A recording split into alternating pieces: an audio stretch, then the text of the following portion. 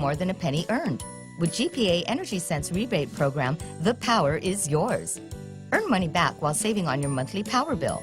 GPA Energy Sense rebate program will help lower your initial costs when purchasing approved GPA energy efficient appliances and upgrades with monthly savings you can expect. For more Energy Sense saving ideas, visit GuamPowerAuthority.com or like us on Facebook. GPA, bringing energy solutions to you. Going after the worst of the worst, Attorney General Jeff Sessions outlining his crime-fighting strategy for communities across America. Sessions, speaking to prosecutors in Kansas City, outlined the approach he's employing to reduce a disturbing trend. Sessions says from 2014 to 2016, robberies, violent crime, and murder all went up. That's why he's asking police to work closer with community leaders and for U.S. attorneys to focus on criminal ringleaders. Target and prioritize prosecutions on the most violent, most dangerous people in the most violent areas. We call them the alpha criminals. Sessions says reducing crime was the directive from President Trump when he became Attorney General, and that remains his goal. Fox's Gernal Scott. A California sheriff releasing the body cam footage of a man who shot himself after killing 5 other people, including his wife. 54-year-old Javier Caceres took his wife to a trucking company in Bakersfield, confronted an employee there whom he killed before killing his wife. Then he shot another man, believed to be a friend. Caceres then drove to a nearby house and killed the father and daughter inside. But then he carjacked a woman whose baby was in the vehicle, and he told them he wasn't a bad guy and let them go. Allowing those 2 to leave, they weren't targeted. So it made us believe that the others were targeted for a specific reason. Kern County Sheriff Donnie Youngblood said a deputy spotted him and asked him to put his gun down, but he instead shot himself in the chest. Caceres' wife had apparently recently filed for divorce. Jessica Rosenthal, Fox News. On Wall Street, a big rally. The Dow up 147 at the closing bell to 26,145. The S&P and the NASDAQ also higher. The NASDAQ up 59, back over 8,000. The S&P finishing over 2,900. I'm Lisa Brady, Fox News Radio.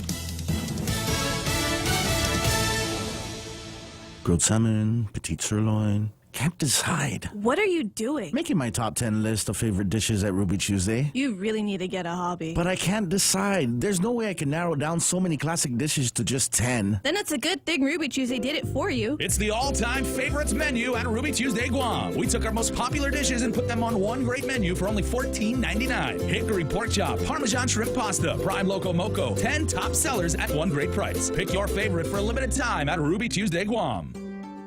Guam Regional Medical City. We bring the healthcare advances of the world directly to you. We are an acute care hospital that complements your needs with our robust outpatient specialty clinics. From preventative care to critical care, we strive for consistent excellence at GRMC. Our core philosophy is where patients are partners, which means we work as a team to make a healthier version of you. For more information about GRMC, visit us at grmc.gu.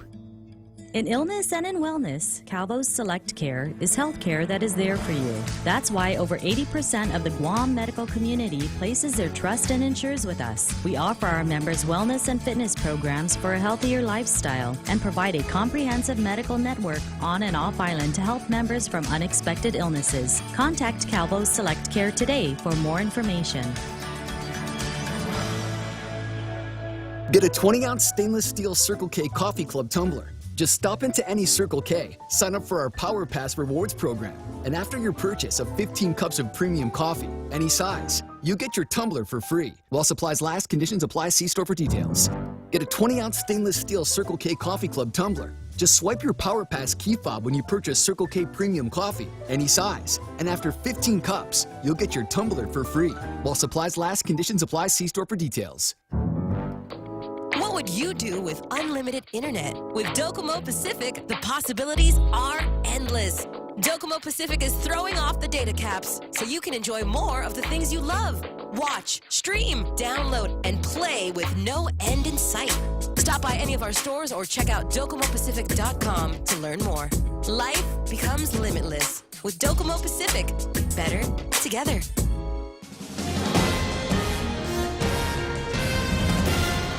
Day and good morning, Guam. News time is 6:07 on this Friday morning. I'm Mindy Egg, and here are some of the top stories from the Guam Daily Post. 7 additional Department of Education schools resume classes today. They are D.L. Perez Elementary, Ordet Chalanpago, Telefofo Elementary, Agata Johnston Middle School, Simon Sanchez, BP Carbolito, and Southern High School. All those 7 were cleared to open. There are still 12 schools that will remain closed today, pending the resolutions of issues, including lack of power.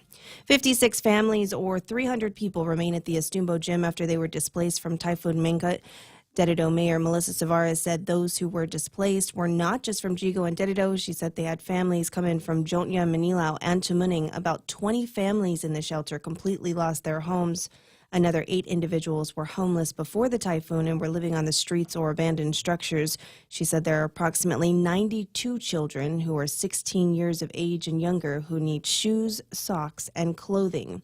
Donations can be dropped off at the Estumbo Gym or the Salvation Army that's currently collecting donations of non-perishable food items, clothing, diapers, as well as baby items. Governor Eddie Calvo transmitted a letter to President Donald Trump highlighting his intention to request for a major disaster declaration for Guam, which may provide a wide range of federal assistance programs for individuals and public infrastructure. He also reached out to Department of Interior Secretary Ryan Zinke and Federated States of Micronesia President Peter Christian on Thursday, as a majority of the 52 families requiring shelter in the aftermath of the typhoon are members of the Federated States of Micronesia. Calvo has asked the U.S. and FSM governments to assist and asked DOI to provide help for the FSM nationals.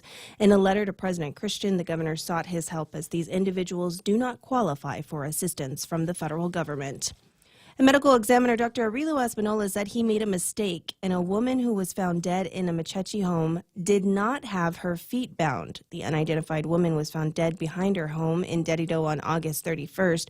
Espinola told the Guam Daily Post that contrary to his initial assessment, he made a mistake, and the coroner now said that the woman was lying on her legs and they were not tied as he initially stated.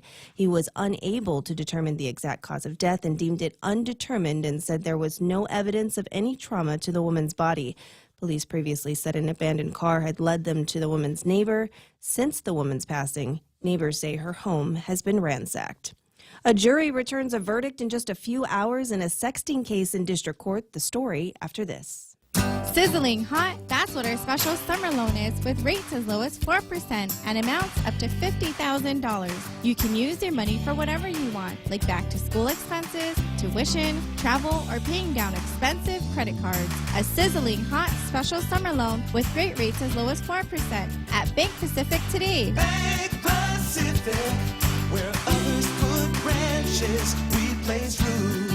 Eco Credit Opportunity Lender. Conditions apply. As low as 4% APR. KFC has finally answered the world's most important question. What came first, the chicken or the egg? And the answer is both. Introducing KFC's KFC AM, their new Southern and local inspired breakfast. AM loaded platter with chicken fried rice, waffles, and Colonel's chicken congee. KFC also has your all-time favorites, AM chicken and egg wraps, Southern biscuit and sausage sandwich, and hash browns. So for finger-licking good mornings, AM will never be the same at KFC. KFC, it's finger-licking good. 6:11 on this Friday morning, it took jurors less than half a day to return a guilty verdict against Wilfredo Lee Lopez, finding him guilty of sending nude photos and a sexual video to an alleged underage victim. The 29-year-old allegedly used a cell phone and the internet to communicate with who he believed was a 13-year-old female minor between October and November of last year. The minor was actually an agent from the Air Force of Special Investigations who posed as a teen and conducted an online undercover sting operation utilizing Guam's Craigslist. During the trial, Lopez's defense attorney alleged his client knew the person he was communicating with was not a minor but an adult and decided to play the role with authorities anyways. The defense claimed Lopez's goal was to be removed from the military by December of last year, and he believed talking to the minor would accomplish that. And finally, mediation in the clergy sex abuse cases will begin on Monday. Parties in the ongoing case confirmed that the proceedings will push through as scheduled from September 17th through the 19th. The defendants in the ongoing case include the Archdiocese of Agana, Archbishop Anthony Apparon, and other former members of Guam's Catholic clergy, as well as the Sisters of Mercy and the Chamorro District Council of the Boy Scouts. The Archdiocese will have new representation as attorney Michael Patterson is on medical leave and will not be able to participate in the mediation process. Their new attorney told the court that he believes all parties who filed a lawsuit against the church will be involved in next week's mediation.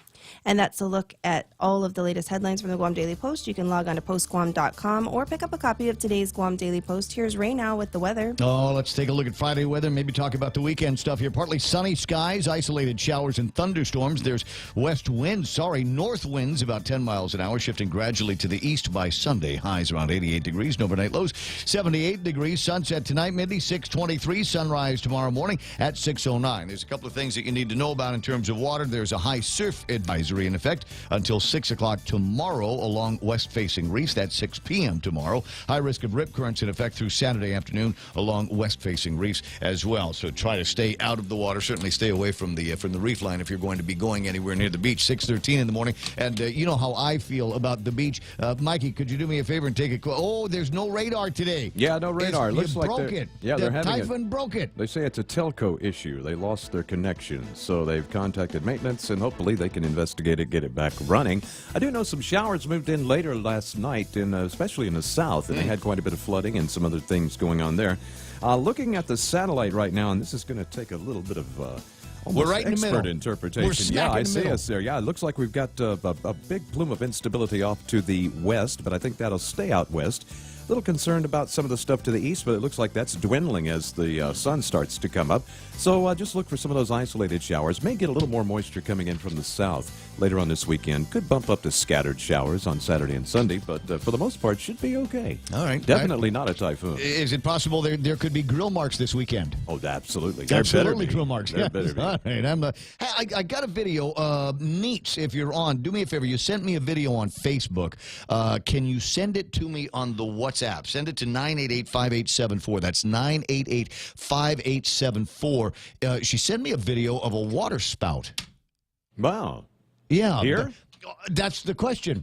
It looks like it could be here. It looks like it could have been shot up in, facing the ocean somewhere, but I'm not entirely sure where. So I'm just kind of curious where that was, because there's a lot of videos floating around these days, and unfortunately another fight video has made its way to the fore, and I'll get that on the air for you so we can sit around and talk about full-blown deportation efforts being taken on a wide scale. 6:15 in the morning. That's News and Weather Together, brought to you by Bank Pacific, where others put branches, they place roots. We get it. Gas and utility rates keep rising with no end in sight. But with Double Play from GTA, you can get an extra sweet deal that'll save you extra cash. Sign up today and get 50 megabits per second with fiber home internet, unlimited talk and text, plus 25 gigabytes of wireless data. And new customers get the first month free with no contract. Save over $500 in the first year and get extra with Double Play from GTA. Conditions apply. Visit gta.net for more details.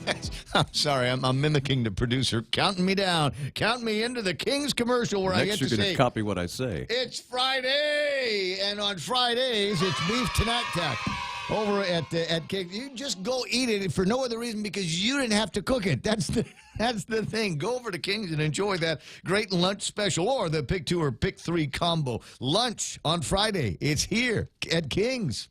Morico Equipment is the exclusive Freightliner truck dealer in Guam and Micronesia. That exclusive part is important because Morico Equipment can sell new Freightliner trucks with the 2004 Mercedes diesel engine. If you operate trucks on Guam, then you know how important and reliable the old diesel engines are. The Mercedes diesel engine only in Freightliner trucks operates on both old and new diesel fuel. They do not require DEF fluid or engine regeneration. Freightliner trucks, only at Morico Equipment. All right, I'm playing around with a new camera. I got a new camera in the studio, this Cam 4. You see what it's on? There it is. There. People always ask, where's that? Michael Knight. Can we, every once in a while, a picture of Michael Knight? Can we do that? And now they're probably sad that they ever asked. What would you do that for, Ray? We're okay with your 3 cameras. It's 6:16 in the morning, and portions of the program also brought to you by American President Lines. We've got, they're shipping the future, Guam Regional Medical City. First choice for all of your open heart surgery needs. American Water Tech, smarter water, better water, and Micronesia Renewable Energy MRE. There's never been a better time to go solar. Don't wait another day and waste another dollar. You can start saving today. At Guahan Insurance Services, we are here to help protect your investment and save you money. We offer insurance advising for business, car, and home insurance. So come and visit us at our new office at Camacho Landmark Center at Marine Corps Drive in Tamuning, and let us show you that you can count on us for all your insurance needs. Call 475-1162. All right, where's the rest of this supposed to go? We were talking about saving money. Yuko Guma in there from Guan Insurance talking about saving money. There's another way that you can save money, and that is don't spend a lot of money on food. This is the way I do it. I let other people buy me food, but every once in a while, I've got to dig into my own pocket and buy food, and it sucks, so I go for deals. Like the 4 for $4 Wendy's deal, giving customers like us great value every day for $4. 8 options to choose from, all-time favorites like the Junior Bacon Cheeseburger, the Crispy Chicken BLT, or the Double Stack Sandwich, all coming complete with nougats and fries and a drink. $4, 4 items, $4. You get it? There, try it today at Wendy's. The Ray Gibson Show. Morning talk that matters. Call now, 888-TALK. That's 888-8255.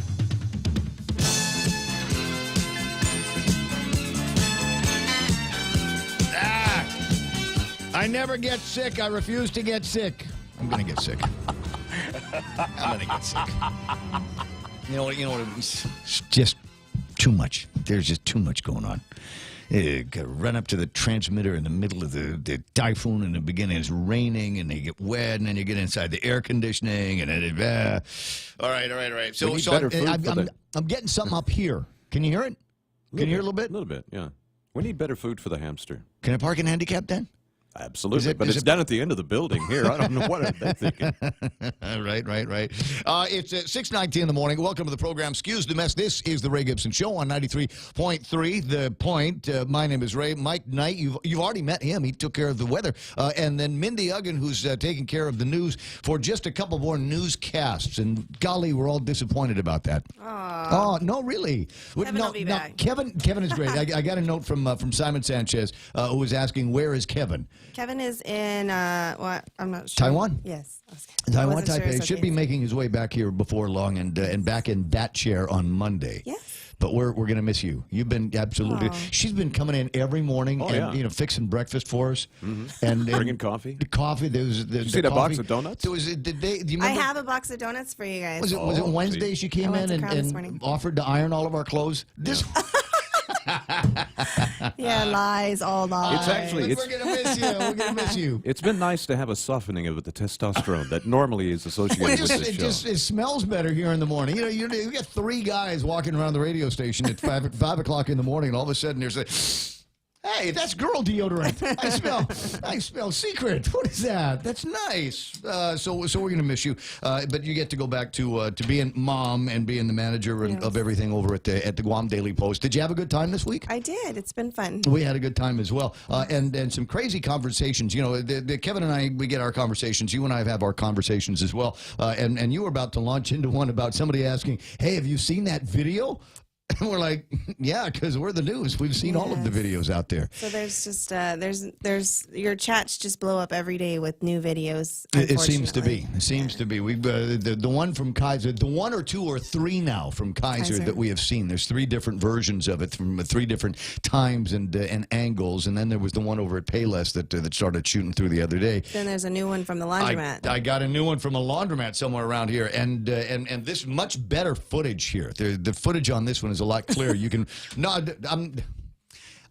better quality viral video. I hope that's not my laundromat. I haven't seen the video yet. It is near White Market, I believe. I don't think that's me. Stand by one. Let me call it up on the WhatsApp gizmo and press play on the thing. Again, no audio on the viral videos because as usual, you know, the first thing that you hear when somebody hits the button on this, they grab their phone and they start talking like that into oh my, did you see that? Hey, holy Batman, wow. Except they don't use those words when they're annotating the video. But this is what it looked like. Graphics to go like bam, pow, boom. And this is what it looked like at the place, and so we can't really see good. So as a courtesy, the driver of the car pulls away so that you can get a better view of what looks like a guy in a dress just going to town on this other guy. Yeah. And then there's actually a second video that's like a 20-second clip. Somebody actually followed them in I don't know if it was the fight began inside the laundromat or if it began or it went into the laundromat after. But there's a second shorter clip that just shows them just going off on this guy. And you just go, all hell breaks loose everywhere in the people island. are just trying to get their laundry done, and recover from a storm. And you got these punks out there that are pretending like it's the MMA or something like that. This guy comes in. The guy's trying to recover. Comes in and flying figure four kicks to his face. And there are people obviously that are trying to break it up. Right. And it looks like it's going to calm down for just a second, and then. I don't know, just seconds kidding. after this, then they go inside the laundromat and take their and can you imagine? And it's they just pen the guy somebody's up mom. against they pen the guy up against one of the machines and just just. Do we have to have police in laundromats now? Is that the thing? Are you going to have armed security at laundromats? So that's the latest in a string. I mean, they're coming in faster than Kill Death video pieces, the hit pieces against Frank Uggan did just before the election. They're coming in with a little bit more and an alarming frequency. And Well, what I don't know about what this holistic approach is going to be. I think the holistic approach needs to be people need to get arrested, lots and lots of arrests. So that's kind of it. You just made me lose my train of thought. That's okay. So I have that effect. Oh, I was going to say. That's what we do here. Yep. I was going to say that, and this is why I don't do radio because I don't. What I was going to say is that I hope that when people see these and these fights, that their first instinct is not just to hit record, but to call police first, and then if they want to record, then okay. But I think. Now with social media, people are just like, "Oh, record it," and somebody's getting. There's usually two phones. beaten. Okay, I'll record. Make a deal. I'll record, and then you call 911. Somebody's got to be the adult here and make sure that the police are called. I'm sure at some point the police were called to this particular riot that took place, but there's no evidence to support that Yeah, we don't know right at this now. point. And I haven't seen anything on the But magistrate how can reports. I possibly get 17 billion likes if I wait to call the police first? Come on, man. It's just You of all people, you're the ultimate party pooper. You're the guy that would have tried to break up the fight, and if you couldn't, then you would have called the police. Then you would have grabbed your camera. Oh, I can break up the fight. Yeah, That's not a problem. Because I remember you might remember him from Roadhouse, the movie Roadhouse. Yeah. Yeah, that's Mike was in that movie. He was one of the guys. He was one of the guys in the movie, but his part got cut out. Yeah, anyway, cut out, yeah. so that's where we are here on a bunch of the videos and stuff. We are still in kind of recovery mode, although I think the situation's getting better for people. We'll see if we can tie up with somebody from the Guam Power Authority, maybe Art, maybe JB, I don't know, and get the sit rep this morning. I know that the sit rep is good for Nick Perlowski because he's writing on Facebook Live. Finally have Power Friday, and what's the noise? What's the sound effect for finally getting your power back? Get up, it's Jesus Day. No, that's not the one. That's not That the is one. Mike's favorite. He loves Alan. There. Yes. Yes, it's the aircon. Yes. I don't have to barbecue everything, including the ice cream in the refrigerator. This is a high holy day. You just kind of want to limp your way over to a church and kneel down into the thing and say a It's little Christmas. prayer. Of course, Yes. now the oven works, so you're going to hear a lot of this. Let's cook. Hey, there's going to be eating here today. I can fix up whatever it is that I want to fix up. Finally, you find. But here's the thing, and I will say this is one of the other things that you've got to be careful of, because what will happen, and unfortunately, it's happened for a bunch of people up in Barragata Heights. Is they finally get their electricity back, and there's no cable and no internet in a big chunk of the places that we're going up there. It's like I'm getting notes from people yesterday saying, people over at the place, can you call them up and find out what's going on? And apparently there's something went south, but you couldn't tell it had gone south until after the lights came on, and so all these people that were sitting there waiting for their internet and their Korean soap operas and all of this other stuff, just sitting around going, nope, didn't get that. But I hope, Nick, that when your lights came on, all of your personal infrastructure came along with it. Do you know if GPA fixed our thing out here? I sent you a picture this morning, and it's still glowing red. It's not glowing white. and not making noise. Then the answer is no, because they're not supposed to glow red. I kind of thought that. That's not an indicator light. That's not, it's not like the little light on the stove that tells you that the oven is on. That's the light that comes on that tells you There's getting a problem. I think we're that close to getting a kind of explosion here, but I don't know when it's going to take place. And as far as I'm concerned, I have a generator. I've got the Morico generator over there, and the guy from Morico came over and he put another 100 and some odd gallons of fuel in there. So if that pig goes up on the tower, up on the pole, I'm just shutting the electricity off from GPA, and we're going to live on that stuff for as long as possible. 6:27 in the morning. Let's say hello to everybody on Facebook, huh? Let's do that. Sometimes you want to go where everybody knows your name, and they're always glad you came. You want to be where you can see our troubles are all the same. You want to be where everybody knows your name. I see it. There's still zero power in Maina. That's sadness. No power in Calamendo Lane up in Dedito. We're working on it. Greg Karabrock. Power equals hot shower. That's the only other piece of infrastructure that needs to come up. And did I hear there's a whole bunch of new Navy chiefs in there? Ismael was congratulating all the guys that got sworn in, and welcome to the mess. I see Juanita Machi, Zita Taitano, Ismael, Juanita, Nick Perlowski, Carl Pangilinan is there. And apparently the storm, he's talking about Florence out in the United States, has just made landfall. Is supposed to be landing on the East Coast. We're getting word in the Fox News a little bit ago that the coast now is taking a pounding up in North Carolina. Rico Blancaflor says, yeah, Friday, good morning. Ray Burgess, Simon Sanchez from the Consolidated Commission on Utilities and candidate for the next round of the CCU. Albert Eliason, I see Fran Lizama, Chris Bigabetta, Anita Mofness, Lillian Cruz, and Anita Mofness with the stars and the hearts in her eyes.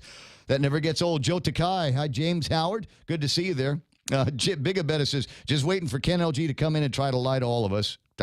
Again. Joe Takai says, have to clean up the downed bananas this weekend. Anybody want to help? Boy, you and my neighbor. He's got this big banana stand, and I know how these things start. It's like he put one tree in the corner of the house, I don't know, 5 years ago, and now the almost entire back quarter acre of the place is now nothing but banana trees that are all laying on their side. That is an interesting question that you bring up, is how can we get rid of some of this green waste? Can we pile it up in front of the house and the guys from the governor's office or the mayor's going to come by and clean it up? Can you get a mayor on the line for me, Angel or somebody? Charlene Marchessault is there. I see Ryan Siniclis, Carmen Leon Guerrero, Timmy Lujan, Greg Massey. Half a dude. Haven't talked to you in a while. Felix Regis, Mark Cruz. Yes, that one. Rick Leone, Randy Kruger, who's waving at everybody this morning. Zayward Zulian says, good morning, Ray. Thank you, GPA. We can now move on the refund. Refund? What refund? What are you talking about? Is there a conversation about getting refunded for things that might have gotten broken from the electricity in the storm? Huh? Zayward, more details, please. More details. Who else is there? Jackie Cabrera. I see Mark Mendiola. Renee Ogo saying, good morning. Yes, good Friday morning to you. Dorothy Fergiger and Jeff Ojeda, John Wigston, Andy Tidenko. This is a big, long list this morning. This is so great. It's nice. You guys get your power back and your internet back, and the first thing you want to do is wake up with Mindy and Mike and I. That's nice. So Levon Guerrero Meno, still zero power in Maina. I see that, and now I've said it on the radio. Maybe somebody from GPA is going to be headed up in that area. Again, Calamendo Lane up in Dedito. Mark Cruz, how about the CNN video report on Guam getting slammed by Cat 5 Manghut, complete with the video of Rhoda? No, I missed that. What? CNN did a report that indicated that Guam got slammed by a Category 5 storm, and they showed video of this typhoon up in Rhoda. There's guys. I haven't seen the video footage, but I know that they did ask for some video, but I'm not sure. That's not the information that I knew had been provided to them, but I don't know. Oh, how funny. There's guys that work at CNN that have worked on Guam before. I'm not going to remember his name. One of the other old media guys. Tell me, what was the name of the guy? He used to work with us at cable TV, and then he did the newsroom show aimed at kids. Do you remember? No, because you're way before my time. Way before your time. All right, I'll try to remember here in a second. Jayward says tax refunds. Oh, that's what he's talking about. No, Yeah, I wonder. we're not getting any of those. Yeah, yeah. Well, I don't know. Do you think they've managed to collect anything more from the amnesty money? They weren't very hopeful about that, and I think with the typhoon, I think that they're not going to expect any more payments. I know the last time Kevin had spoken to John Camacho. He was basically saying, wait till the Section 30 money comes in at the end of the month. Yeah. And then I guess they'll dump out a bunch of refunds at that time. I got you. Mayor Relay is there. Our Erlyn Rivera, no power. Telling LaChance still up in Gigo. Jackie Cabrera, cheers and everybody. Telling Enrique and Rosario Gigo, still no electricity up there. Enrico, yes, CNN is fake news. Thank you very much, Mr. Trump. But that might explain something. It's a friend of mine lives in Hong Kong, and so she sends me a note yesterday, which I suppose Mark would line up with the time of this story. Sends me a note yesterday, and she says, "Oh my God, I heard you guys got smacked by this storm, Category 5." And I wrote back, I said, "Well, we got our hair messed up. It's a little bit more of a banana storm around here. Knocked the power off, but otherwise, I think we're doing okay." And she says, "But I saw it." They must have issued that report prior to, because I got a phone call from them. I work kind of on a side thing with them for information here in the region. And so they called yesterday and they're like, "How did you guys fare?" And I was like, "Oh, everything's pretty good. We're in recovery mode." And they were just like, "Kids are playing Fortnite again." So that report must have gone out prior to that because, they made it seem like it was this big thing. And I said, "No, we can...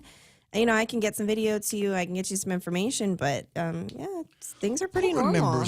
There was a time, and I don't remember exactly when it was, and I want to say that, again, people with better memories will recall this. CNN did a piece on Guam. And they showed, instead of actual footage, readily available footage of Guam, they showed footage of what looked like a military aircraft flying over a Pacific Island village. Oh my God! Thatched roofs, little kids running around enthused, waving at the airplane. Talking about, some kind of federal disaster assistance coming to Guam or something like that. They must have used airplane drop video. What? What are you? That's not Guam. That's nothing like Guam. Where the heck are you guys getting your footage? And was everyone wearing grass skirts? Exactly like that. And I'm going, no, that can't be right. Somebody go duck back into the library. You'll be able to find something. It's odd that as small as the world has gotten with technology, it still is kind of big for some people. I guess, That's a good point. Hard to punch through a little bit more truth in Atlanta, Georgia, I suppose. It's 6:34, and time to find out what's happening around the island. Just pretty much around here with local headlines from the Guam Daily Post. Here's Mindy Uggan.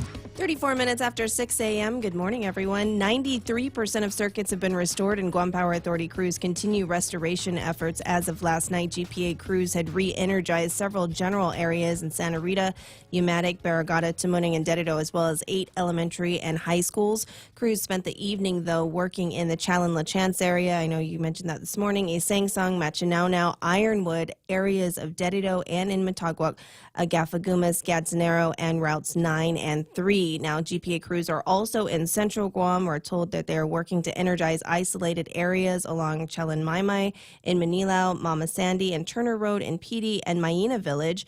As well, they're working on restoration of pocket areas and vegetation clearing. And in the south, crews are working to restore Agate, Santa Rita, Umatic, Cross Island Road, and then they will move on to Inarajan and Maritzo. Police also arrested 2 additional people in connection with a riot that was reported Tuesday night following the typhoon in Dedido. Jared Resalap and Frankie Rufus were arrested on a number of charges, including aggravated assault, terrorizing, disorderly conduct, criminal mischief, and public drunkenness. Guam Police Department's Criminal Investigation Division picked up the case on Tuesday after patrol officers arrested 19-year-old Emmanuel Resalap and a 16-year-old male. The 4 individuals were caught on camera throwing objects at a Dedido residence on Amonte Street and yelling obscenities at the residents. They were carrying machetes and bats. An off-duty Naval Security Forces officer captured that fight on his cell phone and notified police, who were already responding after getting a call of a riot in that neighborhood. For these stories and more, log on to postguam.com or pick up a copy of today's Guam Daily Post. It's 6:36. That's iConnect time. iConnect, the practical choice. They got great rates on things that you need every day for your communications and telecommunications, internet plans and mobile phone plans, even push to talk if you got a business and you never see your employees anymore because they're out on the streets, but you still need to get to them all the time. Try push to talk technology. 888-8888. That's the number for iConnect. Are high power bills sending your budget into chaos? Take control with the help of Micronesia Renewable Energy. Using the highest quality panels, a solar energy system from MRE will guarantee to save you money on power. With MRE, Christmas starts in September. With every solar energy system, homeowners not only get $400 for signing up, but also an entry for a chance to win $1,000 in cold, hard cash, just in time for Christmas. It pays to be an MRE customer. Conditions apply. Call 632-2613 for details. MRE, the smarter choice. Subway's Big Hot Pastrami is back. Tender, juicy beef on freshly baked bread. Get a Big Hot Pastrami at your favorite Subway location today. Mine is... on the way into the University of Guam, you get that like little, looks like a castle building on the side there. I like that one because there's hardly anybody there. So you can go in, you can be like, yeah, take your time. I want that. Like, can I try some of those banana peppers? Let me just have a sample one of those things because they're so delicious. Anyway, the hot pastrami sandwich is back. So good, you won't want to share. So make 2 of them so you don't have to. For a limited time at Subway, make it what you want. Here at APL, our core values give the company its heart and soul. Whether it's connecting your business with our global network through our newly enhanced service or investing our efforts into giving back to the community, APL is committed to serving you. We humbly honor the opportunity to find innovative solutions for you and your business. To learn more about our enhanced service, call 588-4651 or visit www.apl.com/Guam for more details. Hey, listen, I'm not seeing any traffic right now. And maybe just because it's early, 6:38 in the morning, don't see anything lining up in front of Anderson Air Force Base, although it is starting to build a little bit, the traffic that needs to get up there. Don't see anything in front of Navy Hospital or Big Navy down in Sumai, and it looks like everything else seems to be clear. Now, I will tell you that the intersection of 10 and 15, the lights are on in blink mode. So Glenn needs to send somebody out there this morning to do whatever it is that they need to do. This, it's I don't know, some kind of restart thing, reboot it or whatever. But the thing is on. We just got to get it so that it's working in a semblance of some kind of an order. Although even when it works, residents in the area know, even when it works, it's still all cockeyed because it's got the shortest green forever on the turn lane. Yeah, it's just like that. And let me see. 8, 10, and 16 when I passed by this morning was still out, so you might need to exercise caution as you make your way through that particular intersection. That's right now traffic here on The Point. Cheese curls and hot sauce, pantosta and coffee. Great alone, but better together. Here's another perfect pair for you. Docomo Pacific has created the Better Together bundle, combining 2 great services for one low price. Get unlimited local talk, text, and 20 gigs of data, plus unlimited home internet speed up to 20 megabits for $109 per month. You also get free installation and a Galaxy A8 Plus when you sign up today. Mobile plus online from Docomo Pacific. Better together. Some conditions apply. Call 688-KRC store for details. Wow, the Coconut Wireless is back. Morning talk that matters. The Ray Gibson Show. I got like a dozen friends that live out in Machinano, and can't believe that the lights are still out there. Margaret Uggan asking Ray, is there school for Carbolito Elementary today? And the answer is yes, there is. In fact, it's easier now to tell you what schools are out.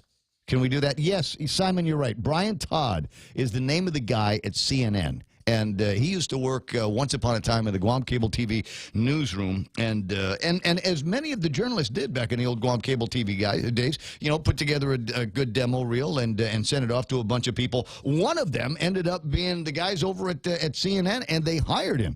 And they not only did they hire him, but they put him in a special show that they did just for kids. It was like the CNN newsroom. It was like Blue's Clues for news, if that makes any sense. So that's kind of what Brian Todd did. And he was when they did that stupid footage of the plane flying over the island village. He was the guy that we all sent emails to saying, "What do you guys look like idiots when you do that." Anything about Guam, you send it to him. Yeah, could you just? I'm impressed you knew Blue's Clues. Thank you very much. Thank you. And both of the Blue's Clues guys. Oh wow! Yeah, because the kids, a few years apart with the kids, and so Mason had one version of Blue's Clues, and Miami had a different version of Blue's Clues. You know how it is. Marty Bamunde, now a big deal over at FEMA. Yeah, I remember Marty Bamunde. He was a sportscaster over at Guam Cable TV once upon a time. So I've got the schools that are closed. So if you don't hear your school's name being pronounced here, it means that it's open and you need to get the kids ready for school. Harry S. Truman Elementary School is closed. Inarahan Elementary School is closed. LBJ Elementary School is closed. Marshall Sablon, Mauricio Marchers Memorial Elementary School, Price Elementary. Although, like I said, the lights were on this morning over at the intersection, so maybe that means that the school has got power now. Inarahan Middle School, Louis P. Untalan, Ocean View Middle School, J.P. Torres Success Academy, and Ukadu High School are all off today. There are 30 other schools that I'm not going to read. Those are open. Is the ones that I read here just a second ago that are the ones that are closed here today. So let's let that simmer in for just a second.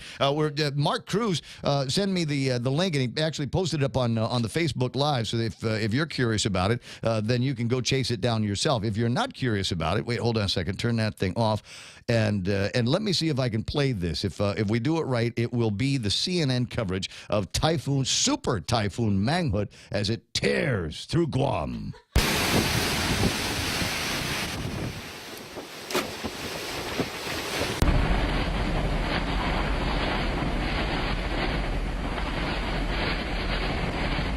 What's on it? Wait, let me back up. I want to see it from the beginning here. I want you to be able to see this thing from the beginning, because so far the two images that they have played are not images of Guam. Yep.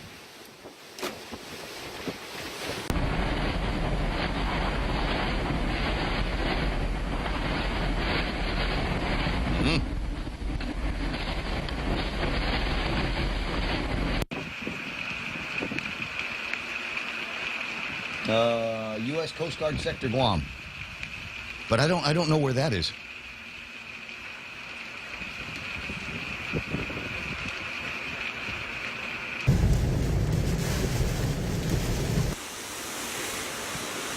Okay, some of this stuff could be Guam.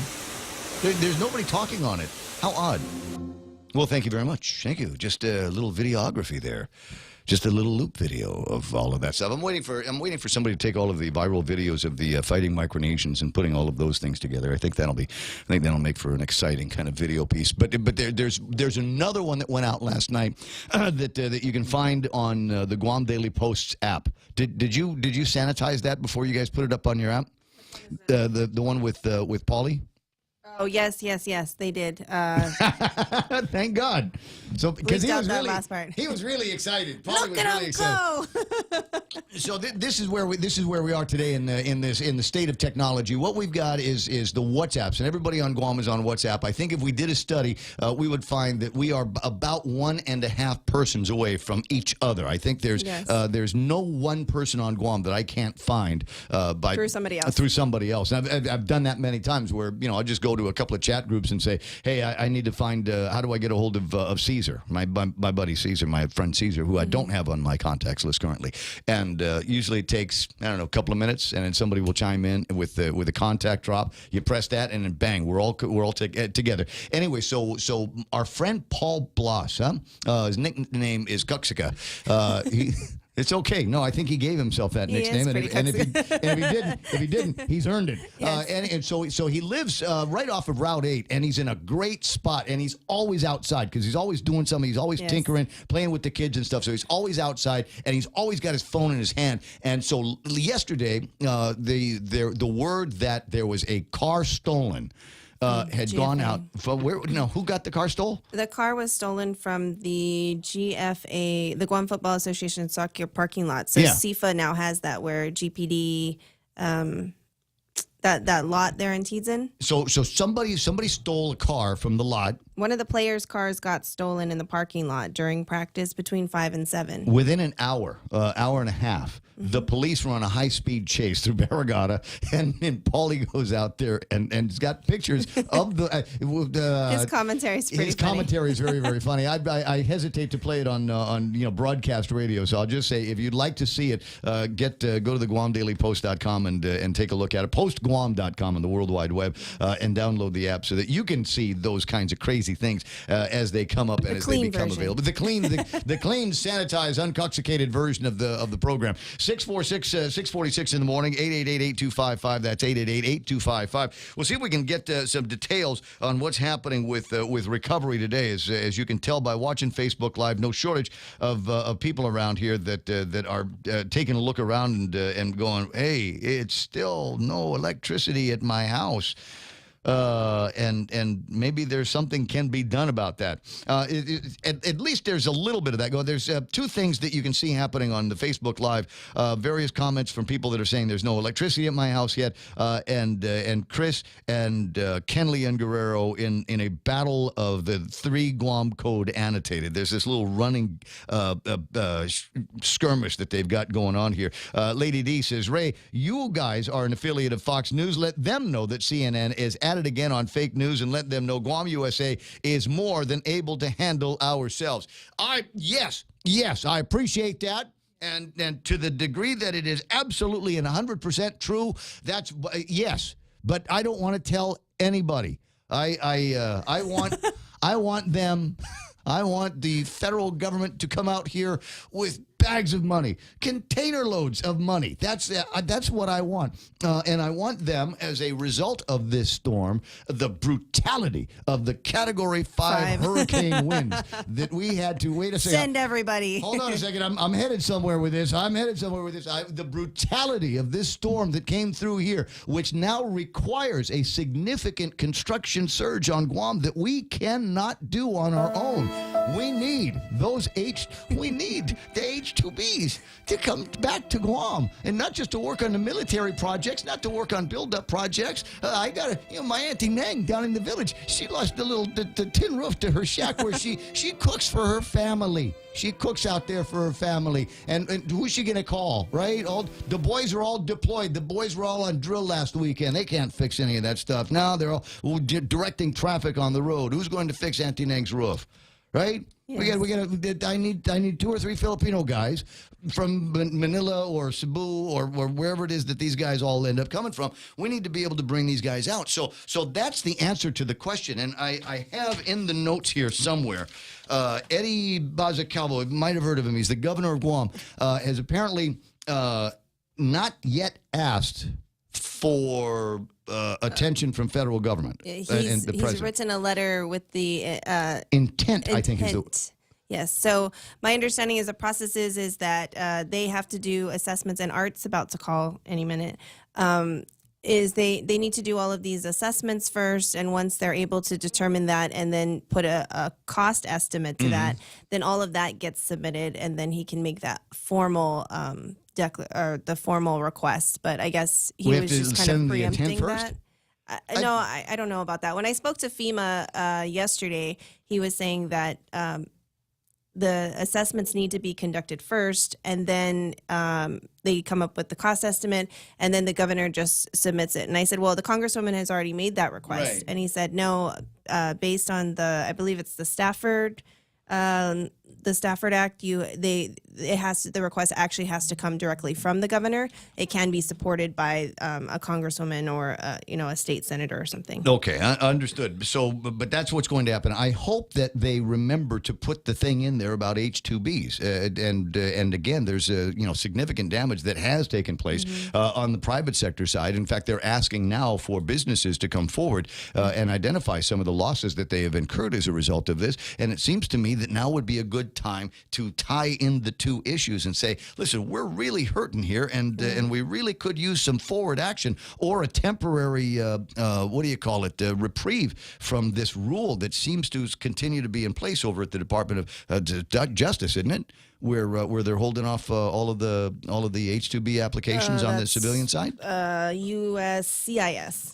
CIS, thank you very much, wherever it happens to be. So it seems to me that would be the smart thing to do is as much as we want to say that, we're all resilient, we're bigger and badder than anything that Mother Nature can throw at us. On the other side of this is, hey, let's throw a little bit of kabuki at these guys. Let's go ahead and throw some theater at them and let them know and be as dramatic as possible. And trust me, there's people over at the governor's office that know drama. These are the hearse in front of the legislature people, for heaven's sakes. They know how to string together a yarn.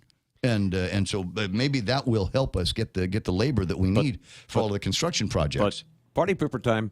That's why FEMA put people here before the storm, so we couldn't fool them. They don't need to know where. For heaven's sakes, have the conversation in tomorrow. They don't need. They don't need to know what we're talking about. just everybody get together. We'll just do it in tomorrow, and just laugh and point at them every once in a while. And they'll laugh and go, "How about that? What a crazy madcap group of people we've got here on Guam." They don't need to know what we're thinking. I just said that on the air, didn't I? Yeah.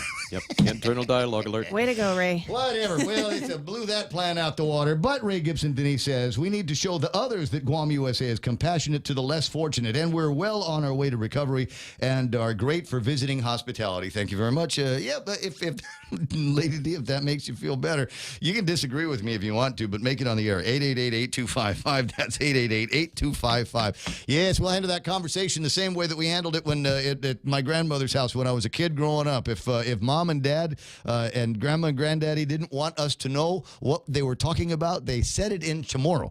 And as far as we were concerned, it must be just something that I don't need to know about. It's 6:52, and while we've got some time, and now that he's got his hands on virtually all of the new overnight information, Art Perez from the Guam Power Authority, and those of you that are watching on Facebook Live that might want to chime in and ask about your particular village, now would be a good time to do all of that. Good morning, Art. How you doing? Hey, Hafaday, Ray. Hey, the new way of saying Hafaday is, do you have power? Yeah, well, we energized more areas. I know about power last night. We're up to about 92%. I just wanted to give an update to the ratepayers that we lit up more areas in the south last night. Pockets of East Time were lit. Aga Santa Rita was lit last night. Some areas of Yamatic. Crews are going to work down towards Palesto and Arahan and clear up more of the heavily damaged and high vegetation areas from the west side, and then from the eastern side we're going to work from Surfside towards Mololo and Arahan and get more of the south energized today and tomorrow. As you recall, we've got additional crews to come on board, contractor crews, and they'll be headed down there today. I'm glad to hear that. Well, let me throw a couple of places on the map at you and tell me if you know what's happening up in that area. It looks like Jigo's still having a hard time. Telling La Chance, telling Enrique and Rosario. We got the main drag on La Chance online, but there are some pockets on La Chance that are still without power. Areas of Mount Santa Rosa and the back road to the gate were lit up last night as well. Oh, nice. Okay, what about Machinano? It feels so central to be having still so many problems. Well, some parts by Machinano, around the UR Market area heading into the subdivision were lit up, but there are some pockets on the tail end and towards the front that they need to take care of. Okay. I'm scanning down the road to see if there's some other parts that the people are reporting about right now that we need to get some specific attention on. And it must be getting better because the answer is still out, Ray. So we still got to work our way into My Road towards Dairy. We got DOC up and running on Island Power. Some areas around Ironwood and are still unlit. Derogata, there's some pockets. Santa Rita, there's still some pockets in Santa Rita, but we were able to get the J.P. Torres school up and running. Talafofo, the ND area was lit. But however, we need to work out towards the golf course and start working our way across Island. Okay.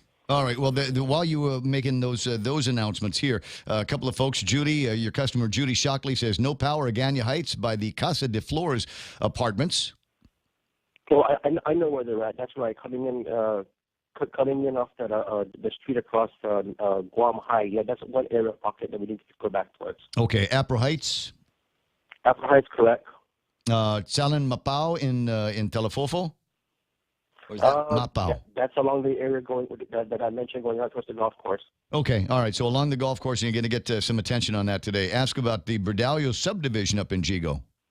That's still out. That's correct. We need to go back up there and take care of that.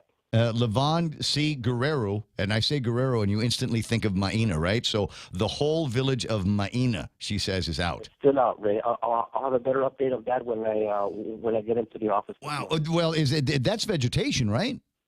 If you drove by there, there's coming in from Agana Heights, there's a lot of vegetation on that side coming out that needs to get off that one line. But we're going to work our way out down from the Nimitz Hill where that waterworks pump is at, and then work our way in towards the village. All right. So, but definitely on the way. Hahasu in Dededo. That's still one of the areas that we have to push through. Yeah, Rico Blancaflor asking about Gigo behind the McDonald's area. He's in no power. He's asking for a friend. Subtle, Rico, subtle. Well, the main drag going behind McDonald's has been lit, but there are some pockets that we can go back towards. Just tell N. Ray that 7% is going to take a little bit more time. That's why we need to continue the updates. And the last 7% are going to be some of the hardest areas that were hit. Oh, I'm sure of it. I'm sure of it. It's like going on a diet, right? I mean, the first 20 pounds, pow, no problem. Everybody's telling you how great you look, and you say, I still need to lose 10. And those are the hardest ones to be able to get to. This is exactly where we are in this stage of recovery. Sorry, it's a ruddy analogy, but it works. What do we got? Erlin says, I'm not in the pocket of La Chance. We are in the front area. The back area has power already. There's a downed line at the F&E Quirigua Estates. Are you aware of that downed line there, bro? I'm sure our people know where that's at, Ray. I'm sorry. I'm just getting the updates via Facebook and email as we talk as well too. So you and I are doing this running update thing with kids. Yeah, but it's fun. I think this is a great way to do it, as opposed to you answer one caller and then we pick up the phone, get another caller. We can handle so much more information and so many other places as quick as we can. So I think that's terrific the way we're doing this. Tomorrow, is it possible to get that guy on Facebook's a contact offline? Who's that? Which one? And by the chance towards the front end. Erlin Rivera is your customer name. And if you're on Facebook, ERLYN. Yeah, so just go to Facebook Live and just click on their names. You can message it like that. Erlin Rivera, and there's a downline, she says, at the F&E Quirigua Estates, which is why their area in the front of La Chance is not energized right now. There's power to the area. Everybody knows that it's back on. It's just that you can't get to if the line is down. I'm a little bit worried about tomorrow and Sunday because I'm not going to be on the radio tomorrow and Sunday. So for people that want to stay up on what areas have been energized or the status of the recovery in their area, what are the different ways, where are the different venues on social media that they can go to get the information? We'll still do the posting on our Facebook. We'll still do the posting updates via the print. And we'll still push information out to the JIC to make sure that that continuity of information going out is going to continue. Okay, and just another note here is we still got our transformer in the back. It's not making noise anymore, and it's not sparking. It's just got this nice little. It's almost a religious red glow coming off of it. Glow. It's glowing. Yeah, makes you want to barbecue. Makes me want to hit it with a stick. I want to throw rocks at it. Stay away from it. Don't go next to it. See? Another party pooper. Art, I'll talk to you pretty soon. You have a terrific morning. If we need you, I'll find you, all right? Thank you very much, Ray. Talk to you again on the air. Looking forward to it. 7 a.m. The radio station is KUSG. Hagutnia. This is The Point. Fox News Live is coming up next.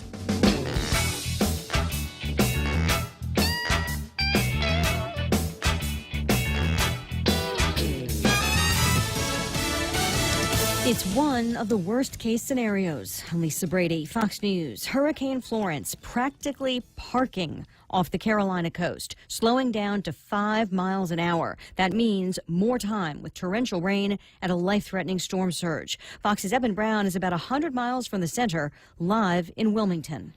Elisa, Florence keeps progressing into land over the Carolina coast, and the latest advisory from the National Hurricane Center says the wind speed continues to lessen, though hurricane force winds extend 80 miles from the center and tropical storm force winds extend 195 miles, meaning the storm will, as expected, take a long time to pass, dropping enough rain to cause catastrophic flooding. However, police and emergency managers here are confident that a significant number of people heeded warnings to evacuate. Lisa? Well, Eben's South Carolina Governor Henry McMaster warning any holdouts in evacuation areas again to get out before the tropical storm force winds get there. It will be virtually impossible for the rescuers to get in to rescue you. So they will be leaving just like the others, because it'll be highly dangerous to be there. Schools and businesses shut down as far south as Georgia. More than 1,000 flights canceled today alone. The White House slamming a statement released by a Democratic senator as an 11th-hour attempt to derail the nomination of Supreme Court nominee Brett Kavanaugh. Top Judiciary Committee Democrat Dianne Feinstein says she has referred a matter concerning the nomination of Judge Kavanaugh to federal investigative authorities. That matter is not identified in a statement from Feinstein, who says only she has received information from an individual who strongly requested confidentiality, declined to come forward, or press the matter further. Fox's Jared Halpern on Capitol Hill. A Judiciary Committee vote on Kavanaugh is expected a week from today. Fox News, fair and balanced. Morrico Equipment on Ipoh Road has been around a while. 28 years on Guam, in fact. 28 long years of dealing with Gov Guam, persevering through typhoons, earthquakes, the U.S. military, boony dogs, boony grass, off-island, on-island, old Marine Corps drive, destructive winds, and dangerous surf. So they know a bit about equipment on Guam. Lucky for us, the employees who work at Morrico Equipment also own Morrico Equipment because they're very proud of what they do. Call 649-1946 or click morricoequipment.com. Grilled salmon, petite sirloin. Can't decide. What are you doing? Making my top 10 list of favorite dishes at Ruby Tuesday. You really need to get a hobby. But I can't decide. There's no way I can narrow down so many classic dishes to just 10. Then it's a good thing Ruby Tuesday did it for you. It's the all-time favorites menu at Ruby Tuesday Guam. We took our most popular dishes and put them on one great menu for only $14.99. Hickory pork chop, Parmesan shrimp pasta, prime loco moco. 10 top sellers at one great price. Pick your favorite for a limited time at Ruby Tuesday Guam. Supporters say California's governor is helping to lead the fight against climate change, but protesters shut down the streets outside a climate summit in San Francisco. Environmental protesters say Governor Jerry Brown has allowed far too much oil drilling in the state, and they question his commitment to environmental causes.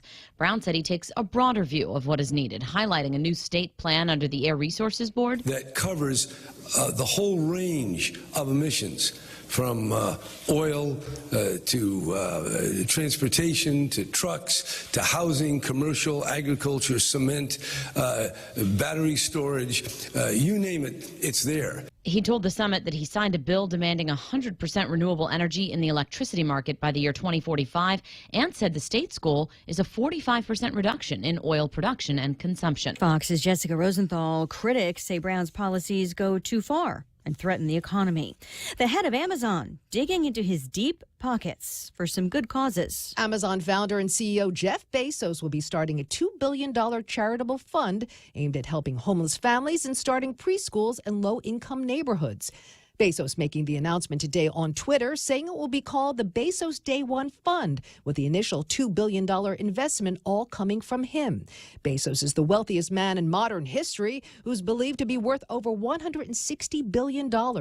Critics have called for him to put his billions toward philanthropic initiatives. Fox's Hillary Barsky. While the Southeast deals with Hurricane Florence, the remnants of Tropical Storm Olivia wreaking havoc with Hawaii. Officials in Honolulu now say they may need to evacuate 10,000 people from a residential neighborhood if water in a reservoir continues to rise after the heavy rains from Olivia, which crossed the state yesterday.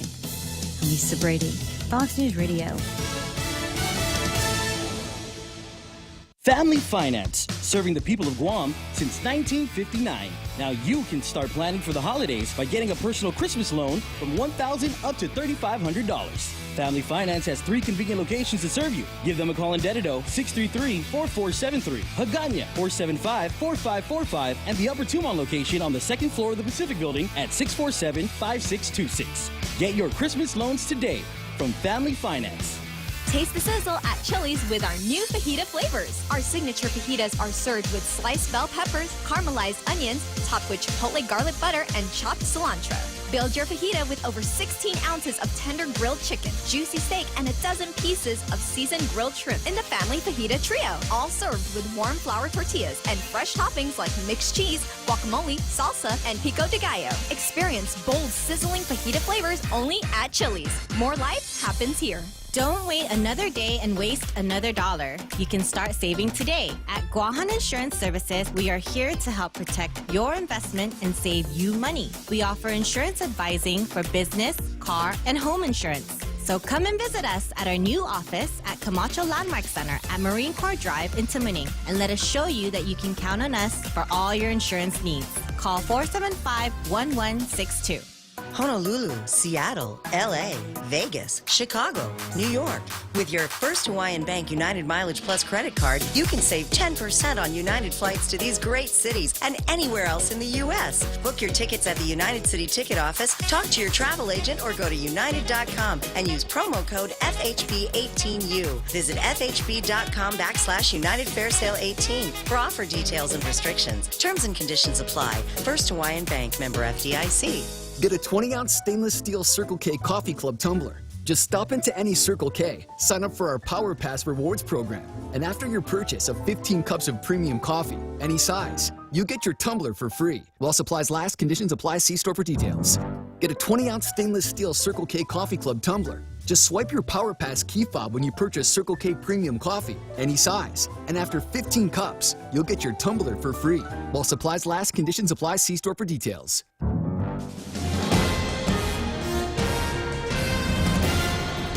And good morning, everyone. Happy Friday. News time here at The Point is 7 minutes after 7 a.m. I'm Mindy Egan. Here's a look at some of the top stories from the Guam Daily Post. The defense for a murder suspect told a Superior Court judge they will submit a changed opinion on a death certificate. Details of the new opinion was not released during a hearing yesterday, but the medical examiner had previously ruled the death of Librick Manglotnya a homicide. His co-worker Jonathan Pangilinan remains behind bars at the adult correctional facility in Manila, where he's been confined since late March. Pangilinan was taken into custody following a Mes Chamorro celebration at Atkins Crawl, where the two men worked. It's alleged he got into a fight with Manglotnya and repeatedly punched and kicked him until he stopped moving. He has a pending motion for release, something that has been opposed by Manglotnya's family. We are so much stronger when we are together. That was the message Democratic Party of Guam Chairwoman Regine Bisco Lee had for fellow members of the party as the party officially announced their gubernatorial nominations for former Senator Lulian Guerrero and her running mate Josh Tenorio. While a write-in campaign is in the works for a rival Democratic team, Lulian Guerrero said she has confidence that her team will eventually win the support of all Democrats. Lulian Guerrero had been quiet about the write-in campaign, but yesterday said everybody is welcome to do what they think they need to do, and she doesn't think a write-in effort will hurt her campaign. She added she's confident Senator Uggan and his running mate Alicia Limtiaco will join her campaign because he believes in democratic principles. More news after the break. The dreaded flu season is here, but FHP Health Center has got you covered. Protect yourself from the flu by taking advantage of FHP's Flu Clinic, open to all ages from 8 a.m. to 4 p.m. at FHP Health Center on Saturday, September 15. The clinic is free for Take Care members and those with Medicare Part B primary medical insurance, $20 for individuals with Take Care as secondary medical insurance, and $25 for self-pay non-members. Walk-ins accepted. For more info, call FHP at 646-5825. Cheese curls and hot sauce, pantosta and coffee. Great alone, but better together. Here's another perfect pair for you.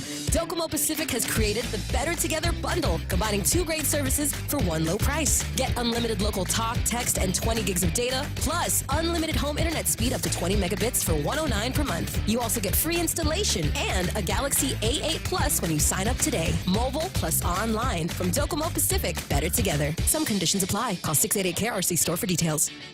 10 minutes past 7 a.m. here at The Point on this Friday morning. 7 additional Department of Education schools resume classes today. That's D.L. Perez Elementary, Orta Chalanpago, Telefofo Elementary, Agata Johnston Middle School, Simon Sanchez High School, BP Carbolito, and Southern High School. They've all been cleared to open. There are still 12 schools that will remain closed pending the resolution of various issues that include lack of power. DOE officials are hopeful that those schools will be back up and running on Monday. The Office of the Attorney General will put a plea offer to former Department of Education teacher and Guam Army National Guardsman Stephen Cahill. His case has been lagging through the court system since he was indicted in 2015 for child pornography possession, indecent electronic display, and electronic enticement of a child, in addition to child abuse and official misconduct. According to Post Files, Cahill was arrested after an ex-girlfriend turned over video footage that allegedly showed him and a minor student engaging in sexual relations. He was a health teacher at George Washington High School. He was discharged from the National Guard in 2015. And finally, Governor Eddie Calvo has commuted the sentences of 4 men who have been convicted of breaking Guam laws. 2 men were convicted of sexually assaulting children. The men will be turned over to the custody of federal immigration authorities for the deportation process. The total number of criminals whose sentences the governor has commuted for either removal or deportation is now 55. For these stories and more, log on to postguam.com or pick up a copy of today's Guam Daily Post. Here's Ray now with the weather. There's at least 20 from the viral videos that we have seen that we could add and make that number about 75, 80 in the next couple of days if we do it right. I'm not of the mind that we need to have their justice meted out and done here on Guam. I know that there's some that disagree with that and say, well, they committed a crime on Guam. They need to suffer their punishment at the Department of Corrections like everybody else. And I'm going, at $120 a day, let the Department of Corrections, where they're from, worry about them. You take care of that problem. The people of Guam don't need to continue to be harassed by taking care of these guys for years and years at a time when they finally get their stretch in. 7:12 in the morning. What have we got for you on the weather? Partly sunny skies, isolated showers and thunderstorms in the forecast. There's north winds about 10 miles an hour, shifting gradually eastward by Sunday. Highs around 88 degrees, and overnight lows should be about 78 degrees. There's sunset at 6:23 tonight, sunrise at 6:09. And I know some of you want to get some water sports in over the weekend. Be very careful where you do it. East side's always rough, and rough on the west side as well. There's a high surf advisory in effect until 6 o'clock tomorrow night along west-facing reefs, and high risk of rip currents in effect through Saturday afternoon along west-facing reefs as well. So just hang out on the beach where the bikinis and the beer are. I think you'll be all right. It's 7:12. That's news and weather together here on The Point. Sometimes a penny saved can lead to much more than a penny earned. With GPA Energy Sense rebate program, the power is yours. Earn money back while saving on your monthly power bill. GPA Energy Sense rebate program will help lower your initial costs when purchasing approved GPA energy efficient appliances and upgrades with monthly savings you can expect.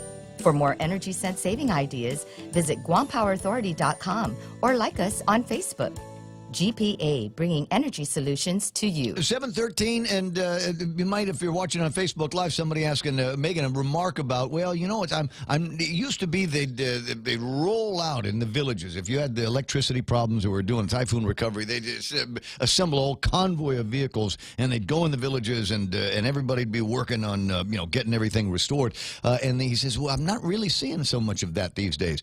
If you might recall a couple of days ago, a conversation that Art and I had about a certain kind of triage that they're doing. So they'll go in, they'll make an assessment, and the assessment will call into the Mindy crew, and the Mindy crew will come in and start doing some hardware repairs on poles and whatever, and then Mindy crew goes off to the next thing. But before they leave, they call up the Jerry Roberts crew and say, okay, we're ready for the electrification now. And then the other guys will come in and then string up the electricity and start doing that. So that's why you might only be seeing these vehicles in these projects kind of one at a time. They're staging the work as much as they can. Albert Eliason saying GPA has a good amount of experience doing triage assessments post-typhoon. This has made recovery flow for most, but not all. There's always trouble spots that take more time and equipment, thus they're seemingly overlooked. He says, thank you to all of the crews and supervisors to stay at the top of their profession to get this stuff done. You know, it's one of the drawbacks to the technology of having the radio meters, because before you had meter readers, and we hear a lot about the vegetation. Mm-hmm. This was something that meter readers actually helped to rectify, because as they went out on their calls, they'd say, okay, I got a spot here, call the crews out, they'd come trim it up, and it wouldn't be so bad. Now, it's all automatic, and you don't have anybody looking at that stuff until it's done. I know who can look at it. Prisoners can go look at it. We get the low risk prisoners, and we'll let them go and drive around, and that can be part of their community service, and you do that for a bunch of hours a week, a month, a year, and we'll take some hours off of whatever your sentence is going to be. 7:15 in the morning. Yeah, let's go eat at King's. Let's go and eat at King's, and we'll solve all the world's problems. right? We'll go and we'll have some beef tenactac for lunch, and we'll talk about recovery, and we'll talk about H2 guys, and we'll talk about viral videos of fights at the laundromat. We'll solve all of the problems over beef tenactac at King's. Sounds good, right? We get it. Gas and utility rates keep rising with no end in sight. But with Double Play from GTA, you can get an extra sweet deal that'll save you extra cash. Sign up today and get 50 megabits per second with fiber home internet, unlimited talk and text, plus 25 gigabytes of wireless data. And new customers get the first month free with no contract. Save over $500 in the first year and get extra with Double Play from GTA. Conditions apply. Visit GTA.net for more details. I always like extra. Extra's nice. All right. You know where you get a good extra? First Hawaiian Bank, where it all starts with yes. Are high power bills sending your budget into chaos? Take control with the help of Micronesia Renewable Energy. Using the highest quality panels, a solar energy system from MRE will guarantee to save you money on power. With MRE, Christmas starts in September. With every solar energy system, homeowners not only get $400 for signing up, but also an entry for a chance to win $1,000 in cold, hard cash, just in time for Christmas. It pays to be an MRE customer. Conditions apply. Call 632-2613 for details. MRE, the smarter choice. 7:16 portions of the program also brought to you by our pals over at Micronesia Renewable Energy. Never a better time to go solar than now. American Water Tech, smarter water, better water. Guam Regional Medical City, the first choice for all of your open heart surgery needs. And APL, that's American President Lines there, shipping the future. The Ray Gibson Show, your new News Talk headquarters. Call now, 888-TALK. That's 888-8255.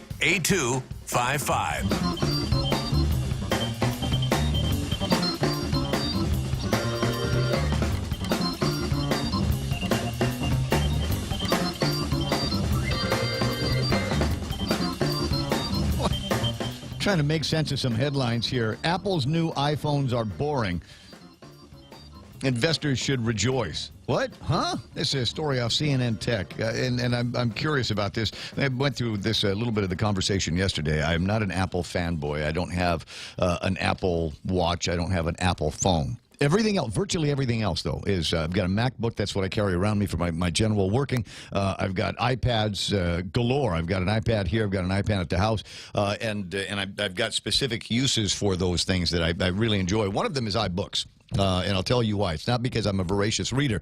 It's because I have a ton of manuals for all of the equipment at the radio station. Everything that comes with a manual, I'll open the PDF and save it to iBooks. And then it's everywhere. Then I've got it on all of my iPads. I've got it on the MacBook. And if I had an iPhone or an iWatch, I'd be able to access my manuals using that. So I'm trying to sort out if there's any new features among the iWatch, the Apple Watch, and the new iPhone sets that are coming out that might be enough to get me over the Samsung guy edge to become an Apple, just my entire computing universe Apple. And that's why I'm looking for stories like that. Although it says Apple's new iPhones are boring, investors should rejoice. Okay, gotcha. We'll take a look at what happened on the markets while I got a couple of minutes. Jerry Roberts live in the studio in just a moment. Here it is. Dow Jones Industrial Average back over 26,000. Why? Because Trump. No, because Apple. Actually, everybody's excited about Apple, and that was enough to push him over the fence, 145 points or so. NASDAQ at 8,013, up by almost 60 points. S&P 500 at 2,904. They picked up 15 points. So all in all, not a bad way to end our trading week here on Guam. They've still got one more day in the States. But I don't know what kind of day that's going to be, considering it's possible that Florence could wreak some kind of havoc on North Carolina as it's now on the Outer Banks around there, and supposed to be making its way. But did you hear this? Making its way at 5 miles an hour.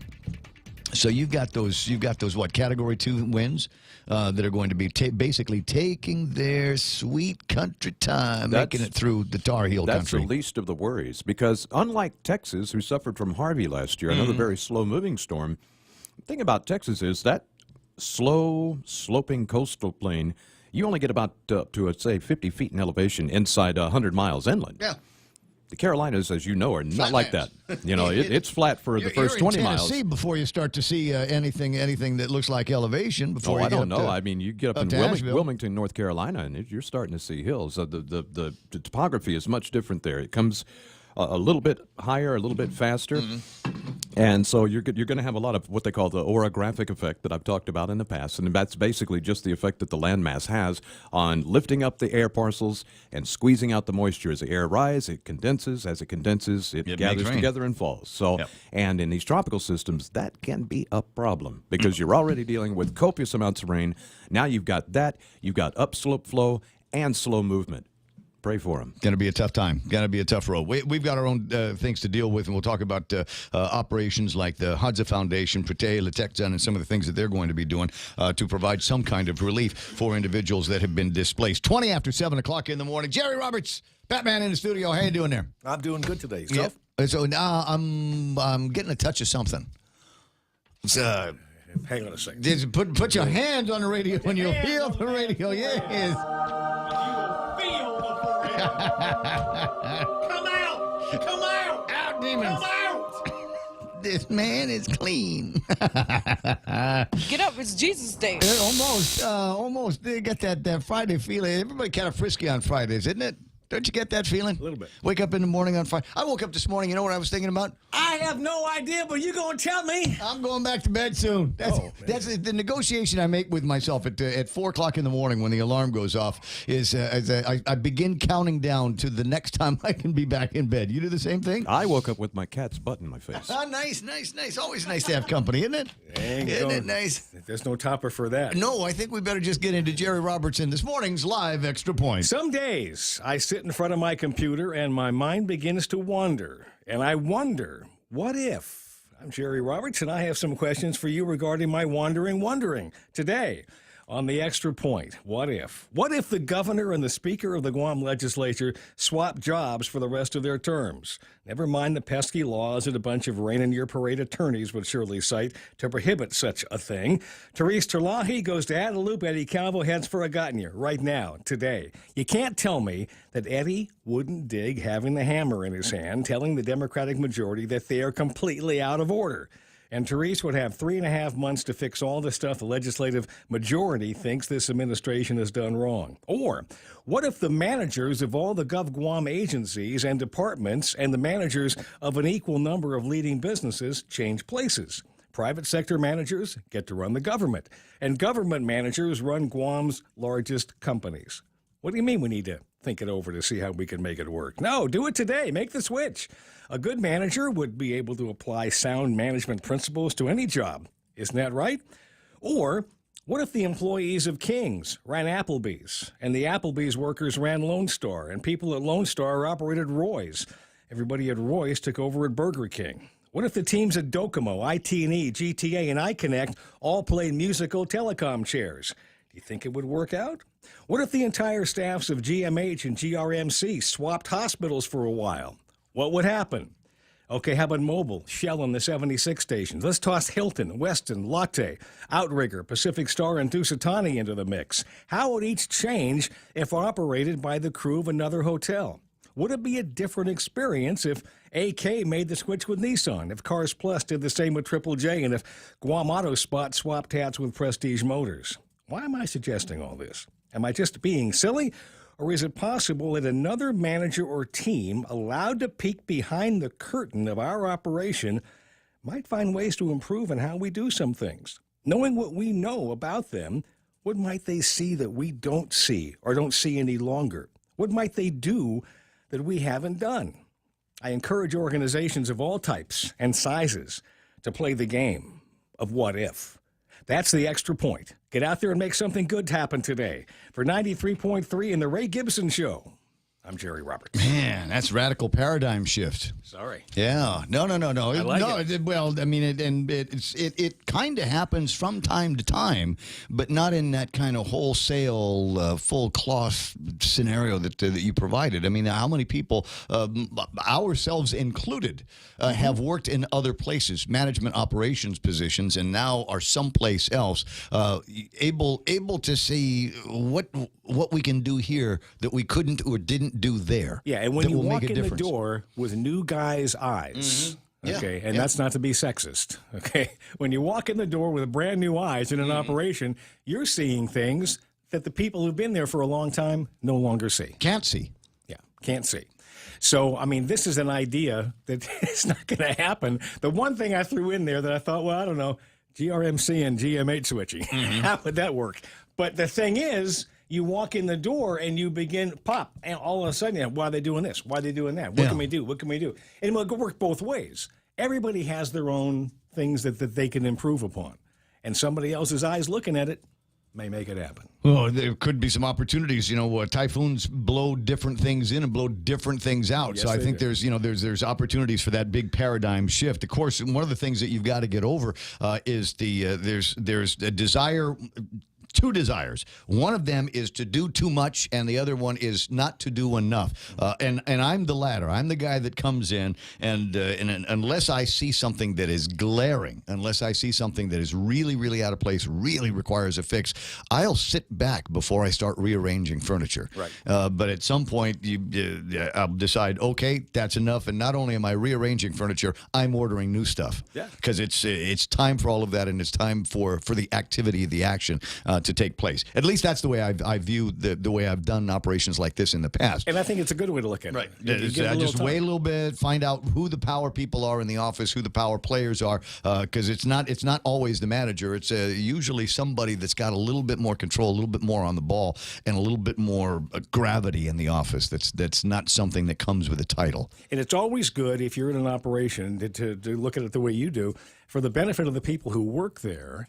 It's good when you take that time, because they're saying to themselves, okay, this person took the time to get to know us a little before coming in and making all these wholesale changes. And then, you know, once you've found that person that's got the power, that's got the command and control, the strings to everybody else in the operation, that's the one that you've got to convince about the changes that you've got to do. That's the one that you got to bring on board with your changes. And generally, once that guy or girl is in, everybody else falls into place. Yep. Good strategy, good tactics. 7:27 in the morning. That's Jerry Robert does the extra point. You can find the transcripts of all of the extra points since the very beginning of the Ray Gibson Show here on The Point at GuamTraining.com on the World Wide Web. At Guam Regional Medical City, it is our mission to become the island's premier choice for specialty care, like cardiology, pulmonology, neurosciences, orthopedics, oncology services, and more. We aim to protect our island from heart attacks, strokes, cancer, and diabetic complications. But should you suffer from such diseases, we're ready with world-class options, both inpatient and outpatient. For more information, visit us at grmc.gu. It's 7:28 in the morning. Is there traffic? Yes, there is. Not quite early morning traffic, but there's people on the roads today trying to make your way here and there. Northbound traffic, Marine Corps Drive. A little bit of suffering going to start up at the entrance to Anderson Air Force Base. Southbound traffic around the schools and making your way towards Isang Song and Dededo, beginning to build up a little bit as well. Don't see anything slowing down. Don't see anything slowing down. Let me repeat that because I think it's important. There's a lot of cars on the road, but they all seem to be traveling at about the right kind of speed here. Intersection of 4 and 10 is looking all right now. Intersection of 10 and 15. A little bit of a backup. Like I said, that light is in blink mode. 8, 10, and 16. That light is off. You're going to expect some delays for traffic that is northbound, not necessarily trying to turn onto 10, but trying to turn from 8 onto 16. And that's going to be a little bit tricky because of the cross traffic through that area. Ganya Heights might be slowing down a little bit and in a little bit, but so far just seeing a lot of cars. 7:30 in the morning. That's right now. Traffic on The Point. $7 meal from Circle K. Get your choice of 2 Nathan's all-beef hot dogs or a half-pound Nathan's all-beef footlong, a big wrap bag of chips, and any size Polar Pop. That's a giant deal of a meal, all for only $7. Circle K. Take it easy.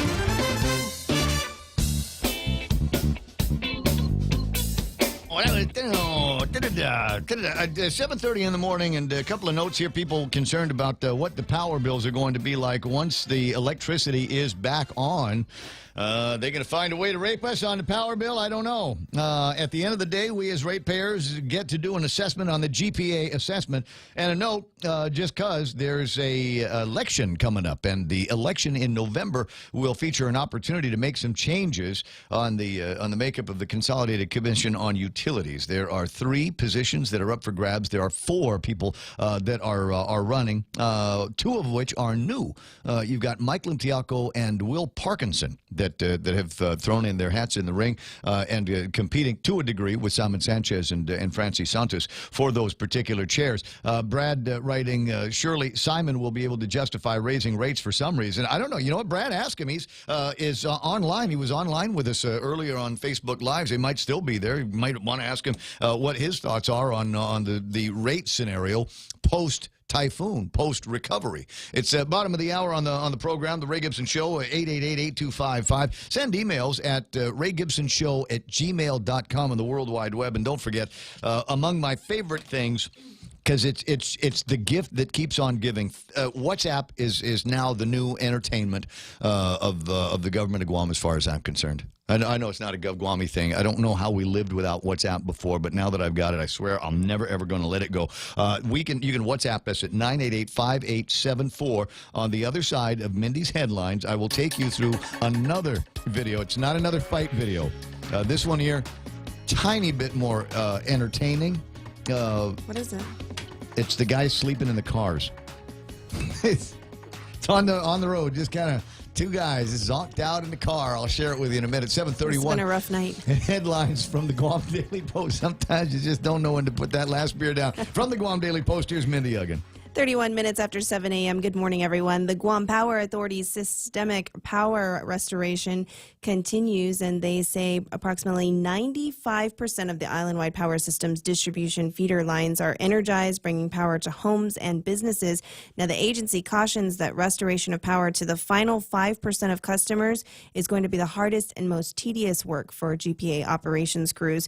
GPA crews progressed to energize customers in Ipan, Agate, and Santa Rita last night, and beginning today, crews are out already, and they continue power restoration as projected, and they will complete repair work to be able to energize the remaining schools. And then they're also working on the more challenging, problematic, and isolated pocket areas throughout the island. Work today continues from Maritzo to Inarajan villages to restore lines, poles, and pole-top equipment, which was heavily damaged, as well as clearing vegetation overgrowth. Separate crews will work from the Surfside area in Talafofo towards the villages of Malolo and Inarajan. The agency expects to energize most of southern Guam tomorrow. So hang in there, everyone. The Guam Waterworks Authority, meanwhile, is monitoring reservoir levels in Jigo and Mount Santa Rosa as wells were brought back online last night in southern Guam. The Ugam Water Treatment Plant is online. 2 areas, though, are without water due to booster pumps with no backup generators. That's the Pigua Subdivision, Maritzo, and Upper Santa Ana in Agate. GWA says tankers have been deployed to those areas. They've also deployed generators to the Nimitz Hill Turner Road booster pump station. GWA crews are making adjustments in the area to restore water service. Crews are also working to restore service to Tuba and Pinga Streets in Maina. These areas remain without water until island power can be restored. Tankers, though, have been deployed to these areas. And finally, medical examiner Dr. Aurelio Espinola said he made a mistake, and a woman who was found dead in Mechechi did not have her feet bound. The unidentified woman was found dead behind her home in Dedido on August 31st. Espinola told the Guam Daily Post that contrary to his initial assessment, he made a mistake. The coroner said the woman was in fact lying on her legs and they were not tied as he initially stated. He was unable to determine the exact cause of death and deemed it undetermined and said there was no evidence of any trauma to the woman's body. Police previously said an abandoned car had led them to the woman's neighbor and then led them to the discovery of her decomposed body. Since the woman's passing, neighbors say her home has been ransacked. For these stories and much more, log on to postguam.com or pick up a copy of today's Guam Daily Post. It's kind of disturbing, that story here. We can't find a reasonable conclusion, but it sure sounds like there's a possibility for some kind of foul play. And maybe there's a murderer out there somewhere. And the fact that he has basically an inconclusive, he hasn't ruled on how she died. Well, the state of decomposition might have been such that that evidence would have been long gone in the state in the decomposition process, though, right? Right. So it's hard for him to look at the remains at the stage that he received them and say, "Oh, it's obvious that this happened," but there's no trauma to the head that he was able to see. There was no trauma to her body that he was able to determine. So then that kind of raises the question: how did he come up with his initial assessment that her feet were bound? So. Right. And you know, I don't want to blame the press because I'm part of it, but I think, you know, he was under a lot of pressure to tell us what happened, and he may have just jumped the gun a little bit, and this is not the first time. Yeah, well, and the other part of it is there have been a number of cases that we've seen just this year that remain unsolved and or still have questions lingering around about them, and so it's one of those things where we look at the medical examiner for some kind of guidance on where we start looking around for what kind of evidence based on the conclusions that he reaches in these medical examinations that he gets. But the question is, you know, what was. And I don't know, I'm not a doctor, not a medical examiner, and had not examined the body myself, but how do you draw the conclusion initially that the feet were bound and then take another look down the road and say, I guess they weren't bound. Maybe it's just the way that they had kind of fused themselves together in a weird kind of decomposing way. I don't know either. I don't know either, but it's going to be interesting. Had he not already started talking about retirement? He did, and I know that they had put out a notice for a new chief medical examiner. I understand that he is, I think, going to be leaving in January, but I don't believe that they received many applications from interested individuals, so that might put the government in a bit of a predicament. Kind of a gruesome job, if you ask me. 7:36 in the morning. This is the Ray Gibson Show, and that was headlines. And iConnect time. It is again 7:36. iConnect has the very practical programs. They're very practical people over there. They don't think that. Because they know you're practical. They don't think that you ought to pay any more for things like internet and push-to-talk and mobile plans. So call them up later on this morning, 888-8255, and find out about the different and very practical plans at iConnect. Sizzling hot, that's what our special summer loan is, with rates as low as 4% and amounts up to $50,000. You can use your money for whatever you want, like back to school expenses, tuition, travel, or paying down expensive credit cards. A sizzling hot special summer loan with great rates as low as 4% at Bank Pacific today. Bank Pacific, where others put branches, we place roots. Equal Credit Opportunity Lender. Conditions apply. As low as 4% APR. Hot pastrami. That's what we like. The big hot pastrami is back at Subway. Tender, juicy, beefy on freshly baked bread. Get your big hot pastrami at your favorite Subway location today. It's so good you won't want to share. So buy 2 of them, why don't you, for a limited time at Subway. Make it what you want. Sometimes a penny saved can lead to much more than a penny earned. With GPA Energy Sense rebate program, the power is yours. Earn money back while saving on your monthly power bill. GPA Energy Sense rebate program will help lower your initial costs when purchasing approved GPA energy efficient appliances and upgrades with monthly savings you can expect. For more Energy Sense saving ideas, visit GuamPowerAuthority.com or like us on Facebook. GPA, bringing energy solutions to you. It's time for a Wendy's break. Wendy's 4 for $4, giving you great value every day. For $4, you can have 8 options to choose from. All-time favorites like the Junior Bacon Cheeseburger, the Crispy Chicken B for bacon, L. Never mind with that and the T for the double stack sandwich. Coming complete with nuggets, fries, and a drink. Wendy's 4 for $4. That's a deal for a Wendy's meal. In illness and in wellness, Calvo's Select Care is health care that is there for you. That's why over 80% of the Guam medical community places their trust and insures with us. We offer our members wellness and fitness programs for a healthier lifestyle and provide a comprehensive medical network on and off island to help members from unexpected illnesses. Contact Calvo's Select Care today for more information.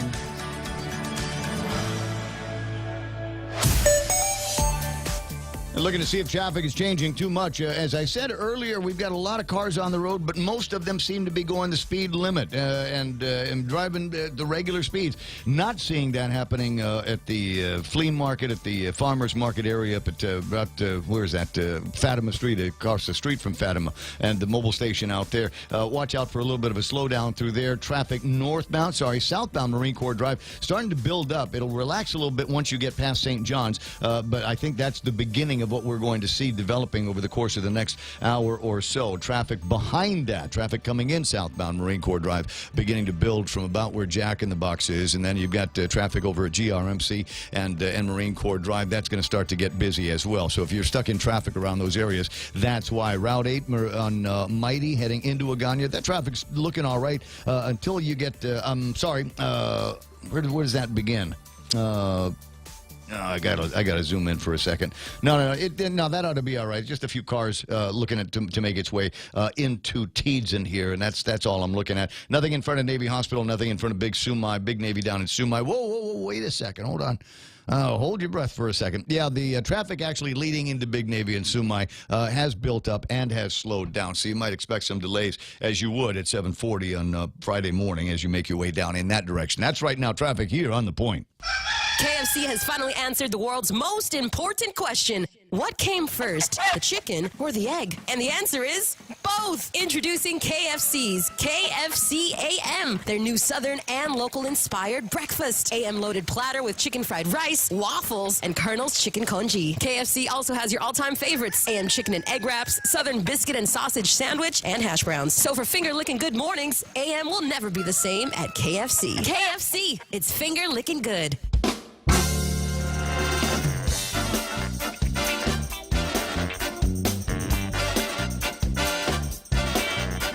19 away from 8 o'clock in the morning, the Ray Gibson Show, until it's not going to be anymore. We spent a lot of time talking about reconstruction and recovery efforts here on Guam, and recognize that for many of you, your lives are almost back to normal. Got electricity, got internet, the water never went out at your place. The kids are back in school. For some of us, it's a payday, and you're going, okay, life is grand.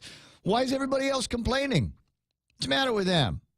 My God, can't you think about the people that are climbing those poles up in the hot 24 hours a day, 7 days a week? All right. I'm not going to lecture you about that, because if you're sitting around, as many people still are, as you're waking up this morning without any electricity, without anything like that happening at the house, and you're looking at the guys across the way that you can see, and they've got electricity, and they're not barbecuing every night, and they don't have to listen to their kids whine about not having internet. I know how that can be, and so we'll try to give you as much information on that as possible. GPA crews have already identified a number of areas, dark pockets, some of the ones that are a little bit harder to get to, some of the ones that are a little bit harder to repair, but they're not going to forget anybody. They're not going to forget anybody. The question that I've got, though, is who's going to be the last one? Who will be the last one that gets hooked up by GPA? Will there be one customer out there at the end of a street with one pole down or one tree across the line where everybody else in the neighborhood has had power since Tuesday night, Wednesday, right? And they're just going to get to this guy and say, man, sorry, it just took us so long to get to you. We just noticed on the machine, that your radio read meter was off. Otherwise, we would have just left this place. That customer should call MRE today. Call MRE, number one. And number two, I think it'd be fun to put together. I don't know how I would be able to determine the winner of this contest, but I'd work it out. So tell you get a week at Dusitani or something like that. Upstairs, one of the suites. Can we do that? We still know people over at Dusitani, right? We'll call Dean. And just give this, whoever it is, just a week there, and spa treatment and unlimited towels and unlimited bottles of shampoo and just all of that stuff. Just to make it worth it, that you are the last one to get hooked up. Do you want to make a bet on which village it's going to be? Somebody on Facebook Live says it's going to be down in Molesso. But I only saw that by chance, because the rest of the conversation on Facebook Live is a running skirmish between Chris Carrillo and Big Abetta and Ken Leon Guerrero. Hey, Chris, how you doing? What's up, Ray? How's it going, man? I'm doing all right. Personally, my personal infrastructure is okay. I'm exactly where I need to be with my utilities and my internet and my water and all of my projects.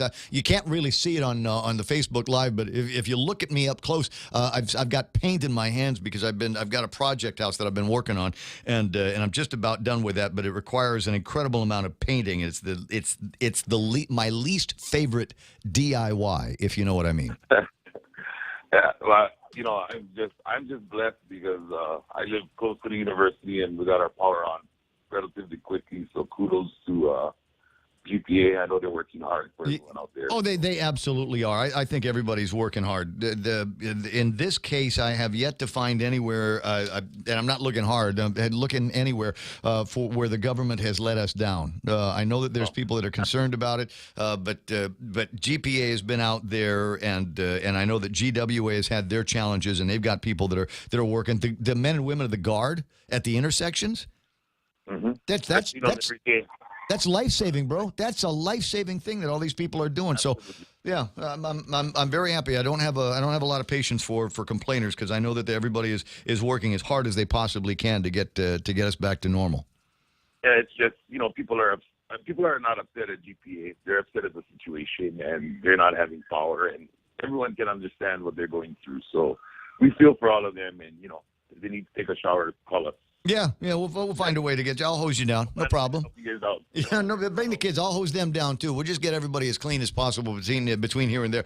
There are going to be a number of people though that for which there is no going back to normal. Unfortunately, what have we got? 300 people, 52 families in the shelter right now, and they have to be in the shelter because they've got no place to go. Their houses blow down.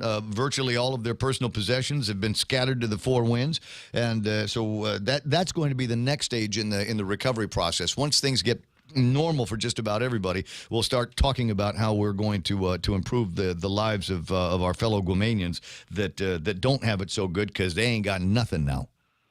Absolutely, and I think we're blessed also that FEMA came out early, and they're able to do assessments in real time and get that information over. So hopefully we can get those people without homes or their homes are destroyed, some help that they need. And, the community of Guam, they always pick up for each other, and people will be helping out. And, that's why Guam is great.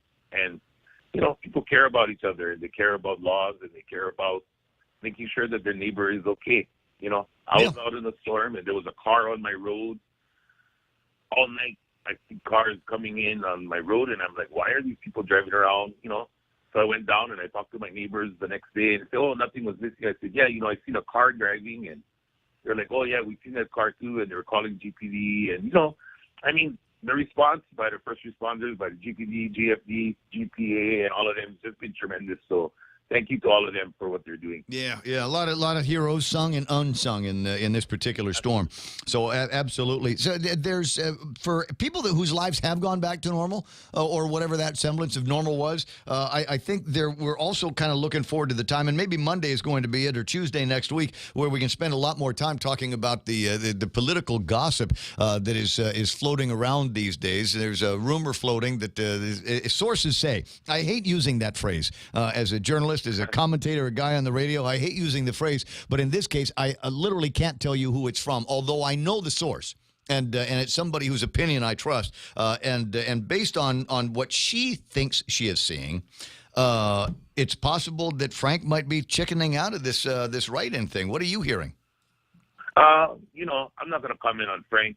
He's been a lifelong Democrat. We voted him in on a number of occasions. We've supported him for lieutenant governor twice, and now once for governor. And when he looks back at all the support that the Democratic Party has given him over the years, I hope that he can reflect and be a part of the solution and not be a part of the problem. Guam is we're in a tough fiscal situation with the tax cuts that the federal government gave to the businesses, and it's going to be difficult for us to meet our mandate to make sure that the schools are up and running and that the hospital is up and running. And Frank has a lot of good solutions. That's why 7,900 people voted for him. He really is a good candidate. And I hope that because it's so close, he doesn't make a choice that's going to hurt him within the party that supported him for so long. And, whether what he does is his own choice, his voters can do what they want. Mm-hmm. I don't have a problem with that. The problem that I have is with Ken Leon Guerrero and his group trying to ignore the law. And the law is clear on the primary election, Ray. Can I go, Ray, let me ask you a question. Can I go to the poll and vote without an ID? You can go and vote without an ID. They will assign you a provisional ballot, and then you've got 10 days after the casting of that ballot to go in and vet it and indicate you are who you say you are. And many people had an opportunity, and my understanding is nobody took them up on it. They were holding a bunch of provisional ballots, and nobody came in to do anything about it. I mean, yeah. I mean, the short answer is there are laws in elections. And the law that governs the primary election is the code that I've been putting on your show every day for the last 2 weeks. I've noticed. And the law says very specifically that there shall be, let me read it just so I don't mess it up. There shall appear specific instructions in boldface type on each ballot that a voter may cast votes under one party only. That if votes are cast for candidates of more than one party for an office or nomination of offices appearing on the ballot, the entire ballot shall be void. The instructions on the ballot shall clearly inform voters of that mandate herein. The primary election is the party election, and I know a lot of people are saying, well, let the parties do it. Yeah. Well, and, that may be... I'm one of them. The problem is that the law stands now. This is the law that governed the primary election since whenever it was instituted. So if they have a problem with the voting process, then you take that up with the legislature and you have them pass a law that says you can vote on both sides and then we'll try to determine.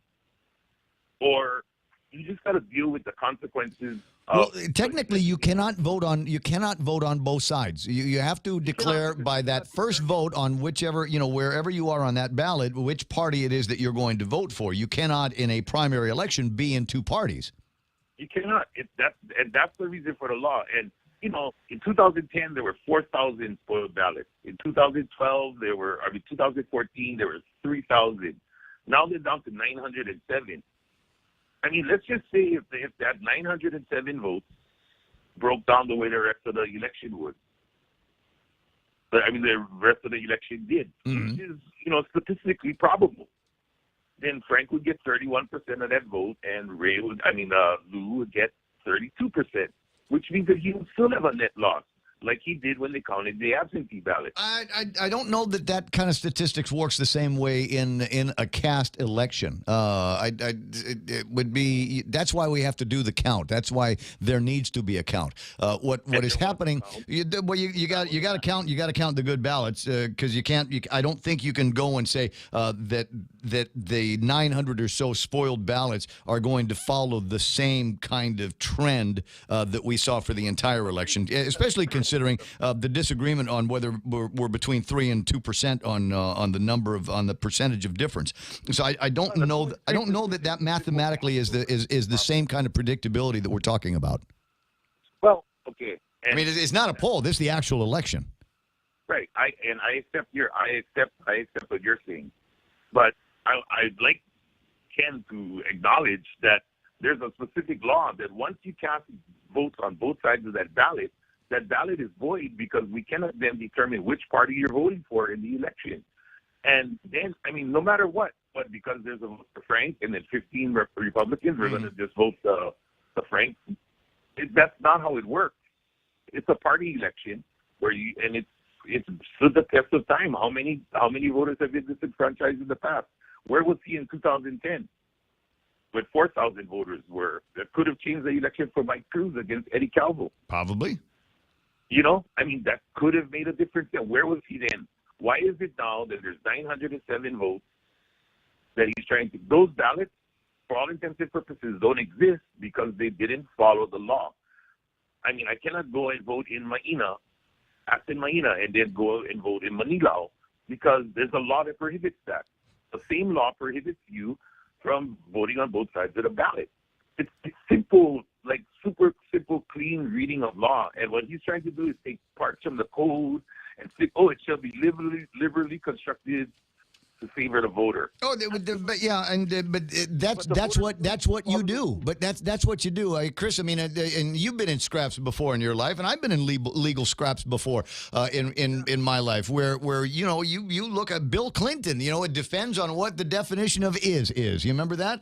That's the way. If you don't like a law, you challenge the law. Now it's possible that there was a more convenient time for Ken to have challenged the law, i.e., before the election. i.e., before the island of Guam got in the midst of the fiscal crisis that we pretend that we're in all the time. But you've got all of these different times you could have gone in and made some motion to change the law, and now here it is. And I know what it looks like. His guy lost, and he can't get over it, and now he's pleading with the court to review, to see the definition of the code, the Guam Code annotated, the same way that he does.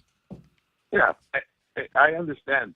I was 10 in 2010 when there were a subcommittee was formed at the Election Commission, which had all kind of voting irregularities, and Carl had lost by 482 votes out of 40,000.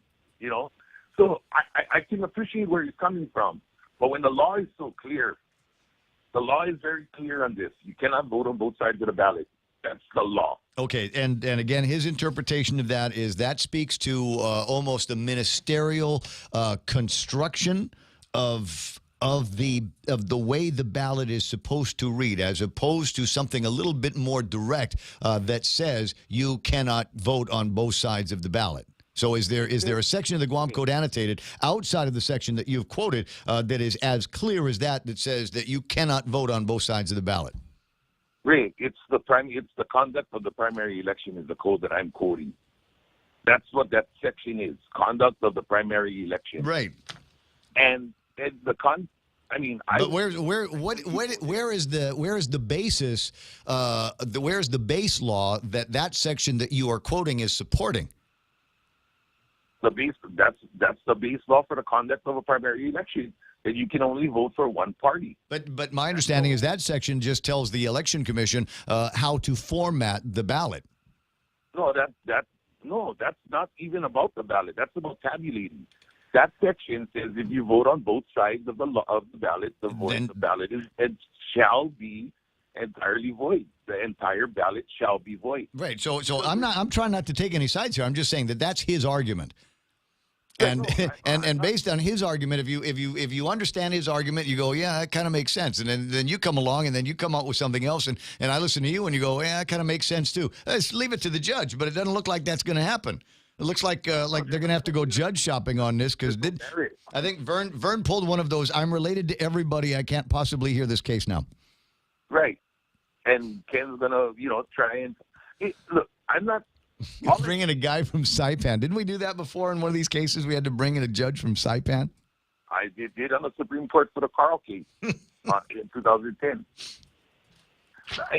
At the end of the day, there's a certain way that we've conducted the primary election over the last, 20 years. Mm-hmm. Is that you have a ballot with both candidates, with both parties, and the reason that they do this is so that you don't have to walk into your primary election polling place and say, I'd like the Democratic ballot. I'd like the Republican ballot, because they want to have a secret ballot, a secret election. That's what the electoral process is. No, I get it. I want, and I think that is sacrosanct as far as I'm concerned. I like the idea that a known Underwood Republican can walk into the election in my voting place and vote on the Democratic side of the ballot, as I did in this last primary. Yeah, and that's anybody's right. And I'm not questioning anybody's right to file a lawsuit. But what I'm saying is to throw out stuff like, they connected a computer for 1 second to something, so now the whole election is no good. Yeah, well, and Kennedy's assassination was a conspiracy, and Bigfoot did it, and there was an Elvis sighting at the Guam Election Commission. I feel the same way as you do about that. It feels a little bit too coast to coast in the morning, kind of. It's got that feel to it. It's difficult, I think, to be able to prove it. He referred to Occam's razor, saying that would be the most logical thing because it's the simplest. And I thought, no, that would require some form of open conspiracy. I'm sorry, closed conspiracy, secret conspiracy to affect something like that. And I don't know. I just don't see it. I went to the recount, and they zeroed out the machines, and they counted 600 ballots, and there were 0 discrepancies right before the machine recount. So for his idea is that what would happen is they'll zero out the thing, they'll zero out the votes, because they got to test every single dot, right, on when they're calculating. So for his conspiracy to work, then after they zero that machine out, and ran the 600 ballots, somebody had to go in there again while we were all standing there and change the programming. We were all standing in the room. I'm with you. I'm with you. And there's the differences here in opinions from people on whether a hand count is more accurate than a machine count, or whether a machine count is more accurate. Look, there's a big enough difference. I think in this case, the Guam Election Commission did what they were supposed to do. They did the recount, stuck them into machines. We got numbers that weren't too far off from the numbers that were originally presented. They certified the elections. It's done. It's time to move forward. And I would suggest that they drop the case. And if they're going to execute a write-in campaign, get some actual buy-in from the candidate and his running mate, and start buying ads and getting it done. Otherwise, each day that passes, you lose opportunities to convert votes. I cannot agree with you more than that. Well, then good, because I got to break away because I got the Fox News coming up. I'll talk to you pretty soon. Bigger, better. All right. Have a good weekend. See you watching jamming over at Venue one of these nights. We're KUSG Agana. Here's Fox News. A worst-case scenario. I'm Lisa Lacera, Fox News. Hurricane Florence, a slow mover. The Category 2 storm sitting off the coast of the Carolinas. Forecasters warn the rainfall could be devastating. Some of these totals, 20 to 30 inches. Some isolated areas could see 40 inches of rain. And even inland, you start seeing locations 10 to 15 inches of rain, 15 to 20 staggering amounts of rain. Ken Graham with the National Hurricane Center in Miami. The first bands of the storm starting to reach the Carolinas. Max winds we've gotten here are just about 75 miles an hour, so those outer bands are starting to really make their effects felt here. You're getting that sand blast of the beach sand coming across, combined with the rain, combined with the wind out on the beach. And you're also starting to see the damage around this island. Roofs are starting to come off, certainly shingles starting to come off, power outages everywhere, including at our location up and down this beach. Fox's Leland Vittert in Atlantic Beach, North Carolina. Landfall expected early tomorrow morning. At least 20 homes on fire after what's believed to be a series of gas explosions outside Boston. Fox's Steve Rappaport has this live. Lisa, Methuen Police Chief Joseph Solomon says the fires are so bad you can't even see the sky. The Eagle Tribune newspaper reporting at least one home was demolished following a problem with a gas line that feeds homes in the towns of Lawrence, Andover, and North Andover. Authorities ordering North Andover residents to evacuate and encouraging people in the other towns to do the same. Police in Lawrence confirming at least 2 injuries. Massachusetts State Police saying troopers are responding to help secure areas after multiple suspected gas explosions. Lisa? Steve, thanks. The Vatican announcing that Pope Francis has accepted the resignation of West Virginia Bishop Michael Bransfield and has named a temporary administrator for the Wheeling-Charleston Diocese. On Wall Street, stocks making solid gains. The Dow surging 147. Fox News. Fair and balanced. Are high power bills sending your budget into chaos? Take control with the help of Micronesia Renewable Energy. Using the highest quality panels, a solar energy system from MRE will guarantee to save you money on power. With MRE, Christmas starts in September. With every solar energy system, homeowners not only get $400 for signing up, but also an entry for a chance to win $1,000 in cold, hard cash, just in time for Christmas. It pays to be an MRE customer. Conditions apply. Call 632-2613 for details. MRE, the smarter choice. Grilled salmon, petite sirloin. Can't decide. What are you doing? Making my top 10 list of favorite dishes at Ruby Tuesday. You really need to get a hobby. But I can't decide. There's no way I can narrow down so many classic dishes to just 10. Then it's a good thing Ruby Tuesday did it for you. It's the all-time favorites menu at Ruby Tuesday Guam. We took our most popular dishes and put them on one great menu for only $14.99. Hickory pork chop, Parmesan shrimp pasta, prime loco moco. 10 top sellers at one great price. Pick your favorite for a limited time at Ruby Tuesday Guam. The White House blasting a statement released by a top Democratic senator as a last-ditch effort to derail the confirmation of Judge Brett Kavanaugh to the Supreme Court. Fox's Jaron Halpern live on Capitol Hill. The FBI confirms it has received information about Judge Brett Kavanaugh. Senate Democrat Dianne Feinstein says she notified federal investigators about information she learned from an individual. Feinstein, the top Democrat on the Judiciary Committee, has not said what that information is or who provided it. In a statement, she says the person strongly requested confidentiality, declined to come forward or press the matter further. The development comes after another contentious committee meeting on Kavanaugh's nomination. Democrats' motions to subpoena additional documents were defeated. A vote now scheduled for next Thursday on whether to recommend Kavanaugh to the full Senate. Lisa. Jared, a California sheriff releasing the body camera footage of a man who shot himself after killing 5 other people, including his wife. 54-year-old Javier Caceres took his wife to a trucking company in Bakersfield, confronted an employee there whom he killed before killing his wife. Then he shot another man, believed to be a friend. Caceres then drove to a nearby house and killed the father and daughter inside. But then he carjacked a woman whose baby was in the vehicle, and he told them he wasn't a bad guy and let them go. Allowing those 2 to leave, they weren't targeted. So it made us believe that the others were targeted for a specific reason. Kern County Sheriff Donnie Youngblood said a deputy spotted him and asked him to put his gun down, but he instead shot himself in the chest. Caceres' wife had apparently recently filed for divorce. Jessica Rosenthal, Fox News. Rock and Roll Hall of Fame guitarist Gene Cornish of the Rascals had a pacemaker implanted after collapsing on stage during a concert in Montana. A publicist says he's expected to resume performances next month. Lisa Lacera, Fox News Radio. Here at APL, our core values give the company its heart and soul. Whether it's connecting your business with our global network through our newly enhanced service or investing our efforts into giving back to the community, APL is committed to serving you. We humbly honor the opportunity to find innovative solutions for you and your business. To learn more about our enhanced service, call 588-4651 or visit www.apl.com/Guam for more details.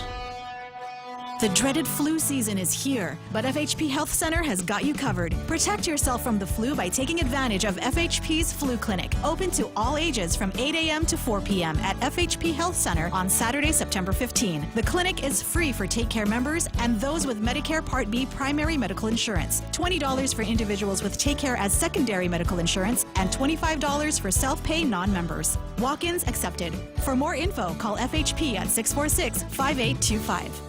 Sizzling hot, that's what our special summer loan is, with rates as low as 4% and amounts up to $50,000. You can use your money for whatever you want, like back to school expenses, tuition, travel, or paying down expensive credit cards. A sizzling hot special summer loan with great rates as low as 4% at Bank Pacific today. Bank Pacific, where others put branches, we place roots. Eco Credit Opportunity Lender. Conditions apply. As low as 4% APR. Cheese curls and hot sauce, pantosta and coffee. Great alone, but better together. Here's another perfect pair for you.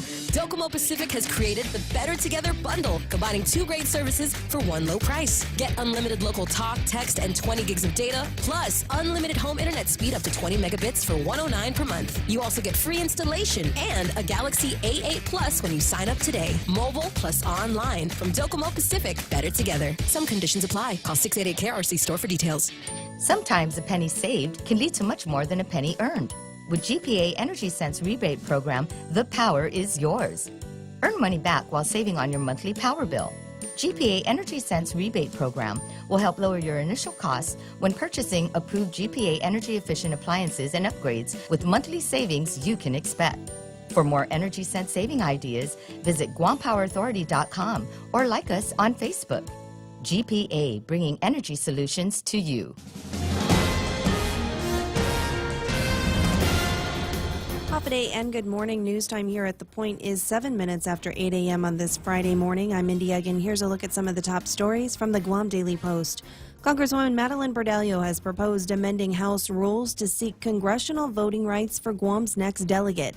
Testifying today before the House Committee on Rules, Bordallo proposed bipartisan rule changes that would restore privileges such as casting votes on legislation and amendments on the U.S. House floor in the Committee of the Whole, as well as extending new privileges to the delegates and resident commissioner for the first time, such as the ability to vote to elect the Speaker of the House. She's also proposed to clarify existing privileges of the delegates, such as the authority to serve on joint committees with other members of Congress from the House and U.S. Senate.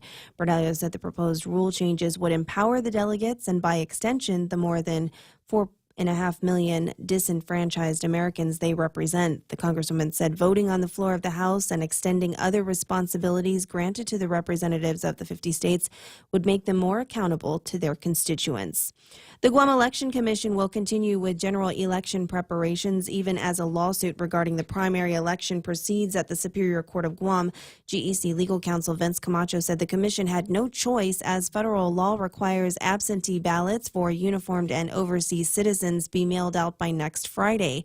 Camacho also said the GEC and the government have not been served notices of the suit, which means they're technically not official parties to the lawsuit. The fate of Ken Leon-Guerrero's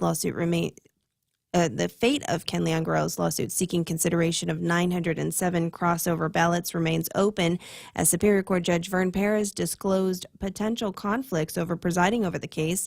Yesterday, Perez said Republican candidate for Lieutenant Governor Tony Atta is his second cousin and his first cousin is a member of the governor's staff. While Leon Guerrero did not have any objections to the relationships, the Election Commission will need to discuss whether they have any objections. If you're still waiting for power, we'll have an update after the break. In illness and in wellness, Calvo's Select Care is health care that is there for you. That's why over 80% of the Guam medical community places their trust and insures with us. We offer our members wellness and fitness programs for a healthier lifestyle and provide a comprehensive medical network on and off island to help members from unexpected illnesses. Contact Calvo's Select Care today for more information. KFC has finally answered the world's most important question. What came first, the chicken or the egg? And the answer is both. Introducing KFC's KFC AM, their new Southern and local inspired breakfast. AM loaded platter with chicken fried rice, waffles, and Colonel's chicken congee. KFC also has your all-time favorites, AM chicken and egg wraps, Southern biscuit and sausage sandwich, and hash browns. So for finger-licking good mornings, AM will never be the same at KFC. KFC, it's finger-licking good. 10 minutes after 8 o'clock. Good morning, everyone. Power restoration continues, and the Guam Power Authority says approximately 95% of the island-wide power system's distribution feeder lines have been energized, bringing power to homes and businesses and island schools. GPA expects to energize most of southern Guam tomorrow. The agency cautions that restoration of power to the final 5% of customers will be the hardest and most tedious work for GPA operations crews. Crews are out today working on major problematic and isolated pocket areas throughout the island. They're also working from Maritzo to Inarajan villages to restore lines, poles, and pole top equipment, which was heavily damaged, as well as clearing vegetation overgrowth. Separate crews will work from the Surfside area in Telefofo towards the villages of Malolo and Inarajan. Nonprofit organizations are collecting donations for the 56 families still housed at the Estumbo Gym after they were displaced from Typhoon Menghut. The Salvation Army is collecting canned goods, non-perishable food items, diapers, as well as baby food. Catholic Social Services is collecting clothing, household items, including bedding and non-perishable food items. And the American Red Cross is accepting cash donations and in-kind donations, such as cases of bottled water. Damage assessments at homes are expected to be conducted with the displaced residents today.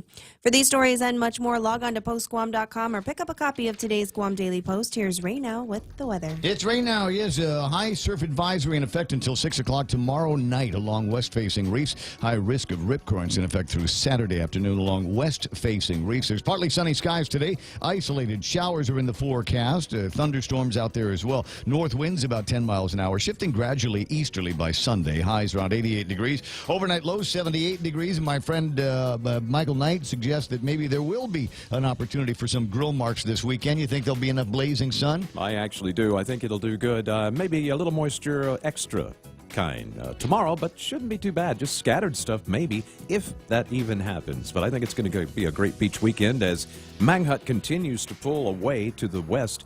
But look at this huge feeder band that's coming back. But that's what rolled through here yesterday, bringing us all that rain. And kind of unprecedented. Kind of funny. Me and the weather guys were talking yesterday. There's a computer model called the HWRF model. This model was actually made for the Atlantic, but it's used all over because the atmosphere is pretty much the same. And basically, the HWRF model in the last 2 days showed Menghut basically creating a black hole in the ocean. Yeah.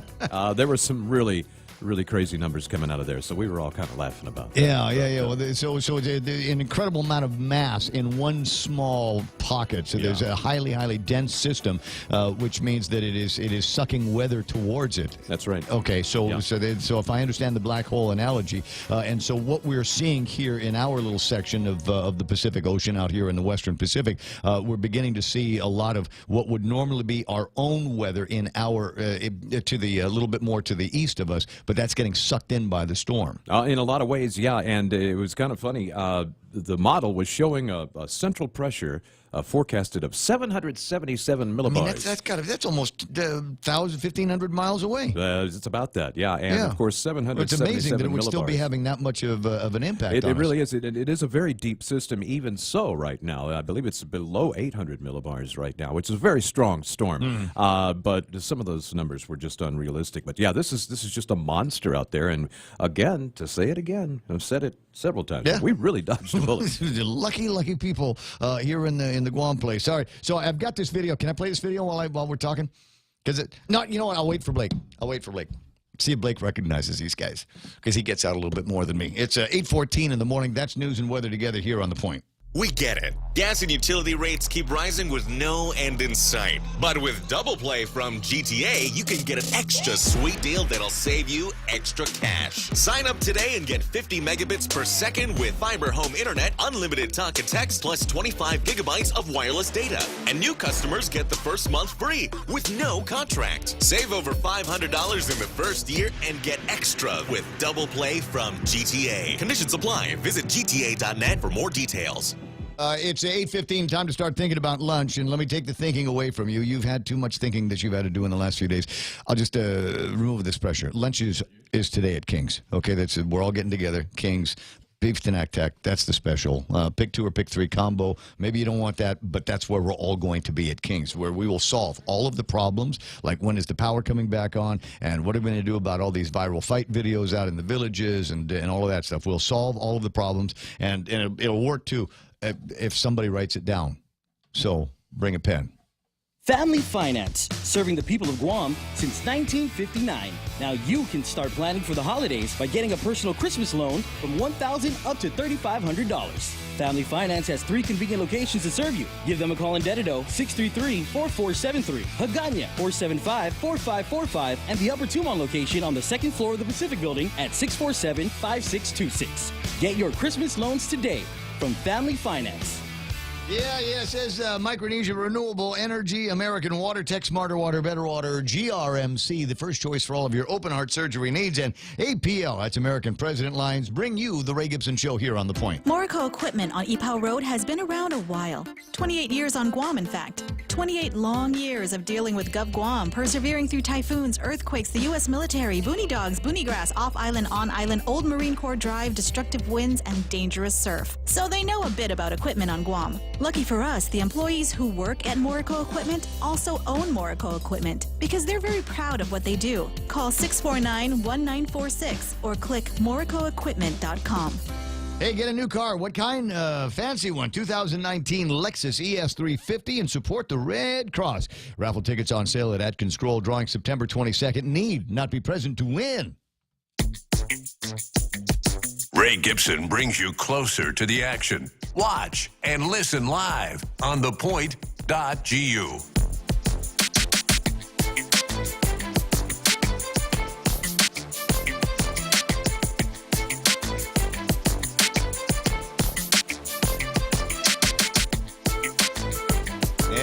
See what's going on here. We got too much Texas Hold'em going on in the Democratic Party right now. We'll see if their bluff holds up when voters go to the polls in the general election. They better realize that it's the voters that hold all the aces. Can't wait for Thanksgiving. Tedo says, "Fakmata." The few wake up is what he's trying to say. 8:17 in the morning. Yeah, I'm awake. I'm up. But I can't. The same cannot be said for. Let me see if I can get the video playing on the line. I got Blake in here and Mindy getting ready to do, sadly, her last newscast for us until Kevin Kerrigan returns from his well-deserved trip. But there's all kinds of viral videos that are going out, and they're all sad. They're fights among the Micronesians out at where the heck are they? It used to be just in like the Himlani apartments, and those places are looking tame in comparison to the parking lot at Payless and the parking lot. And I'm not sure sure yet which laundromat this is. Has anybody been able to identify the laundromat associated with this that video? We don't know the name of the laundromat, but it's off of Isingsong Road near White Market. Nice. Yeah, it must be not around the Central because it doesn't look familiar to me. Right. So here's now there's another video, and I don't know how viral this has gone. I've only gotten it from one source so far, but it kind of an interesting video. I don't need audio on this one, Mike. If so, turn down the sound on the video. The door is going to open on this car, and the driver with his phone is going to go and check out the guys that are in this car, apparently asleep at the light. There he is. There's the driver, just dozing. There's the passenger. Denots. Can we outlaw alcohol, please? Can we just stop selling everything that's bad for people? Just so because it seems like everybody's having a hard not until the power comes back on fully. Could you control yourself? Why don't you? There's a really funny story that I remember. I don't know if you remember the late police officer Tom Cruise. Oh yeah. Oh my God. Funniest guy. Yes. So there was a story that he pulled up again. Something similar to this. Saw the guy sleeping, and so Tom, being the comedian that he was, bangs on the car. Hey. Starts acting like he's running, and the guy's like, "Oh!" He wakes up, and it was just a funny thing. And that's that was kind of Tom Cruise's style. He would always. There's another great story about him coming up on somebody that had drunk himself unconscious at McDonald's and woke him up, smacking him on the face a little bit, and say, "Hey, get up! You're gonna die! Get up, or you're gonna die!" So here's the video of and it's rather long, and there's a guy in what looks like a dress.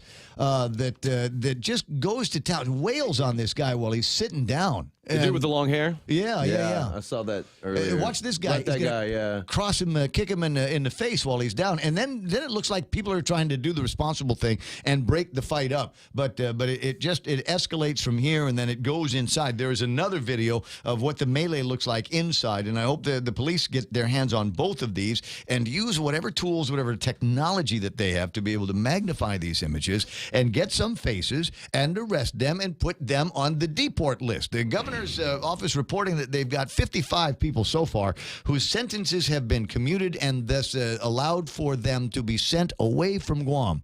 And these kids here and the ones in the other bunch of videos that we're looking at have worn out their welcome. It's time that we take very, very firm action in the form of deportation, in my mind, and get them out of here. Well, there's one more aspect to that, is even if they're arrested, they appear before a judge. And so if the judges allow them to be released, then a lot of times they go back out and commit more crime. And unfortunately, and we're seeing that. I was looking at the magistrate's report. In fact, there's in the Guam Daily Post today, where's the story in the crime section? Oh, the guy that threatened to... No, it's a couple. I want to say it's like a husband and wife that they had been... They busted for something. I gotta find it. I think that was or maybe yesterday's. it's in the magistrate report. Yeah, I think it was yesterday's. Where they were busted for the purse snatchings that had been taking place, and the cops get their hands on them. Expired license plates, or I'm sorry, stolen license plates on the car, or they whatever. They stole the car. They beat the. That's right. They stole the car. They beat the. A mix. Yeah. There's 2 or 3 stories that are going together in my head, but that one there, they had stolen the car, and then they went out and they're then the ones committed that these crimes. committed all the crimes against the tourist in Tumon. But they were already on pre-trial release for something else. Aren't they all? Yes, they are all. I mean, isn't everybody that commits a crime already on pretrial release? I'm hoping that Talena gets around to, when she's off of her drill, to get around to doing something about getting money to the court's house so that when these guys are released, we have something on their ankles so we know where they are. And if we say you're not to leave the house and something happens and you leave the house, a policeman can roll up on you, and then we're going to put you in prison for real. The privilege of being out on pretrial release is exactly that, a privilege. In the meantime, so I don't know. So you got a choice. I'm pining for the old Paul Abadi days where you had a judge that said, "Here's your choice. I'm putting you in jail, or you're on the next plane." Yeah. Which do you want? Pick one. You know, it could get dangerous too, because people are going to stop asking questions, and the people are just going to start. Anytime anything arises, people are either just going to start swinging, no questions asked. I mean, it's just going to get bad if nothing. Why is it? Is it power? Is it? Why is it? Why does it seem so magnified? It could be a little bit. Maybe it's always been going on, but we didn't know because we weren't getting so many pictures, and now it just seems like everybody's got a camera, and everybody is capturing all of this stuff. So it's a little bit more obvious. We saw the same thing with the videos that used to go viral of the kids in high school. They used to fight, yeah. And that lasted for a while, then it went away. When I did my research They before took the coming phones here, away.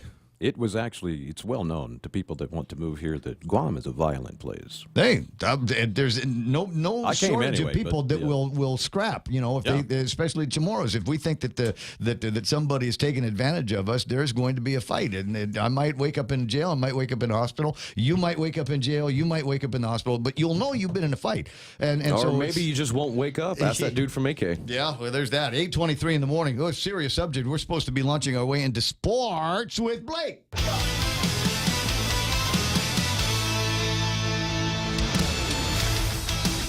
Awesome. But before we get to sports with Blake, let me grab this guy here. It's my very close, very personal friend, Mark Sablon, 76 Circle K. I have no idea what he does there, but I believe it involves golf. Hey, Ray, good morning. Hey, buddy, how you doing? You guys got golf tournament this weekend? Yes, sir. Saturday, the 15th, up at the Leo Palace Golf Resort. Tomorrow, Leo Palace. Is there still room? Do you still got any carts that you can sign up new guys for? Because Blake's been talking about wanting to pick up a sport, and maybe now's a good time for him to learn how to golf. I put it down about 4 times already. Yes, we have slots available, and you can sign up till the very last moment. Okay, who's the charity? Who you guys? Mark, who are you supporting with this? Okay, this year our charities are St. Dominic's Senior Care Home, Varo, which is a victim advocates reaching out, and our last charity, the third charity, is Mercy Care, which is the Sisters of Mercy. Oh.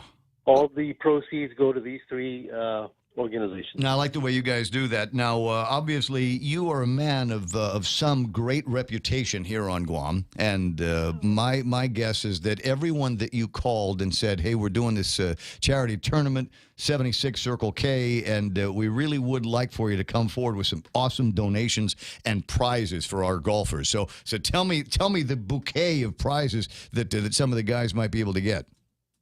Oh, yes, Ray, of course. Yeah, we had a tremendous response from the business community and even private individuals. We have round-trip ticket to Asia, compliments of United Airlines. Mm-hmm. We've got 2 large screen TVs, a 65-inch and a 55-inch. We also have some electronics. We have... Did the guys from the phone companies give you any iPhones there? Oh, we have some smartphones. But no, they got to be the real high end stuff. I don't want to win a phone that I could buy at your gas station. Okay, so you tell them that. Ray, our list is so long. I can't even see without my glasses. How about any gas? Are you giving away any gas? Are there any gas prizes? Considering it's 76, bro. Oh yes, we are giving away plenty of gas. We've got some really nice trophies. We have some games. We have plenty of food and drinks. We have Nathan's Hot Dogs on the course. Of course. We have plenty of food.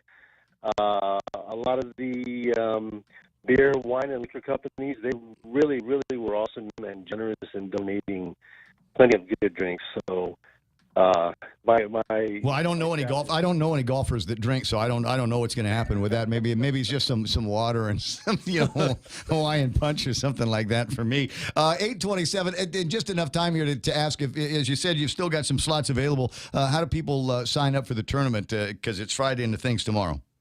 Okay, they can call me on my cell phone. I can give that number right now, 482-2908. Or they could just show up tomorrow. Now, this is a unique tournament. It's a morning tournament.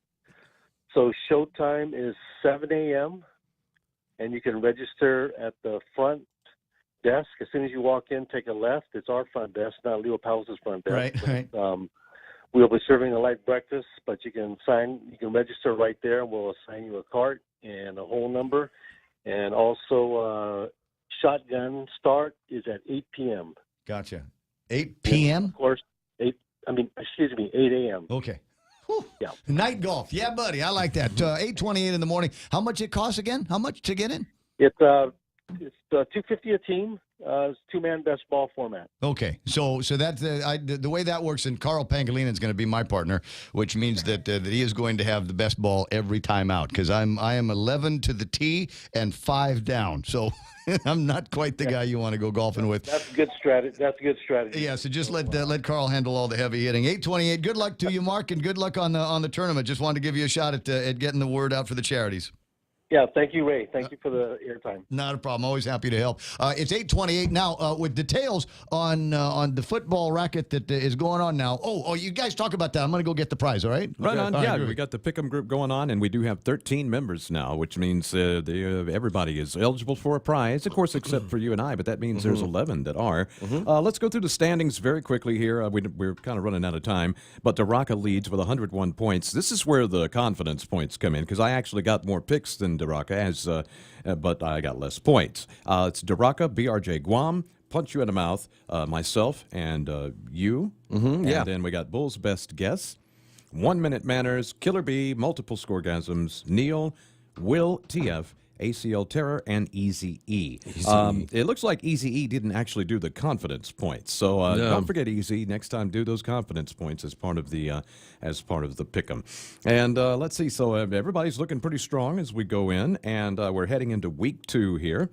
So let's go ahead and talk a little bit about the picks. Ravens, Bengals. I think Ravens keep it going. They're going to beat them. Okay, I think so too. Falcons, Panthers. Carolina looked terrible against a terrible Dallas team. I think Atlanta's going to win. Okay, me too. Chargers, Bills. Chargers. Buffalo they got beat 48-3. Yeah, and they're 8.5 point dogs. And I think they're starting a rookie quarterback, the one that they just drafted too. I think no one thinks they're going to win. Vikings, Packers. I go Vikings all day. Yeah, I go Vikings all day. I'm not sure if Rodgers is going to play. I don't think he should. Right. It's just too early and it's just too much on the line. But I think Vikings win. Right on. Texans, Titans. Texans. Yeah, I'm going Texans too. Even though the game's in Tennessee, it's going to be a good game. Well, they're a better team, and Tennessee got lucky last week, and so I just Right on. Saints, Browns. Saints, they bounced back. They did not expect to lose, and they bounced back. Browns are the Browns. Yeah, at home as well. Let's see, Dolphins, Jets. I took Dolphins. Really? I took Jets. I mean, just the game they had last week. I mean, they just molested. See, I attributed that more to Detroit not just having a terrible game and not the Jets being good. Right. You know? Because really, I mean, like, anybody out there listening, name other than Sam Darnold, name a Jets player. I'll wait. Absolutely, yeah. One. Just name one other one. Good call. Yeah, but I had to pick them this time. I don't have any confidence in the Dolphins, really. Chiefs, Steelers. Chiefs. Yeah, Chiefs. Because I don't buy into the Steelers. Nope. I'm especially you don't tie with the Browns and get my vote of confidence. And Le'Veon Bell is not on the team. They need him if they're going to win. Eagles, Buccaneers. Buccaneers. Really? I went Eagles. Yeah.